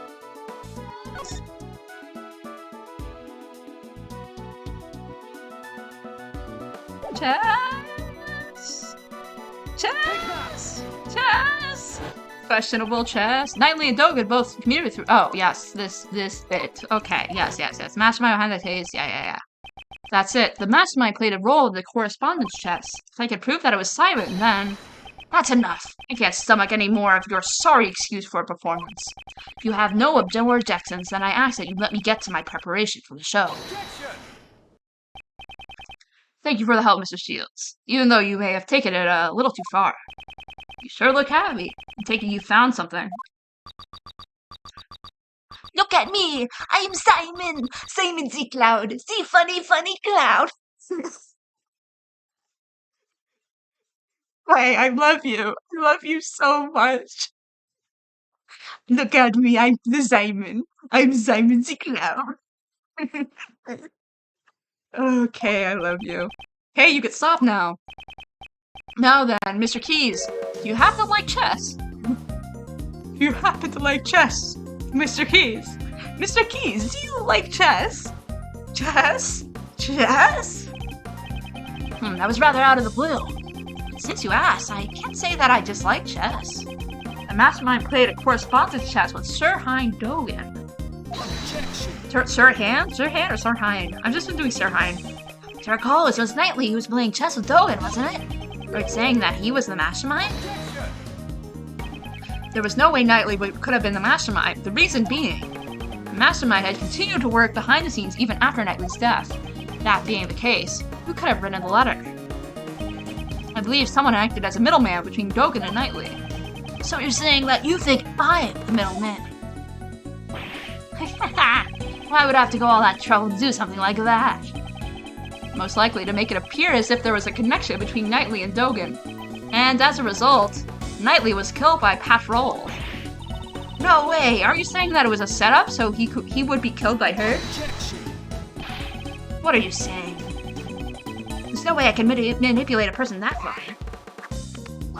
God, the stupid cat. I love it. It's so funny.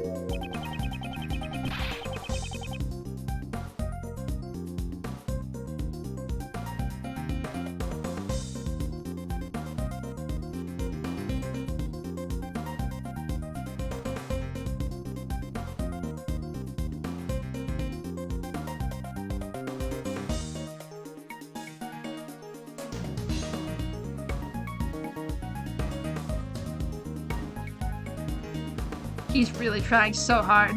Look at me, it takes all I have to do to get all the animals to perform tricks. Only I just had a scrap of the letters that he exchanged with Knightley still remains. Could be decisive evidence. I'd like to investigate your room. They're decisive. He's really trying so hard to be evil. If it's the letters you're looking for, you won't find any in here. What? I'm the type of guy who throws his letters away as soon as he's done reading them. Where's the point in living in the past? Does that mean he's already gotten rid of the evidence?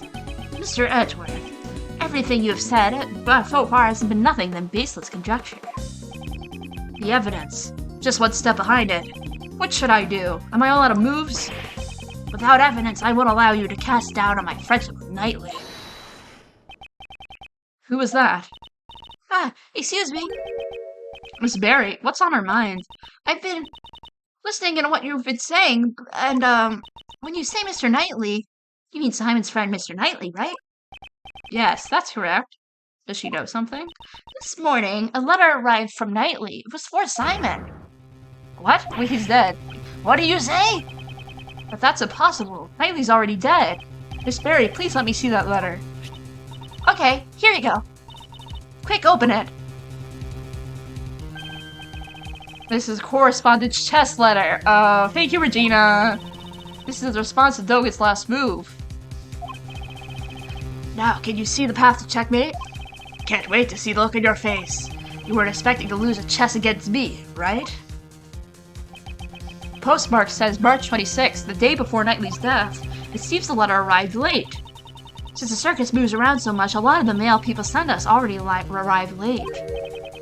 Now, why was the letter addressed to you?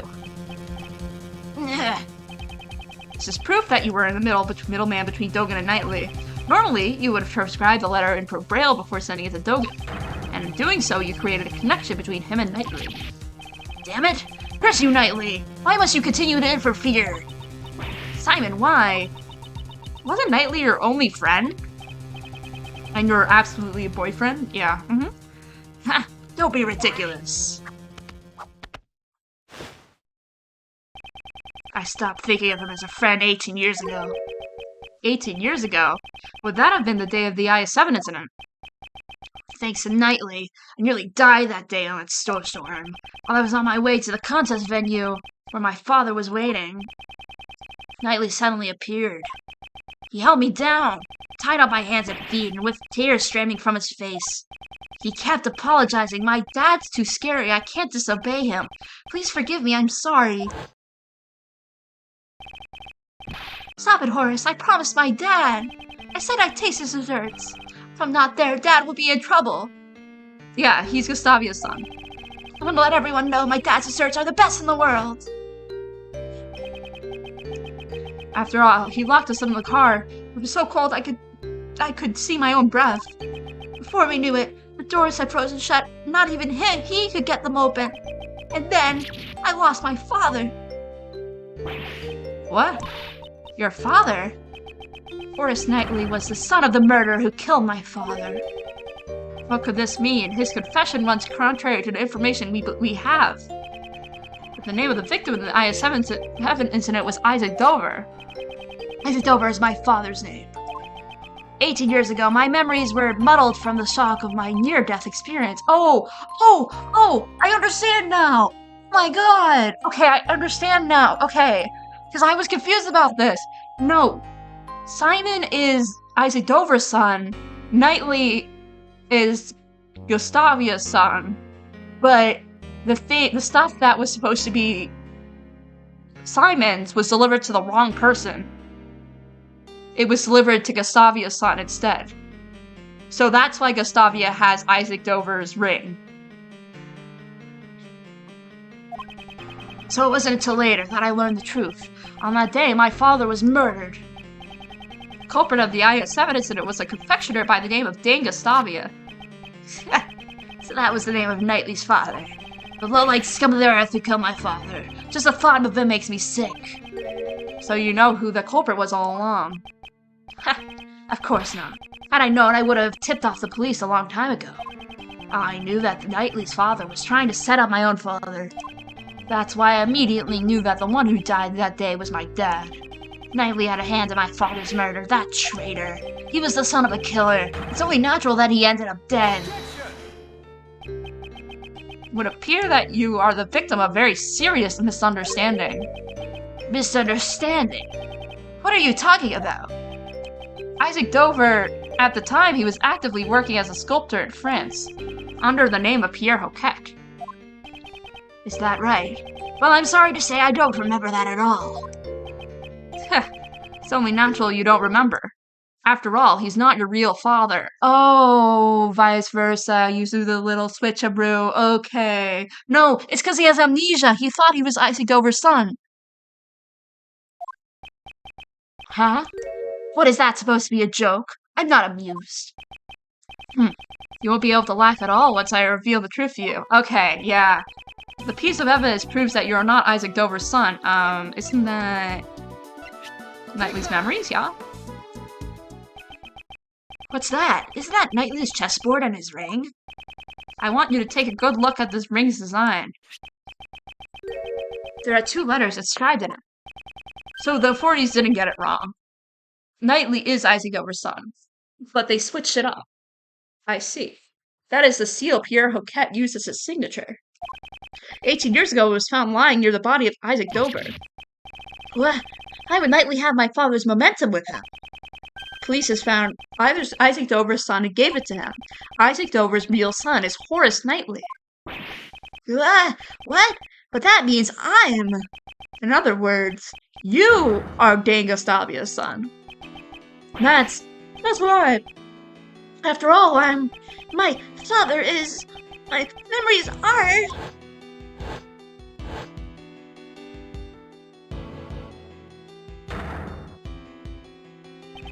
I lost my father because Knightley locked me up in that car.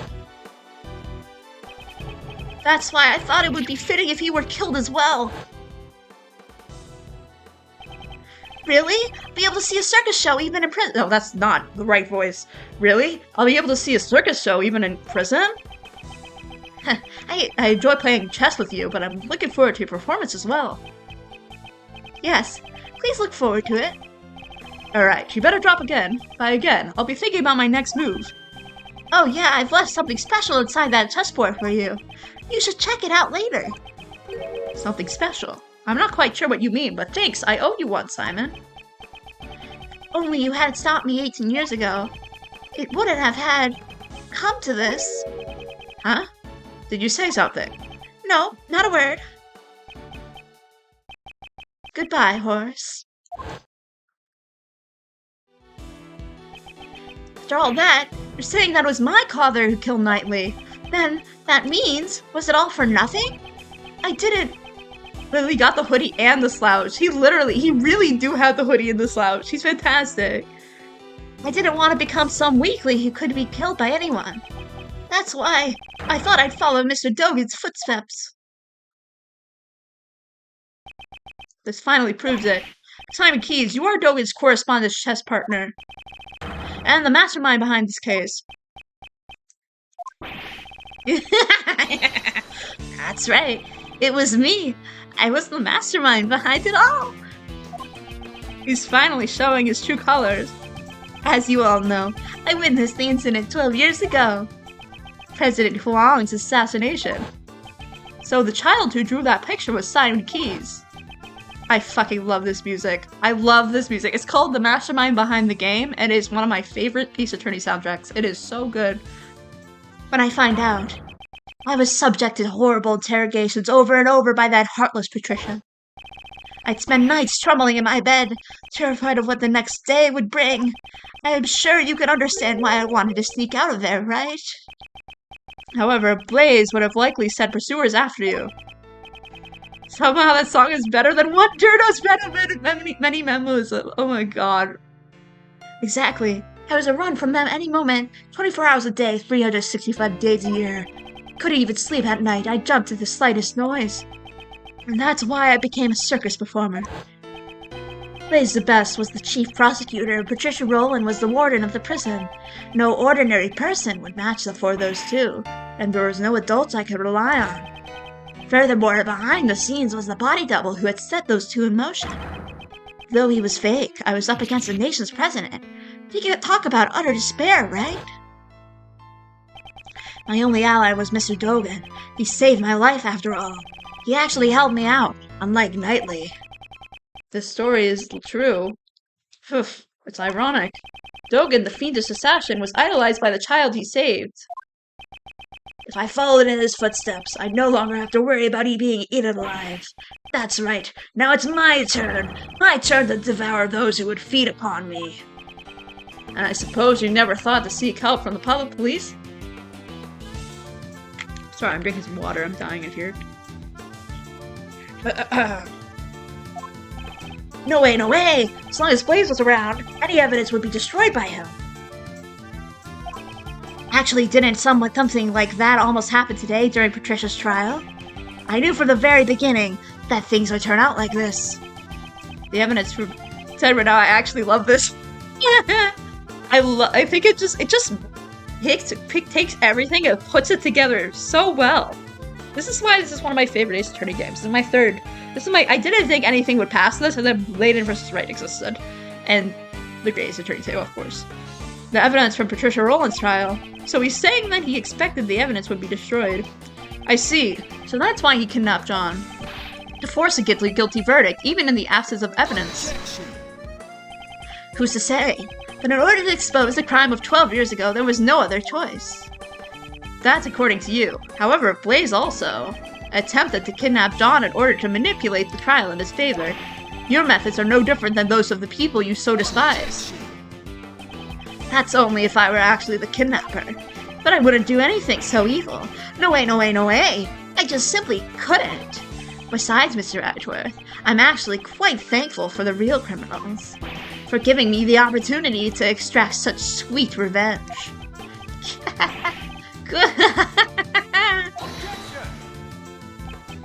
So you admit it. Your motive was revenge. Yeah, I admit it. So what? Sure, I held a grudge against those creeps. But it's not like I'm the one who actually killed them, you know? Even asked like his adopted father, Sir Hydoan. Yeah. Truth be told, all I did was send some letters. I let Jill on Blaze's secrets and let Blaze in on Jill's secrets. And then the two simply ended up trying to kill each other. Do you mean to say the murder was nothing more than a result of that? Yep, just like the case at Gourd Lake. It's way easier than trying to control wild animals. All I did was come up with the fake assassination plan from Knightley. So that was also a part of his plan. So Knightley got the idea from Simon. Somebody's GGS 2-5 vibes. Yeah, literally. If that's the case, then Rook's murder was also your... Whoa! Don't try to pin that on me. Knightley killed him on his own. Well, it ended up creating the perfect opportunity for me. Yeah, like, I mean, evil entity, but I technically didn't do any crimes. Exactly, yeah. It's funny how things work out. How do you say such a thing? It's the same for Patricia Rowland. I made it look like there was a connection between Knightley and Dogan by using the correspondent chess match in the chisel in the chessboard. What? You mean to say that you were the one who prepared the chisel? That's right. Thought it would bring Dogan to mind. Quite a thoughtful little gift, wouldn't you agree? And that was all it took to take for Patricia to murder Knightley. Oh, the feeling that everyone around you is an enemy. I know it too well.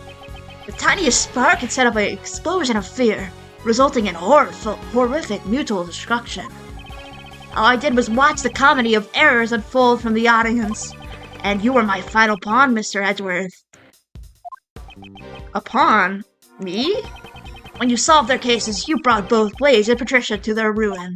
And the weapon that delivered the coup de grace was your own logic. I didn't solve those cases for your sake. Oh, I know. You never really cared about saving me. You just wanted to pretend to be a defense attorney, didn't you? What did you? All I had to do was go, no way, no way, no way, and act all scared. And you totally believed me. You were giving it all your all to try to save me. Nah. So even your arrest was just a ploy to make me use my logic? To be fair, getting arrested wasn't part of the plan. When people began to suspect that the chisel I sent was the murder weapon, honestly, I broke out in cold sweat. I thought it sure would be currents for me. But then a turnabout of miraculous proportions. The genius prosecutor himself came to my rescue. Well, doesn't it feel nice to be thanked by me, the one that you saved? You should be grateful. I gave you all the chance to play the ace attorney. Name drop. Name drop. Big good name drop, Simon. I appreciate the name drop. You're wrong. He wasn't pretending to be a defense attorney. Mr. Edgeworth was always serious about saving people. Even the times where he saved me in the past. Hey. Is that so? Are you sure he's not trying to emulate his own father, the one he admired so much?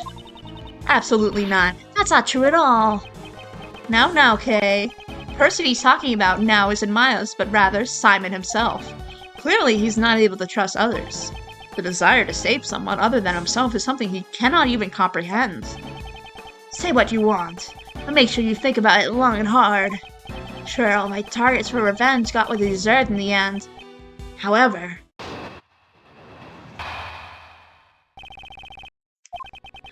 think about it. Can any one of my actions be really considered a crime? I instigated murder. There's not one single word about that in the letter, is there? If I had said the word kill even once, I guess it could be considered instigation. Well, maybe I did say it. There's no way for you to prove it. Hi, Sinja. Hi. Welcome in. What are you saying? You kidnapped me. Yes, Sinja? What are you doing?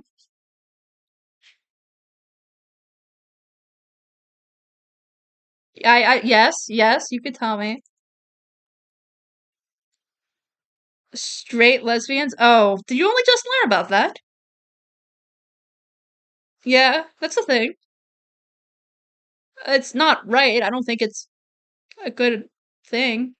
And I did it and I'm so confused. Yeah, that's it's kind of a questionable kind of, if I remember right, it's more turf-like. It's definitely not a good thing. It's kind of a turf thing. Yeah. I'm sorry, but that hasn't been proven yet, has it? The only thing I admitted to was sending the letters. Besides, those letters contain no threats or coercions. I simply conveyed information that each recipient would find beneficial. I think, yeah, it's kind of like that. It came up a couple years ago, actually. It's pretty big news. And people were really pissed off about it. Yeah, this is like relatively known as a turf thing. Ugh, you crafty little. Can we do something about it? What was he said? Integrating murder? Instigating murder is what a person directs someone else to commit murder. The person who directed the murder can be charged as if he committed the crime. This is the first time around I did a little Google because I was so confused and now I'm just sick. Yeah, that's a thing. Unfortunately. So we just have to find proof that he directed those murders. You make it sound so easy. To be honest, it kind of pisses me off a little. You're all trying to frame an innocent person for murder. Don't you understand? I'm not obliged to waste any more time on this pointless discussion. No, you're staying here, buddy. Good, thank you, Lang. The police are waiting for you outside of this tent. You have nowhere to run. Really now? You think I wouldn't have an escape route prepared? This is true. He would. For example, let's say I gave an order so all the animals here attacked you. Now, what if I were to take my leave during that ensuing chaos? What'd you say? You can't be serious. Yeah, thanks for listening. Yeah, no, thank you for coming in. Thank you for dropping in and saying hi.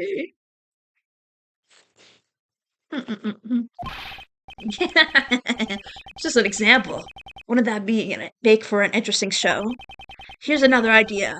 What if I pulled out a hidden gun and took John hostage? That might be more exciting. I will never allow you to do such a thing. You can't tell whether or not Simon is being serious. However, when it comes to this, I'm so confused at now at straight lesbians instead of the Mastermind. Yeah, it's a turf thing. I don't think you get easily confused. Well, this game is relatively confusing. But yeah. However, when it comes to him, we should consider anything a possibility. If you can continue to bore me with your drivel, I'll end the show right here. I'd like you to keep that in mind before you make any baseless objections. Nah, I can't make any careless remarks. Isn't there some way I could charge him with his crimes? Um, well, um, well, couldn't we say that... No, not the practice video. Nicole's tape recorder. There's no way to prove it. What is... I want to re-listen to this tape recorder. I'll just press that. Maybe you did say it. Did you or did you not? Doesn't really matter whether I did or didn't. That's not what's important. I'm sure you know full well, Mr. Edgeworth. There's no way to prove it. There's no innate proof can exist. Nah. Until I find some sort of proof, my arguments are meaningless. Should I press them to draw up more information or review the evidence? Oh, okay. At any rate, I should find some way to break through his defense. Is Simon really innocent of instigating the murders? That's impossible. I'm certain that it was all part of his murder plot. Yeah. We know he had the will to commit the crimes. We just need some way to prove it. Think about it. Can any of my actions be a crime?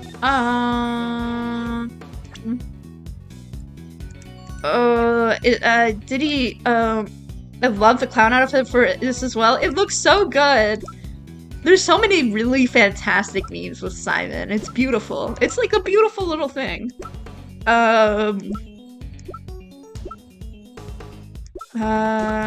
Simon is so fucking cool. Simon's just literally a guy. Yeah? Now you understand? Now you understand? What do you understand?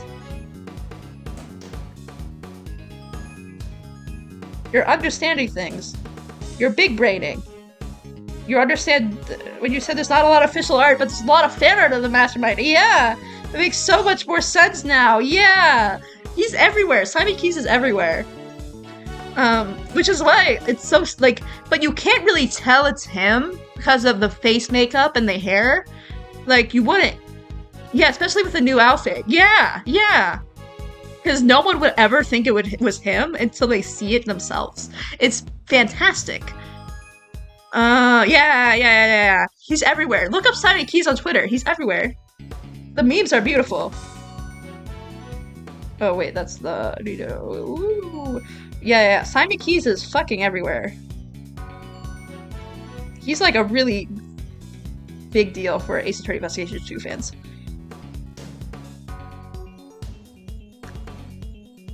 He's literally just the most fantastic little dude.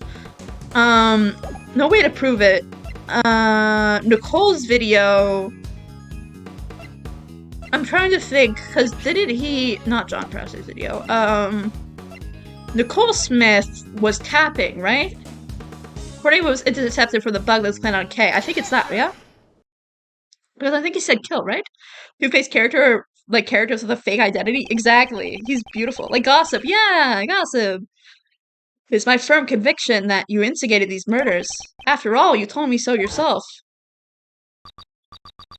Perhaps I should let you on this, Mr. Edgeworth. Actually, I was the one who ordered Blaze the Best to kill Joel Crane. What? Oh, yeah, because of the... Did I say that? I really don't remember. You may think it was decisive. You could deceive us as much as you want. But unfortunately for you... Unfortunately... You used the bug to eavesdrop on our conversations. But there was someone else who wiretapped the bug of yours, recorded the whole thing. Thank you, Nicole. I appreciate you. It was recorded. In other words, the conversation between you and that clown is recorded on that tape. Nah. Like he says, a schemer drowns in his own schemes, and that's what he meant. And this is what he meant. Miss Swift, I like to listen to your tape. Roger.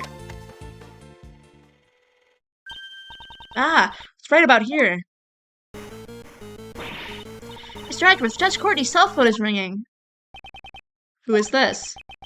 Are you the person who ambushed Kay? Mr. Edgeworth, I want to listen into this too. Very well. This is where it starts. Well, I must say... Huh? That's odd. What's wrong? Did he fucking wipe the tape? Well, there isn't nothing recorded past this point. Oh no, what? Why was it recorded? Found an AAK spot, immediately followed. Yeah. Good. Too bad, so sad. You really think I'd leave behind any incriminating evidence? The spot I planted on has a special feature. It can be turned on and off with a remote control. What? That sort of thing exists. Certainly, remote-controlled listening devices do exist. However, are you saying you switched off the device so you could so your own voice would not be recorded? Precisely. Possible. You couldn't have done that unless you knew you were being recorded. Isn't it obvious? I knew. I guess you just don't get it. You could call it a hunch. I had a feeling I was being wiretapped. Miss Swift, was it? I figured things out because I knew about the kidnapping. Don't tell me. You were listening on to that conversation? That's right. Though come to think of it, I'm surprised you didn't realize it till now. Some genius prosecutor you turned out to be, Mr. Edgeworth. Yeah. Oh my! What was the end result of all this? Since you don't have any proof of the instigation charges, it's game over. Mr. Prosecutor, was all my recording no help to you at all? Ain't there anything about my recording? Miss Swift. Okay. Sorry, I'm drinking water. Yes? The bug was planted in your badge, right? Sorry, water has been drunk. Do you have any ideas? How do you expect me to come up with an answer right off the top of my head?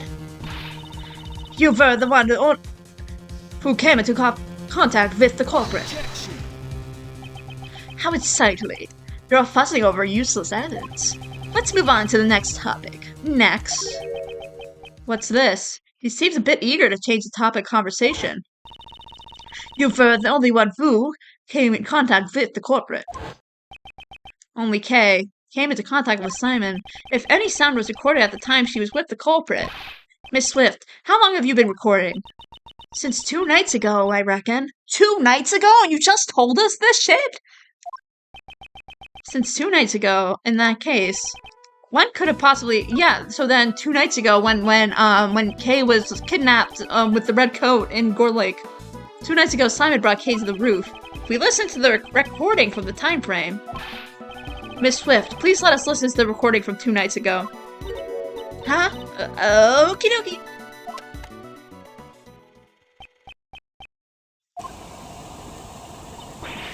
This is the sound of a hot air balloon. That's right. At the time, Simon was carrying Kay in a hot air balloon. Ergo, he was near Kay. Isn't there anything recorded? A gunshot? A gunshot? Huh? That was... a gunshot. You need a break? Oh my goodness. No, we're almost done. This is... I'm doing just well. It seems like you're quick to deactivate the bug. However, you were a little too late. You can't run anymore. That gunshot ties you to the case. What are you saying? There's no gun involved in the case, is there? No, there should be someone connected to the case who fired the gun. Yeah, my throat is hurting, but we're continuing. Let's strike with the evidence that points to the person. Which piece of evidence connects the gunshot to the case? I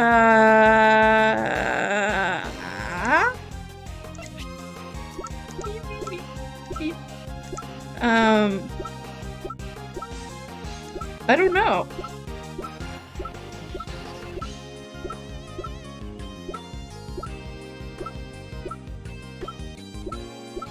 So, are we assuming that resulting from tremendous pressure? Gunpowder residue. Oh, the president shot at Simon. The president, the fake president shot at Simon after meeting with Justine Courtney, probably, right? It's written here, right in the body double's autopsy report. Gunpowder residue was detected on his right hand. Ugh. Where was Kay at the time the gunshot was recorded? That's right. She was being carried to the roof of the Grand Tower in your balloon. And as it turns out, there were a few more people on that very same rooftop at the time. You mean the double and me? Ah, certainly, after we talked for a brief moment. The body double noticed something and had me leap before him. Now, what if the gunshot rang out after that? You could clearly hear in the recording. I doubt you wouldn't have noticed it. Do you intend to feign ignorance until the very end? That's nothing more than a mere conjecture. What we have heard in the recording was not just a gunshot. And the clang. If you listen closely, you could hear the bullet hitting something. The body double was aiming at Simon, then the bullet may have struck which piece of evidence? The balloon, right? Something on the balloon? Like, it would be the balloon, right? It would have hit the balloon. The body double most likely fired the gun at the balloon. If we assume that the bullet hit something, it would have been the balloon's basket. Let's examine it immediately. Oh, we have it. Oh, we have it. We have it. Oh, God, we have it. There's a gas tank here. It's attached to the basket. I don't think we would be looking at the tank right now if the bullet had hit it. In fact, neither Simon and I would have been here. We would have been blown sky high. Let's look somewhere else then. Oh, okay. No, we need to zoom out. Okay, yeah, right there. The bottom is metal. Interesting. Okay.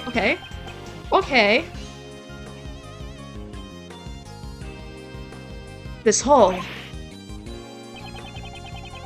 Bullet hole was found in the basket. You won't be able to talk your way out of this one. Okay, so the president shot a gun at Simon's balloon. Yeah. So does he have a Godot thing in which he's actually injured, but we can't see it yet? How do you intend to explain the gunshot at bullet hole? So you figured it out. You're good. I guess it's impossible to hide anything from you. Spit it out already. Okay. No need to be impatient. It happened when I was riding the balloon to the rooftop. I saw the body double and you, Miss Courtney, on the roof. Talk about a surprise. Only the double noticed me. He told Miss Courtney to leave ahead of him. But she didn't go through... He then pointed the gun at me and fired. Why did he want to shoot out of the balloon? It's simple. The body double had intended to kill Miss Justine, my beloved. She was intended to be dead. Oh no. Kill me? That's right. You talked to the double about John, didn't you? Well, it's not like the body double would have met with you otherwise. From his point of view, it was like showing him evidence that was fake. Did the body double ever get a name? No, I don't remember the body double ever having a name. The body double's just the body double. You mean he was afraid of Justine Courtney because she knew John's past? Afraid. That's exactly right. The body double was a coward, after all. Classic body double L. So true. I even remember how his hands were trembling when he fired a gun at my balloon. Are we all clear now? I was only there by chance. Just a friendly witness just passing by. I don't believe that at all. Okay. Courtney... He told Miss Courtney to leave ahead of me. He had her leave ahead of him. Didn't you say the body double had planned to kill her? Maybe he thought it would be bad if someone saw the scene of the murder. At the time, no one knew the president was a fake, right? Once he got the info of John, he'd be able to kill both mother and son whenever he wanted. Don't want to be spoiled. Don't look up his sprites. We'll see his breakdown soon. Because the breakdown is one of my favorite breakdowns in all of Ace Attorney. It is goddamn hilarious. Thank goodness he's dead. Now you're both safe. You should be happy. Yeah. He's gotta be patient. We're almost there. Whatever emotions you have towards the man, please put them aside until it's all over. For now, please continue with your story. As you wish. And so that cowardly body double must have panicked when an eyewitness suddenly appeared from the skies. He then pointed a gun at me and fired. Okay.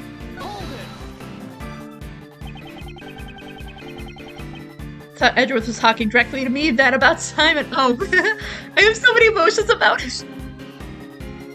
This is such a big fucking mood. He's so cool. The bullets passed it cleanly. I panicked and quickly tried to get away so he wouldn't shoot me down, but talk about a close call. You said you tried to get away right then. That's right. Is there a problem? Is there a problem with his statement? Apparently there's a problem. You must have been the one with Kay in the rooftop. You could have gotten away before that, correct? Yeah, that's right. I forgot. I wonder why you loved Simon so much when he first appeared. He's my favorite. After the body double fired one shot, he entered the hatch on the 51st floor. They're like, woo, Simon! And I was just like, okay. He's literally just a guy until he's like the mastermind. I looked around a bit and then landed on the roof. Please add that statement to your testimony. Sure, I don't mind. So he entered the hatch. Well, didn't Lotta say that... Lotta, where are you? Lotta, where are you? Lotta? Wait, it's probably before here, right? Lotta's testimony... the president never passed through the 51st storeroom.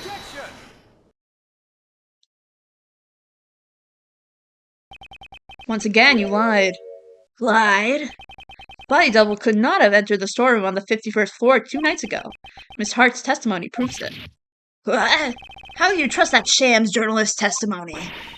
What you say? You can't insult my mentor like that. 2 nights ago that lady was staking up in the 51st floor. Given that, just how did that body double leave the roof? Indeed, that is what we must know and prove. If he did not use the elevator or the 51st floor to leave the roof, then only one route remains, through the balloon. How did the body double leave the roof without using the elevator or the 51st floor? Yeah, it's the balloon, right? I'm assuming that's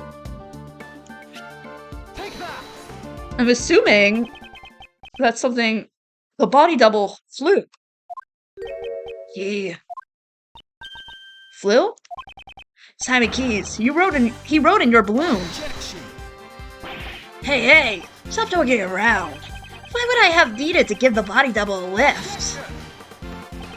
The elevator had a security camera, and the 51st floor was being watched by Miss Hart. Your balloon was the only way the body double could have left the roof.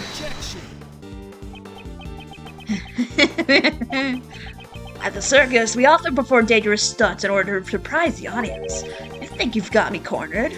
Sorry, but the show ends here. What? Hey you. Lotta, was it?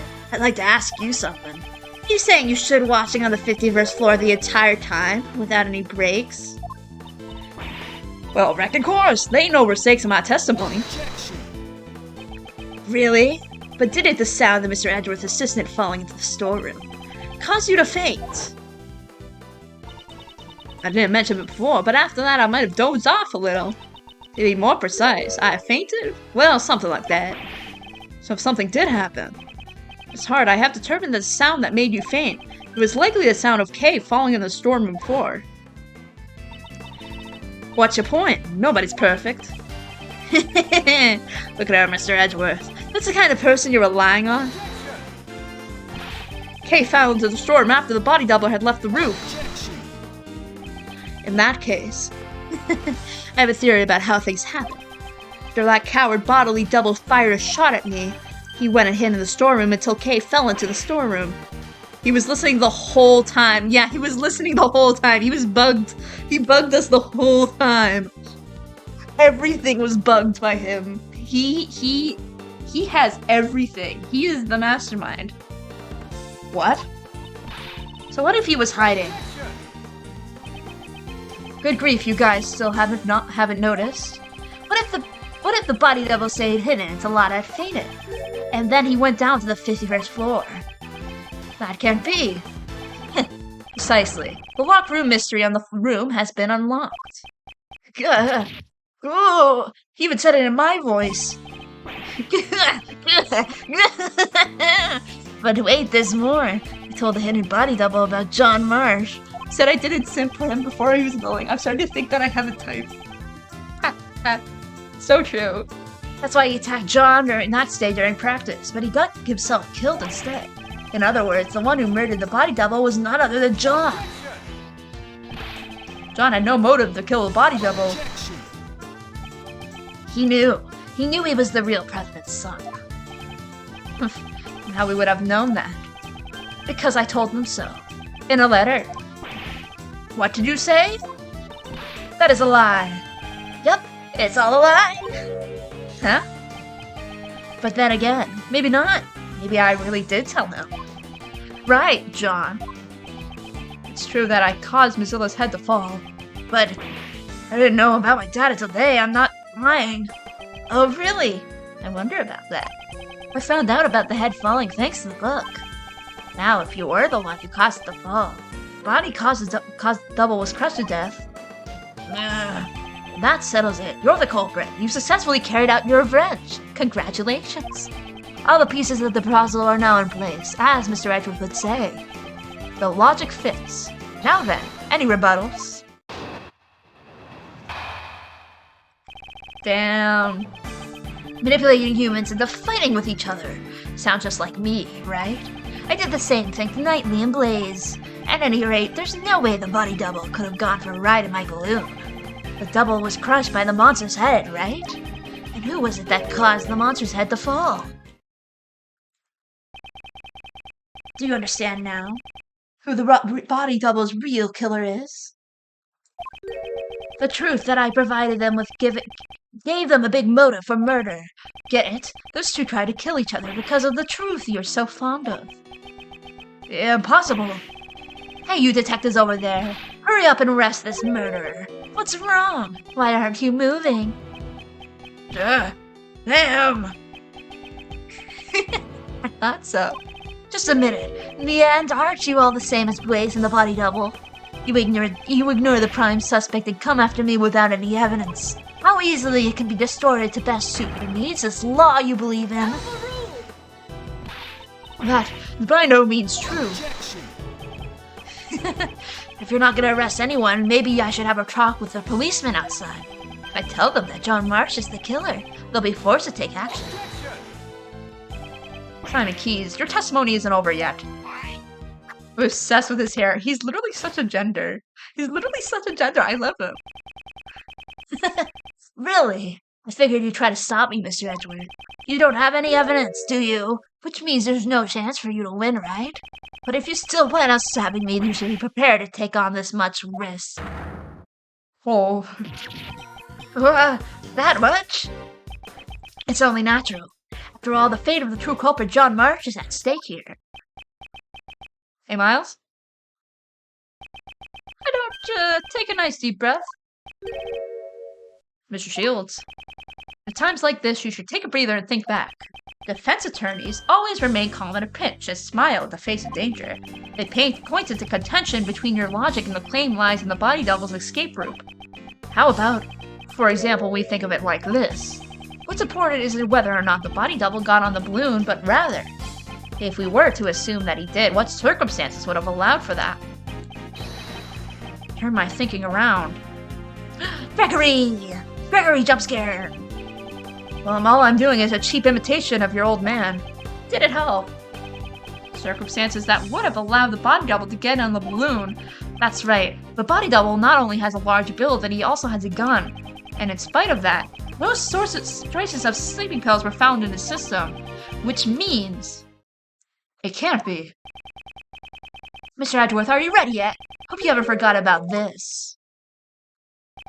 This is bad. I must break his testimony somehow.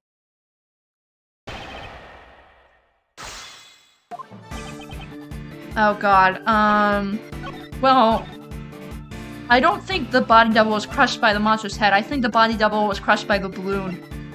It was crushed by the balloon on the top of the tower, and then he would be forced to bring it down, and then he would be forced to frame it on Mozilla. Right? Does that make sense? I think that makes sense. Let's go.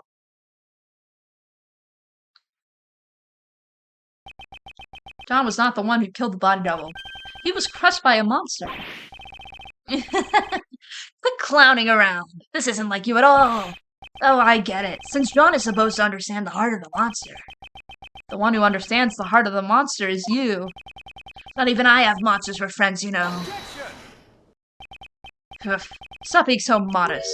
Did you have one very important friend? A monster you control at will? Simon Keys, you're the one who killed the body double. That's a live balloon. A monster made of cloth that expands when filled with hot air. It suits you quite well, wouldn't you agree? Sorry, but I have no idea what you're talking about. You've been fixated on your claim that you manipulated John and the body double. Probably because it's a possible fantasy of yours. After all, even an animal tamer cannot tame the dead. The body double had already been murdered while he was on the roof. And the murder weapon was the balloon you were in. I see. Although it floats in the air, the balloon still weighs several hundred pounds. When the double threatened you on the rooftop, you immediately came up with a plan to defend yourself. And that plan was to crush him with your balloon. Whether the body double wanted to get on, or that if he was carrying the gun, none of that matters. Because what you carried in your balloon was the body double's corpse. Hold on a second, Mr. Edgeworth. You're saying the double was killed on the rooftop 2 nights ago? Well, that simply doesn't match up with the time of death. What did you say? That's not like you at all, Mr. Edgeworth. Take a good look at the autopsy report. The time of death was around 11 p.m. last night. Last night? Oh, it's because he refrigerated the body! Remember, because of the refrigeration with John. Oh, it's another DGS 2.4 reference. DGS 2.5 moment. That's right, the very night the Muzilla head fell. Well, Johnny boy, come on. How about telling us the truth? You killed your father, right? I know the feeling. You hated him, didn't you? Your father who left you all alone forever. You're wrong. I had no idea that guy was my dad. Not this again. Didn't I personally tell you myself? Was my logic wrong? Mr. Edgeworth, allow me to thank you once more for chasing down Blaze and Patricia and bringing them both to ruin. My revenge was a success, all thanks for your logic. If only the time of death matches up, then my logic would fit. Perhaps he did something to throw off the time of death. And what's more, Dan Gustavia, was it? He even took down the culprit of the I-7 incident. Dan Gustavia and the IS-7 incident. That's it. Gustavia killed Dover and hid his body in a block of ice. Mr. Gustavia attempted to freeze the body in order to throw off the time of death. If the time of death had coincided with the Tea Party, Mr. Gustavia would have been suspected. That is correct. Body doubles, fish and chips were rotten. Help. No. It's a shame I didn't get to witness his destruction. How can you say that? Was Mr. Gustavia your father, Simon? I'm scared. I'm so scared. Mr. Rowland keeps asking me about that day. Daddy, help me. Why won't you come save me? Is it because I broke my promise with you and didn't eat your sweets? I couldn't care less. My father left me all alone. Even if we share the same blood, that man is not my father. I hate to say it, but like father, like son. You're the spitting image of him, Simon. Your father you hated so much. What are you talking about? It must have been fate. By sheer coincidence, you just happened to use the same exact method your father did. To throw the victim's time of death. And we rescued him. We rescued him from the refrigerated warehouse to the harbor, pal. The refrigerated warehouse? Yeah, the Sunshine Coliseum. Okay. Yeah, I left that Holly abandoned his son. Yeah! He literally just fucking left. He was horrible. And I kind of feel sympathy for Simon, because that's a horrible thing. You're saying that I threw off the time of death. How would I have done that? The answer lies in where you hid the body double's body. The place you used, it's the Sunshine warehouse, yeah? Simon's backstory is actually it's very, tasty good food. Throwing off the time of death by freezing the body, along with John's kidnapping. Seems like everything is coming together. Kidnapping? Why are we going back to that? I don't know a thing about it. Yum Yum Tasty. Yum Yum Tasty kidnapping. Don't forget, John was confined in a refrigerated warehouse. That's right. You kept the body double's corpse in that very same warehouse. I love that they tint the body double's corpse to be blue. They tinted him blue. He's a nice. It's so stupid. 18 years ago, your father hid a body in the same way. What? My father? When you abandoned me, did the same thing? Who would have guessed that both father and son would use the same method? Stop it! Don't let me in with that guy! My father! I'm nothing like him! There's not a single connection between us. You may think so, but even now, your bond with Mr. Gustavia still remains. Didn't you say once before? I don't like sweets. That may have come from the shock of losing your father, don't you think? Yeah, you guys have no idea what you're saying. Even if you deny your father, aren't your thoughts and actions the same? Yeah, particularly your belief on sacrificing people to protect yourself. And finally, your crimes were brought to light just as his were. Oh, time?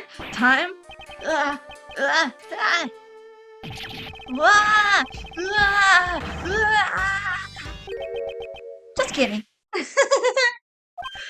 I don't know anything about the warehouse. I had nothing to do with the kidnapping after all. He duped you out. In order to threaten Judge Courtney, it's clear that you partook in the kidnapping. How scary. Those who get involved with you will be charged with all sorts of crimes. In the end, there's no evidence for the instigation and for the kidnapping. None at all. He's a silly guy. Or what? Are you gonna just forge some evidence? Just like Blaze and the rest? Nah, I'll do nothing of the sort. I can't let him provoke me. Oh, you! Yeah. You always say I'll pursue the truth, no matter what, right? Don't you mean only the truth that's most convenient to you? After all, that's how the police pull their wool over the eyes of those without power. And that is why my revenge was necessary. None of you can catch me. Not Patricia, not Blaze, and not even you. Mr. Edgeworth, at this rate, isn't there something we could do? Even though my logic points to this man, I just need evidence. Even a single piece of evidence would suffice. Well, it's been a fun show, but it looks like it's time for the curtains to close. If you'd like, why don't you come and see my next performance? I'll let you if you admit defeat.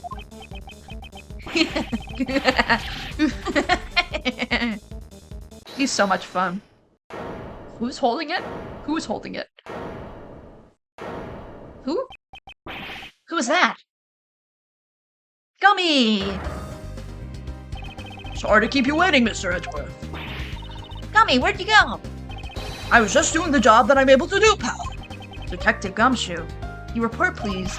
I did a quick investigation, sure, about the warehouse John was at. That refrigerated warehouse is currently being rented by the Very Big Circus, just as Mr. Edgeworth said. Gummy to the rescue. So it's finally here, our trump card. Well done, Detective Gumshoe. Now then, Mr. Keys. There must be some kind of mistake. Maybe it has something to do with the circus. I see. Indeed, we are not well informed with the affairs of the circus. In that case, why don't we get your boss's opinion on this? Regina. Nah. We are renting a refrigerator warehouse to store the animals' food, but I don't know much about the place. After all, I let Simon handle everything. Hers you! Simon! How scary. What a shame. It seems your desperate actions after the crime were in vain. If the body were found in the warehouse, suspicion would have fallen on you, the one in charge. That's why you specifically moved the body back to the Grand Tower, wasn't it? Nah. However, us finding John confined in the warehouse was a fatal mistake on your part. Our resident great thief and great detective are both rather exemplary. What's wrong? You can even tell through your face paint that you're looking pale. It's not over yet, Mr. Edgeworth. Your logic is missing the most important piece of evidence. Oh, please do tell. Isn't it obvious? Evidence that I killed the body double with the balloon. You can't present it, can you? After all, there's no such evidence that could possibly exist. The evidence, it exists. What'd you say? If Mr. Keyes murdered the victim, traces of the murder should still remain. It should be on the balloon, yeah. Because if it's carrying in the balloon, it should have something on the balloon. It should become clear once we examine the basket of this balloon. The balloon again. Did you already find the bullet hole? There's no way you'll find anything else here. It'll be fine. Right, Mr. Edgeworth? Mr. Edgeworth is a hero who only finds the truth no matter what he's up against. That's right, pal. Of course it's gonna be fine. Mr. Edgeworth has gotten out of more impossible situations than I can count. Miles, I believe in you too. But more importantly, I'm sure your old man watching over you believes in you as well. Gregson. Miles Edgeworth, calm down and think. You're just one step away from the perfect proof. The body double was killed by the balloon. Proof lies in traces it left in the basket. Simon Keyes, it's time for you to atone for your crimes. I'll see it with my own eyes. The moment has the past case settled once and for all. Please, Prosecutor Edgeworth, deliver the final blow to this unforgivable person. This is the final piece of evidence that proves your crime. What traces were left in the balloon? Oh, dear lord. Do we need to examine the balloon? Check the balloon?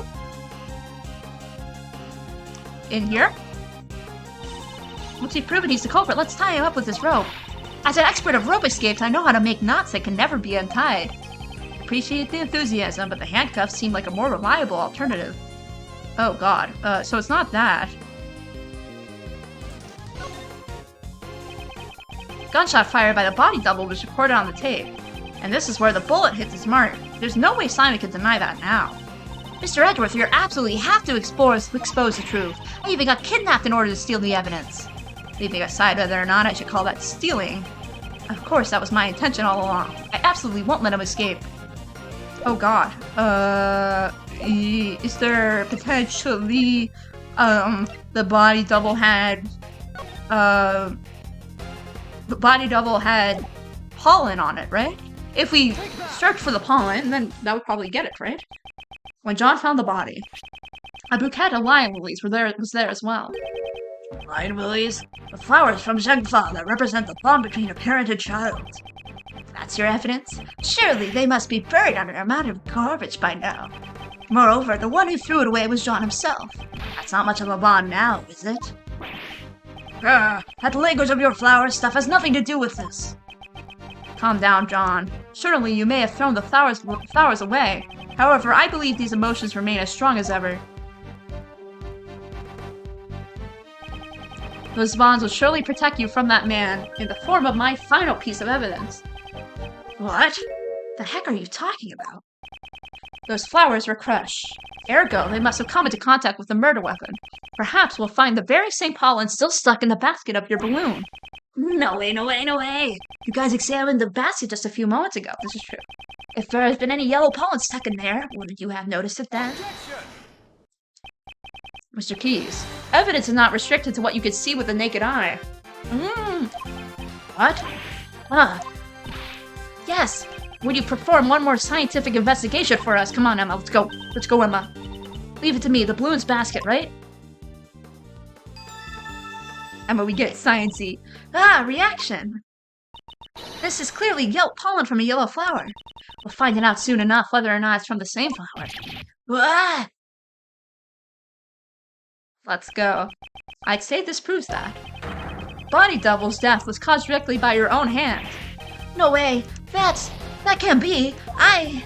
You crushed the Body Double to death in the roof of the tower. Then you retrieved the body and hid it in the warehouse. Why? Did he have to go in trouble retrieving the body? It is time. 2 nights ago, he knew the separate incident would have occurred at the tower. Miss Cranes. Precisely. Leaving the body there would have disrupted its plans. I see. But even so, he couldn't leave the body in a circus warehouse either.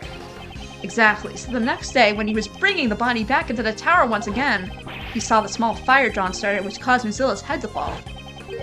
Was that when the idea came to you? Your plan to pin the crime on John. God. You made it look like the murder weapon was a fallen head. Such foul, cowardly behavior. For that reason, you carried the double's body in a balloon and lowered him into the film lot. At the time, the figure of the body double being lowered down by the rope. Oh, he was... What? Wait, he was lowered by a rope?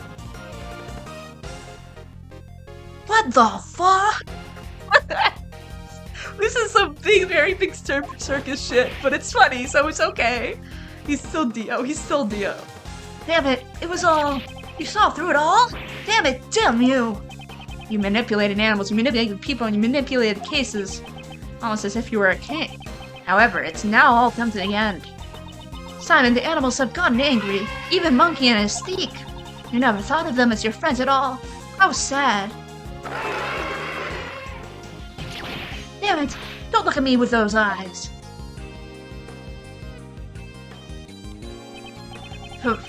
It's about time you got back to being the Edward's just make of chess reference, bro. This is serious. I know, right? It's about time you went back to being a mere clown. Fitting way to end your pitiful Jester's act. Stay away! Get away from me! Stop it! Please stop it! Daddy, help me! I'm scared! I'm so scared! I don't know anything! I didn't do anything bad! Were they? Horace, why? Why did you stop me? If he hadn't done that, I couldn't even trust the police. No one would help me.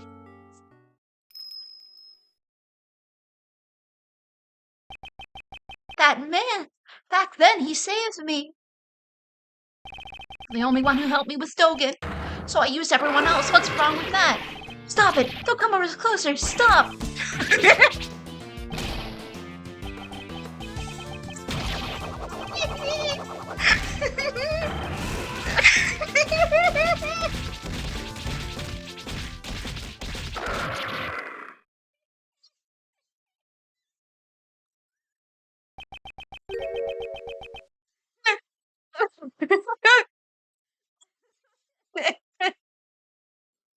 I fucking love that. I love that breakdown so much. It is the funniest shit. It's beautiful. Seems the game is finally over. Hi, Shelly. Shelly the killer. Mr. Edgeworth, I must thank you. You have exposed the true identity of the Mastermind. Now, I am free to...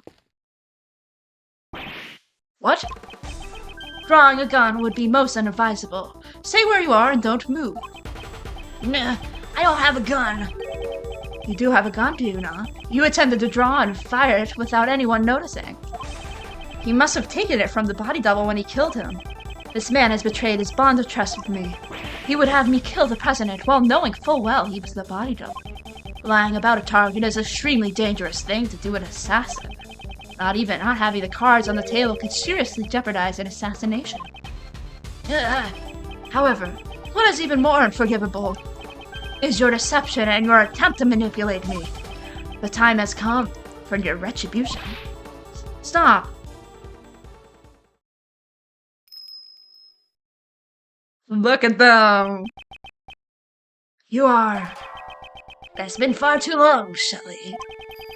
Please step aside. This man is my prey. I must ask you to spare his life. Please permit this young acolyte to receive his proper punishment in prison. And if I refuse? He is the first life I have saved. I will not allow it to be taken away so easily. You saved a life. The assassin, Sir Dogen. Ironic, is it not?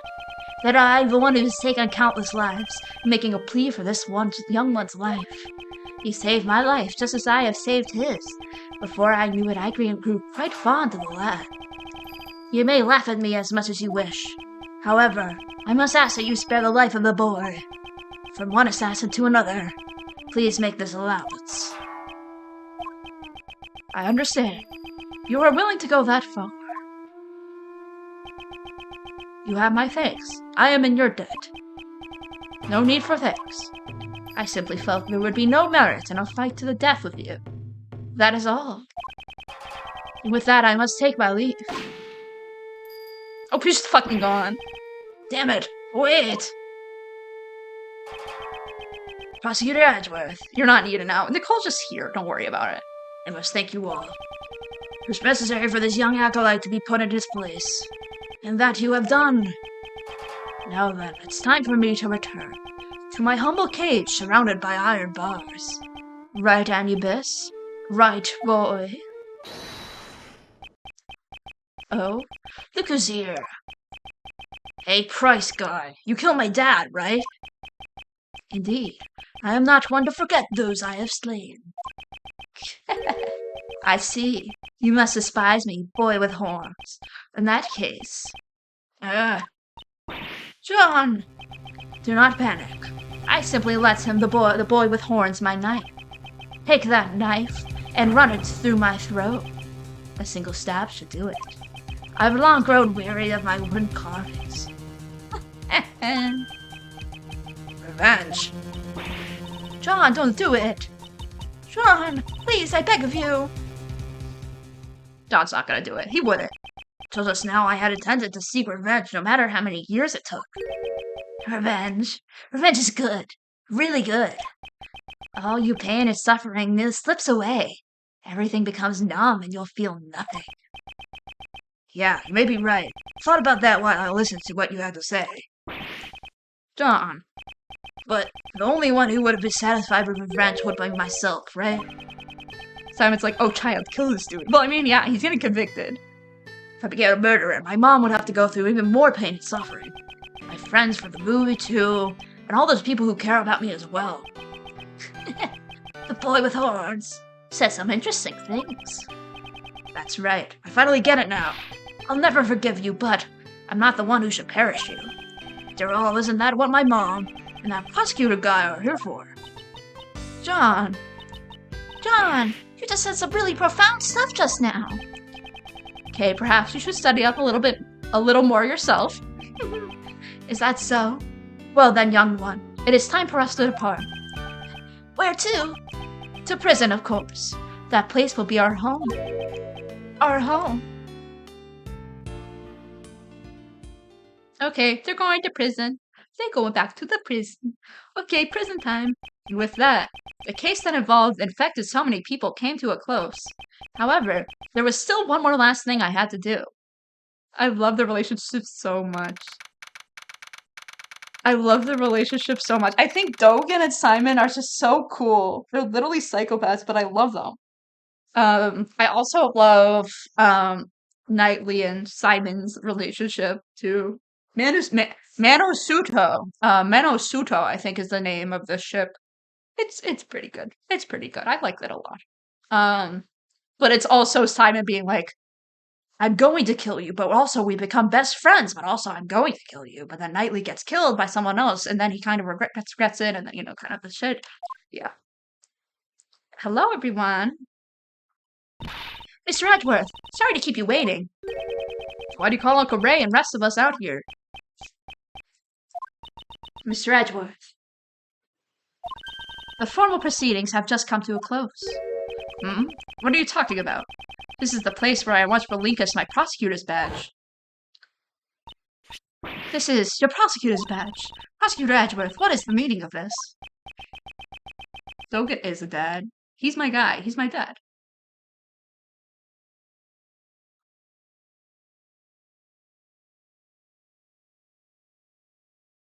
Consider that my resignation. Token is Papa. Oh god. I am no longer a prosecutor. In order to save me when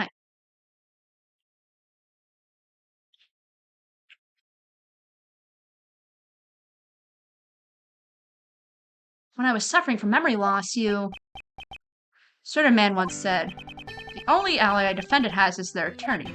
By trusting in their client, an attorney draws closer to the truth. The sight of that man still shines brilliantly in my... Oh my god, they're so gay. Oh my god, they're so gay. I didn't realize this game made homosexuals. Just as the image of my father fighting a court does. My god, Edgeworth, I know you're married. It's fine. Gregory.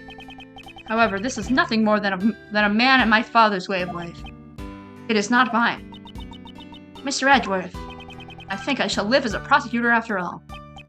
We get it, you love him. Yeah, we get it, we're aware.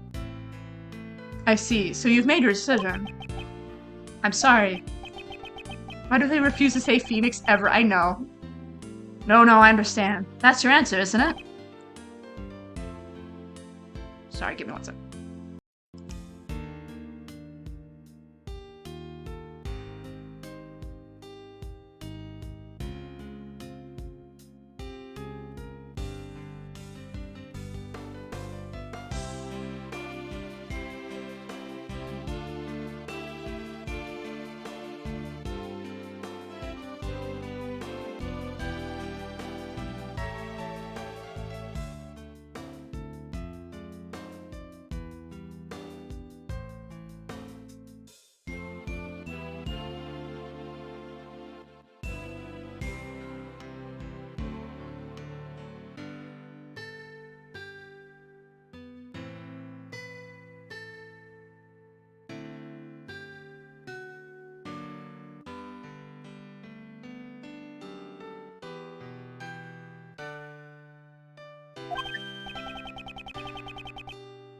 Okay, then that's the end of that conversation. Don't regret it. Even if you beg me later, I won't let you work for me ever again. I understand. But you know, Miles. Mind if I ask why you chose to live as a prosecutor? Mr. Shields, I asked you this before. To fight crime as a prosecutor or to save people as a defense attorney, I want you to think carefully about how you want to live your life from now on. I've thought long and hard about that question ever since. How should I live my life? And after this case concluded, I finally found my answer. I want to save people as a prosecutor. As a prosecutor? Simon Keyes. He too was a victim. He lost a parent in a past murder and with it the ability to believe in anyone else. I too know that feeling. DL6. The feeling of losing something important to you and being unable to believe in anything. I doubted everything during my lonely battles in those days. All that I could hope to do is get every defendant declared guilty. The one who saved me was... Just show him! Just show him, goddammit! Just show him! Sorry. Mr. Keyes must have been all alone. In case that also happened on Christmas. Yeah, little quinky dink. Unable to find salvation from the law, he had no choice but to turn his hand to revenge. And I suppose you never thought about seeking help to the police. No way. As long as Blaze is around, any evidence would be destroyed by him. Actually, didn't something like that almost happen today during Patricia's trial? I want to save those like Simon Keyes. So how would you save him? I'm sure this tragedy could have been avoided if only he could have relied on the courts. But instead, he was cornered by Blazebeth, who used the power of law for evil. The power of law can change depending on who wields it. It can be one's a seal to protect and a blade to harm. That too is a contradiction of the law. Contradiction, huh? That's true. It sure is a contradiction in the law. The way the law is right now, it isn't completely right. It's almost like we're about to go into the dark age of the law. Like Ace Attorney 5. Oh my god, dark age of the law time. The only way to right those contradictions is by joining in the court system. The one who could have saved Simon Keyes was not an attorney. Oh my goodness. But rather a watchman of the law. Prosecutor. This is truly the dark age of the law. I shall face the contradictions in the law as a prosecutor. I see, that's just like you. But you know, it'll be tough. It won't just be a walk in the park. You'll be going up against the law itself. You do realize that, right? I do. However, someone must. Yep. Uncle Ray believes in you, too. The law evolves and grows, just like all of us do. I'm sure you can pull it off. After all, you're Gregory's son. Hi, Gregory. Your old man would never give up, no matter what. His eyes always saw only what laid straight ahead. Even though he was not straight and he was very much in a relationship with Detective Bad, but you know what? It's fine. We don't have to talk about it. Miles. Yes, your favorite Ace Attorney game. It's a good one. It's a lovely one. I really love AAI2. AAI2 is one of the fan favorites. When you choose to live as a prosecutor, your eyes just look just like your father's. It looks like you've grown up a bit. I really wish your old man could see it now. Thank you very much, Mr. Shields. So do you think it's better or worse than Apollo Justice? So then, Prosecutor Edgeworth, allow me to formally return this to you. Please do. I just seen Courtney as a member of the PIC. Hereby return to Miles Edgeworth. Why did this not get an official translation? I know, exactly. It's so sad. Like, thank God for the fans that translated it themselves. But also, this is so sad that they didn't actually fully translate it. The rights and privileges of the prosecutor in the name of the goddess of law. We've got it. And with that, Prosecutor Edgeworth is revived. That's great, sir. So then, Prosecutor Edgeworth, it's time for Uncle Ray to make his exit. Thank God, can you please leave? I have to report your old man about the traitor in the Edgeworth family. Thank you for everything, truly. The next time we meet just might be in courtroom. I hope you'll be ready. I also think you personally prefer this AA4, same brain. There's a lot of people who, have arguments about whether AA4 or AI2 is better. Because there's a lot of people who love AA4, which is true. I also do love AA4, but not as much. Uncle Ray might not look forward to it, but he's an ace attorney after all. I'll look forward to seeing the attorney my father has trained in action. Bye, Ray. Take care. Thank God. Please leave. Prosecutor Edgeworth. Welcome back. Judge Courtney, I must give you my thanks as well. Appreciate this even more if I didn't know about Phoenix Wright Ace Attorney and didn't fall asleep or miss streams, because I'm pretty sure every case you were just like, yeah, no, so fair. You should play, like, this is free. You could play this on your own time. Like, just getting through it all, it's really fun to play. It's long, mind you, it's really long, but it's really easy to get and it's free. But that's up to you. To me. You still have to fix the corruption within the PIC from the inside. Probably gonna stream this too. This, good choice. One day. It's really, you could actually really easily find how to download it for free. It's really, really easy to get. Significantly easier than Lena vs. Right, by a long shot. Because this is the only translation, and literally you have to play it this way. That must truly have been a lonely battle. No, it was not, for I was never alone. Because the goddess of law is always by your side, right? I love you, Justine. Probably after Phoenix Wright games, and after AAI, I could probably find that. Yeah. You made me realize that one could fight it such a way. The prosecutor's office, no, the entire legal world is caught up in this contradiction. If that cannot be set right, there is a truth that will never see the light of day. It was only through your help that I was able to find this new path. One that fights against the contradictions of the law.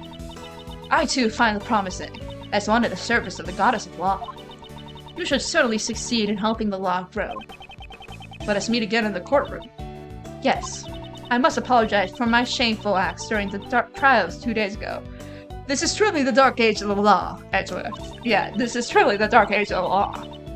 Next time I shall fulfill my duties as a judge perfectly. Your Honor, I do not intend to speak regarding your ideas. Prosecutor Edgeworth. However, the greatest judge I know is one overflowing with humanity. Even during the trial, that judge experiences happiness, anger, sadness, and joy. A member of the PIC is the evil, truly the dark age of the law. Not even a member, the leader. Very dark of the age of the law of you. Yeah, very dark age of the law. But nevertheless, always hands down the correct verdict in the end. It's difficult to say, but sometimes I feel that perfection is not always correct. we could hear Manfred rolling over in his grave. Here's perfection is not already correct. You could just hear Manfred just like rising from the ashes. Like we know he's dead at this point. He's rising from the ashes. This game is so Dark Age of the Law Court. So as a judge, too, has the right to behave in such a manner. Thank you very much. Man, from my beloved Prosecutor Edgeworth. When I pursued a thought against Blaze the best. The goddess of law was not the only one by my side. Ah, it's Sean! When I have this cut out with me, I feel a strange sense of courage well up from within. She's really the best Ace Attorney mom. No matter how painful things can become, no matter how strong the foe. When I remember that I am not alone, I am able to keep moving forward. Wrongs must be put right, for John's sake as well. Really the best Ace Attorney mom. John, too, lost his father in a past crime. That is more important to me than the words of the goddess of law. Getting somebody Ace Attorney brainwashed right now? Oh god. Haha. Though I am sure the goddess would be angered by those words. Your bond with your son is the secret to your strength, I imagine. I don't have to be perfect. I just want to grow little by little. Both as a judge and as a mother. Need to see doctor to get this diagnosed so I can get medication for my brain rot. I know, this gave me brain rot for such a long time, and then the Greatest Attorney existed, and then I kind of fell into that hole. Both as a judge and as a mother. That is how I feel.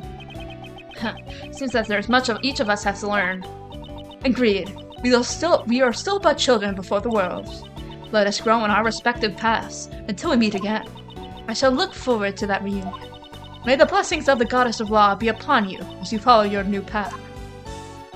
Bye, Justine. I love you.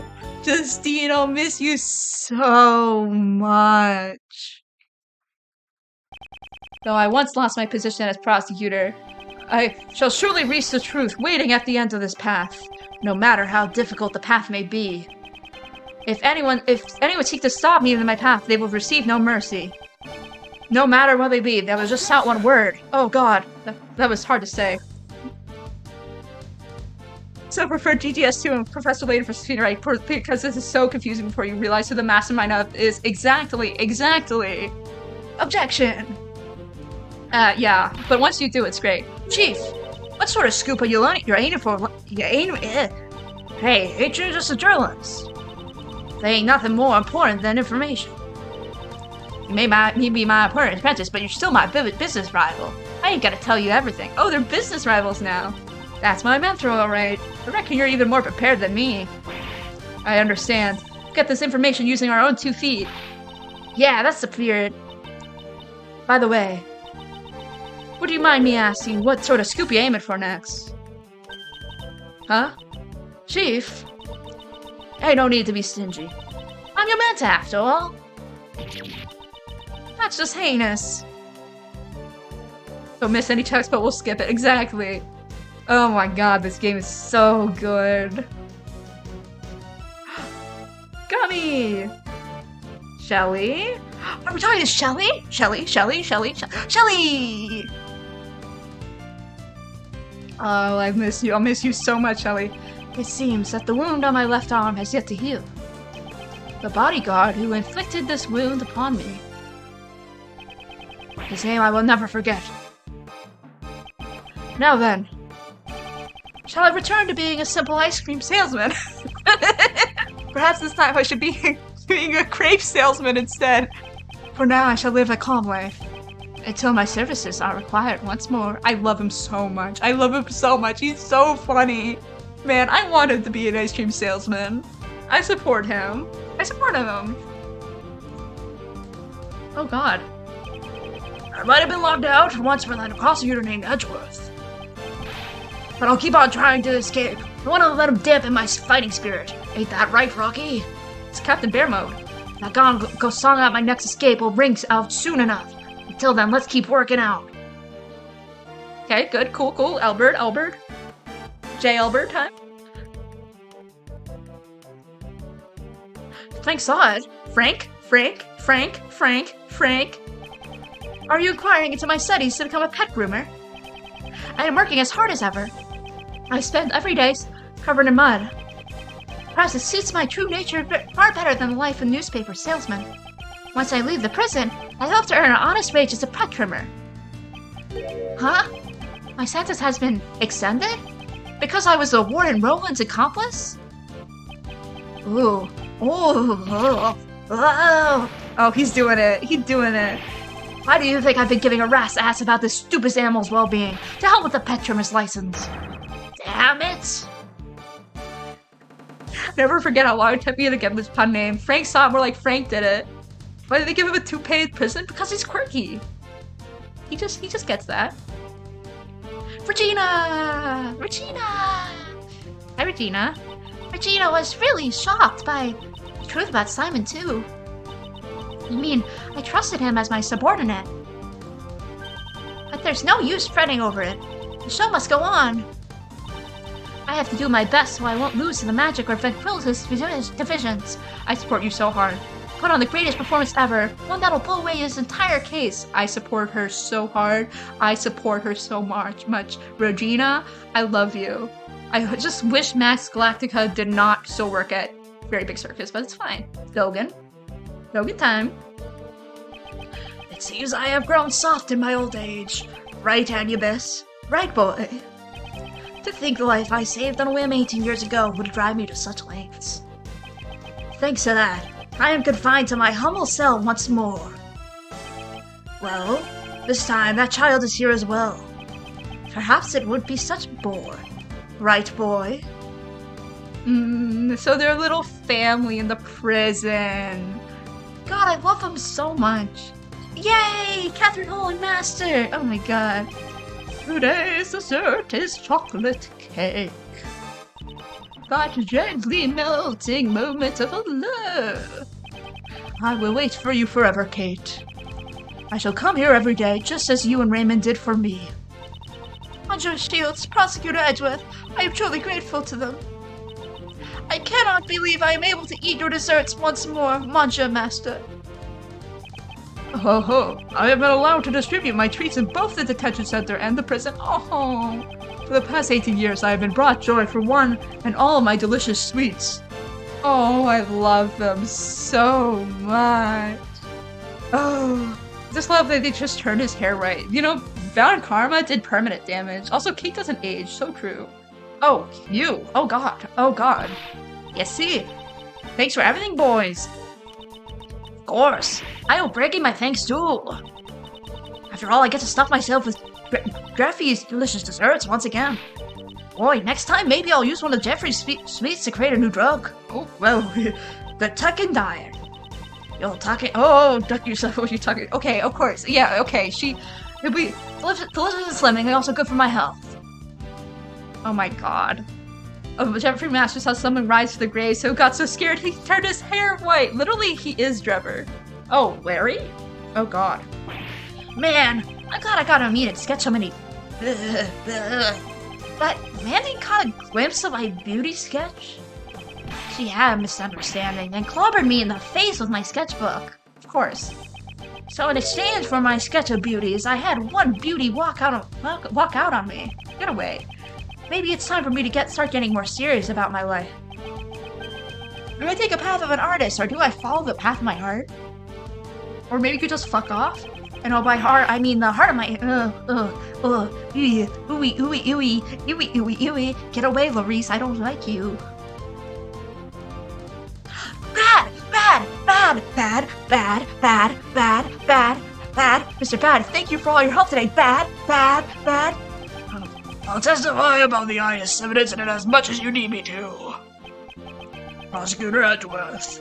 She's pretty active, too.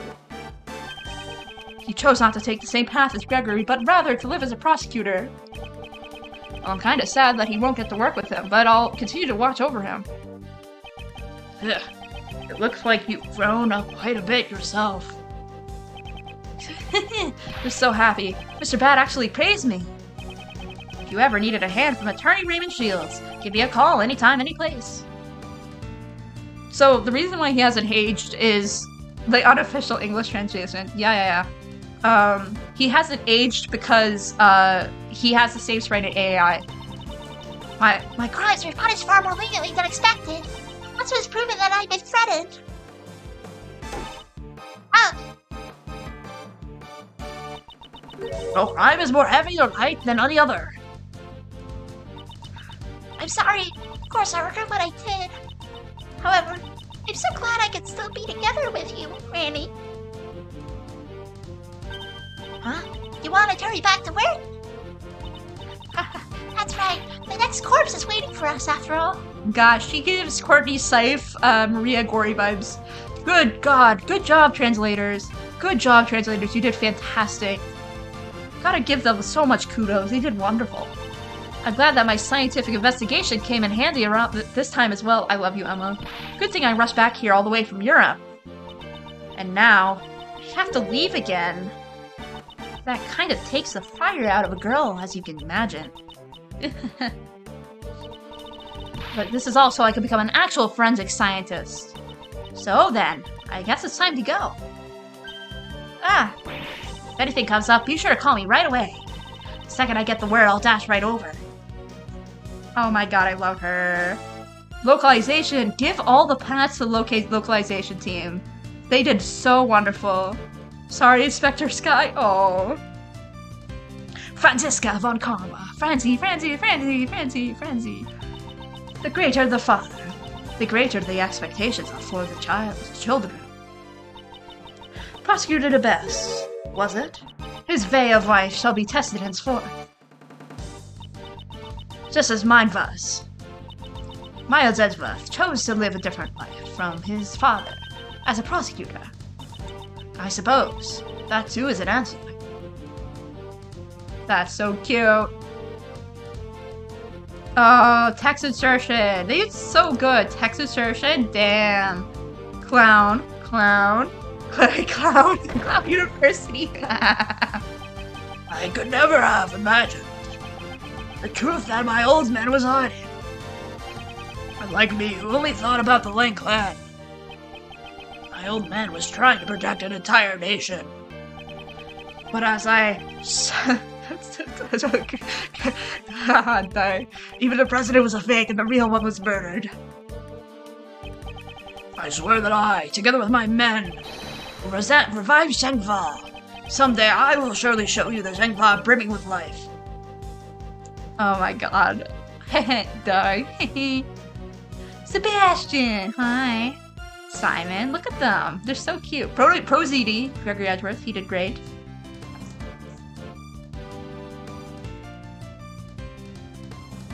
Sebi? Sebi! I've asked everyone to stop calling me the best. I don't like it. It makes me feel like I'm just borrowing Pop's powers. I shall study even harder than before and triumph over Pops. I'll become strong enough so I don't be able to lose to Mr. Edgeworth. Now then, let's start by thinking of my new nickname. Oh my god, the bestie. Oh, I'm so proud of him. Oh my god. A lot has happened, but thankfully the film was a roaring success. The gossip articles about the murder made our movie the talk of the country. A monstrous man appears from the mighty Mozilla. This is the true face of the monster who murdered the president of Zhengfa. Huh? Isn't that you in the photo, Mr. Powers? Oh no. Huh? How could something like this happen? Oh no, he has another murder charge. No, it's fine, isn't it? It's thanks to those articles that our film was a big hit. Oh no, Powers. Much obliged. Rest in peace, Will Powers. Rest in Powers. Just get that man to defend you. You know who. Yeah. Justine and little baby. John, I greatly enjoy watching your movie. It's no big deal. It's not like I had a major role or anything.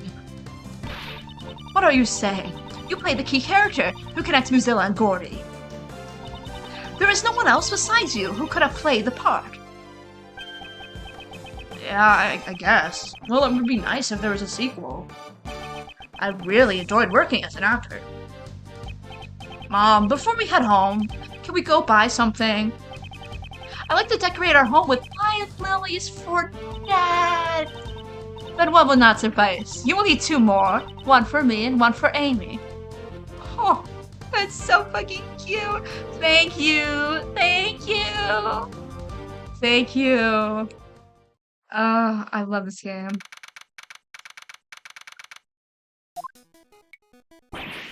Wow, we were really busy about all those cases, weren't we, sir? Indeed we were. Why did all these incidents happen in such quick succession? I feel like things are always busy whenever I'm around. Wait, Kay, wouldn't that mean you're the magnet for crimes? Hey, Gummy, that was rude. I do get the impression that he's not entirely wrong. So then, Kay, do you intend to resume your training to become the Great Thief? I don't know. Well, there's something on your mind, pal. You don't understand? Hello, Amber. You just got here at the end. Of course you got here at the end. It's like, it's kind of how it happens. How should I put it? Why do you always come here at the end? Yeah. Hi, Amber. I love you. Until now, I've always been chasing after my father, so that I could become a great thief just like him. You can't end. I have to end. This game's about to end. Like the previous Yatagarasu, I suppose. But watching you, Mr. Edgeworth, made me think, maybe instead of chasing after my father, I should follow my own path. I mean, you didn't become a defense attorney either. Chasing after a parent's shadow isn't the only path in life for a child, after all. Guess we're hitting on monsters again. Get your ass to prom. Amber, I think you're just a magnet for streams ending. I'm sorry to say. I don't think I can do Monster Prom. My voice hurts so much right now. But I would. I'm going to aim it to be a hero in my own way. That sounds good. But of course, that doesn't mean I'm gonna throw away the name, the Great Thief Yatagarasu. No matter what sort of hero you become, Kay will always still be Kay. Don't cry at a corner. It's fine, Amber. I believe in you. Thanks, Gummy. And Gummy will always be Gummy. Of course, pal. I plan to keep pushing forward on my path as a detective, after all. Mr. Edgeworth, I look forward to continuing work with you, sir. He says this, but he doesn't appear in any games after this point. Yeah. Yes, I'll be counting on you, Detective Gumshoe. Do Psyduck and Meowth. Detective, you saved me so many times during these path cases. You have my gratitude. I suggest you look forward to your next salary assessment. Oh my god, is he actually getting a better salary assessment? I'm so proud of him. He's done good. Gummy's done good. He's done good. What?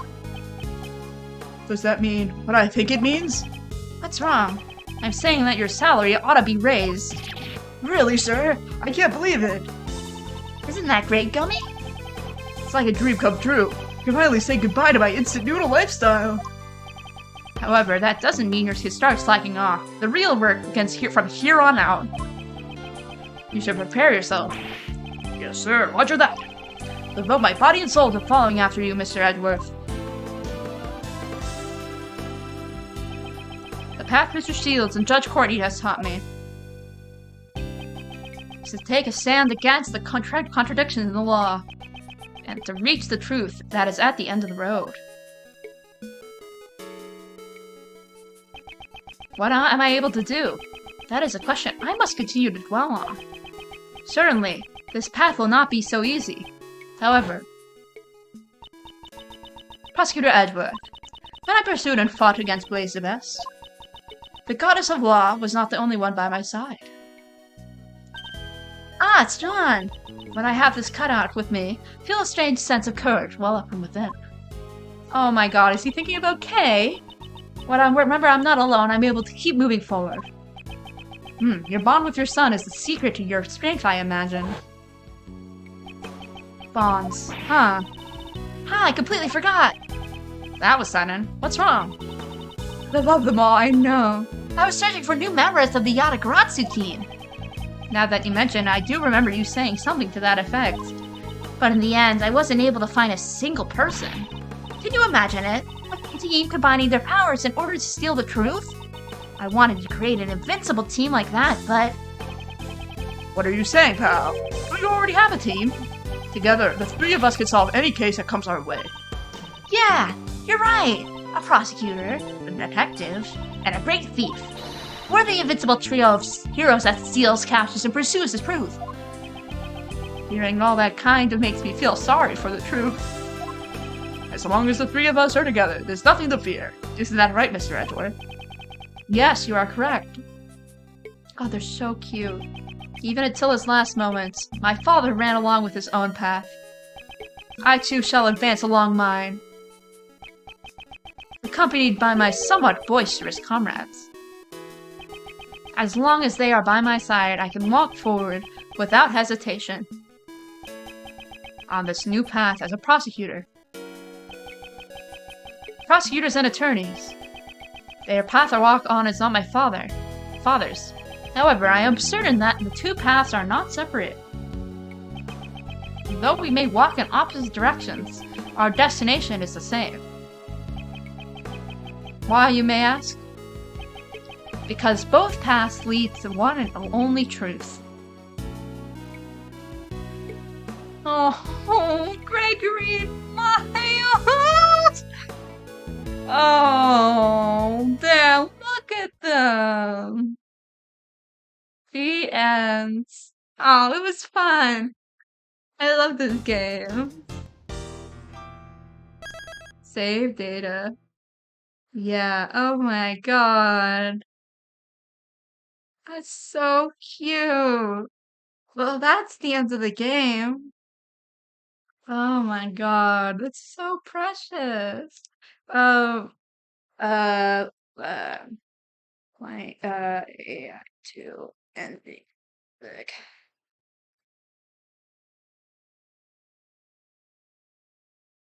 Um, wait, let me give you 1 second. This is so fucking cute. I love this game. It's so cute. I just put the music on.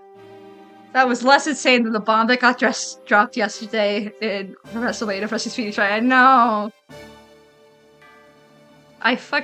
Oh, this game makes me feel things. It makes me feel things so much.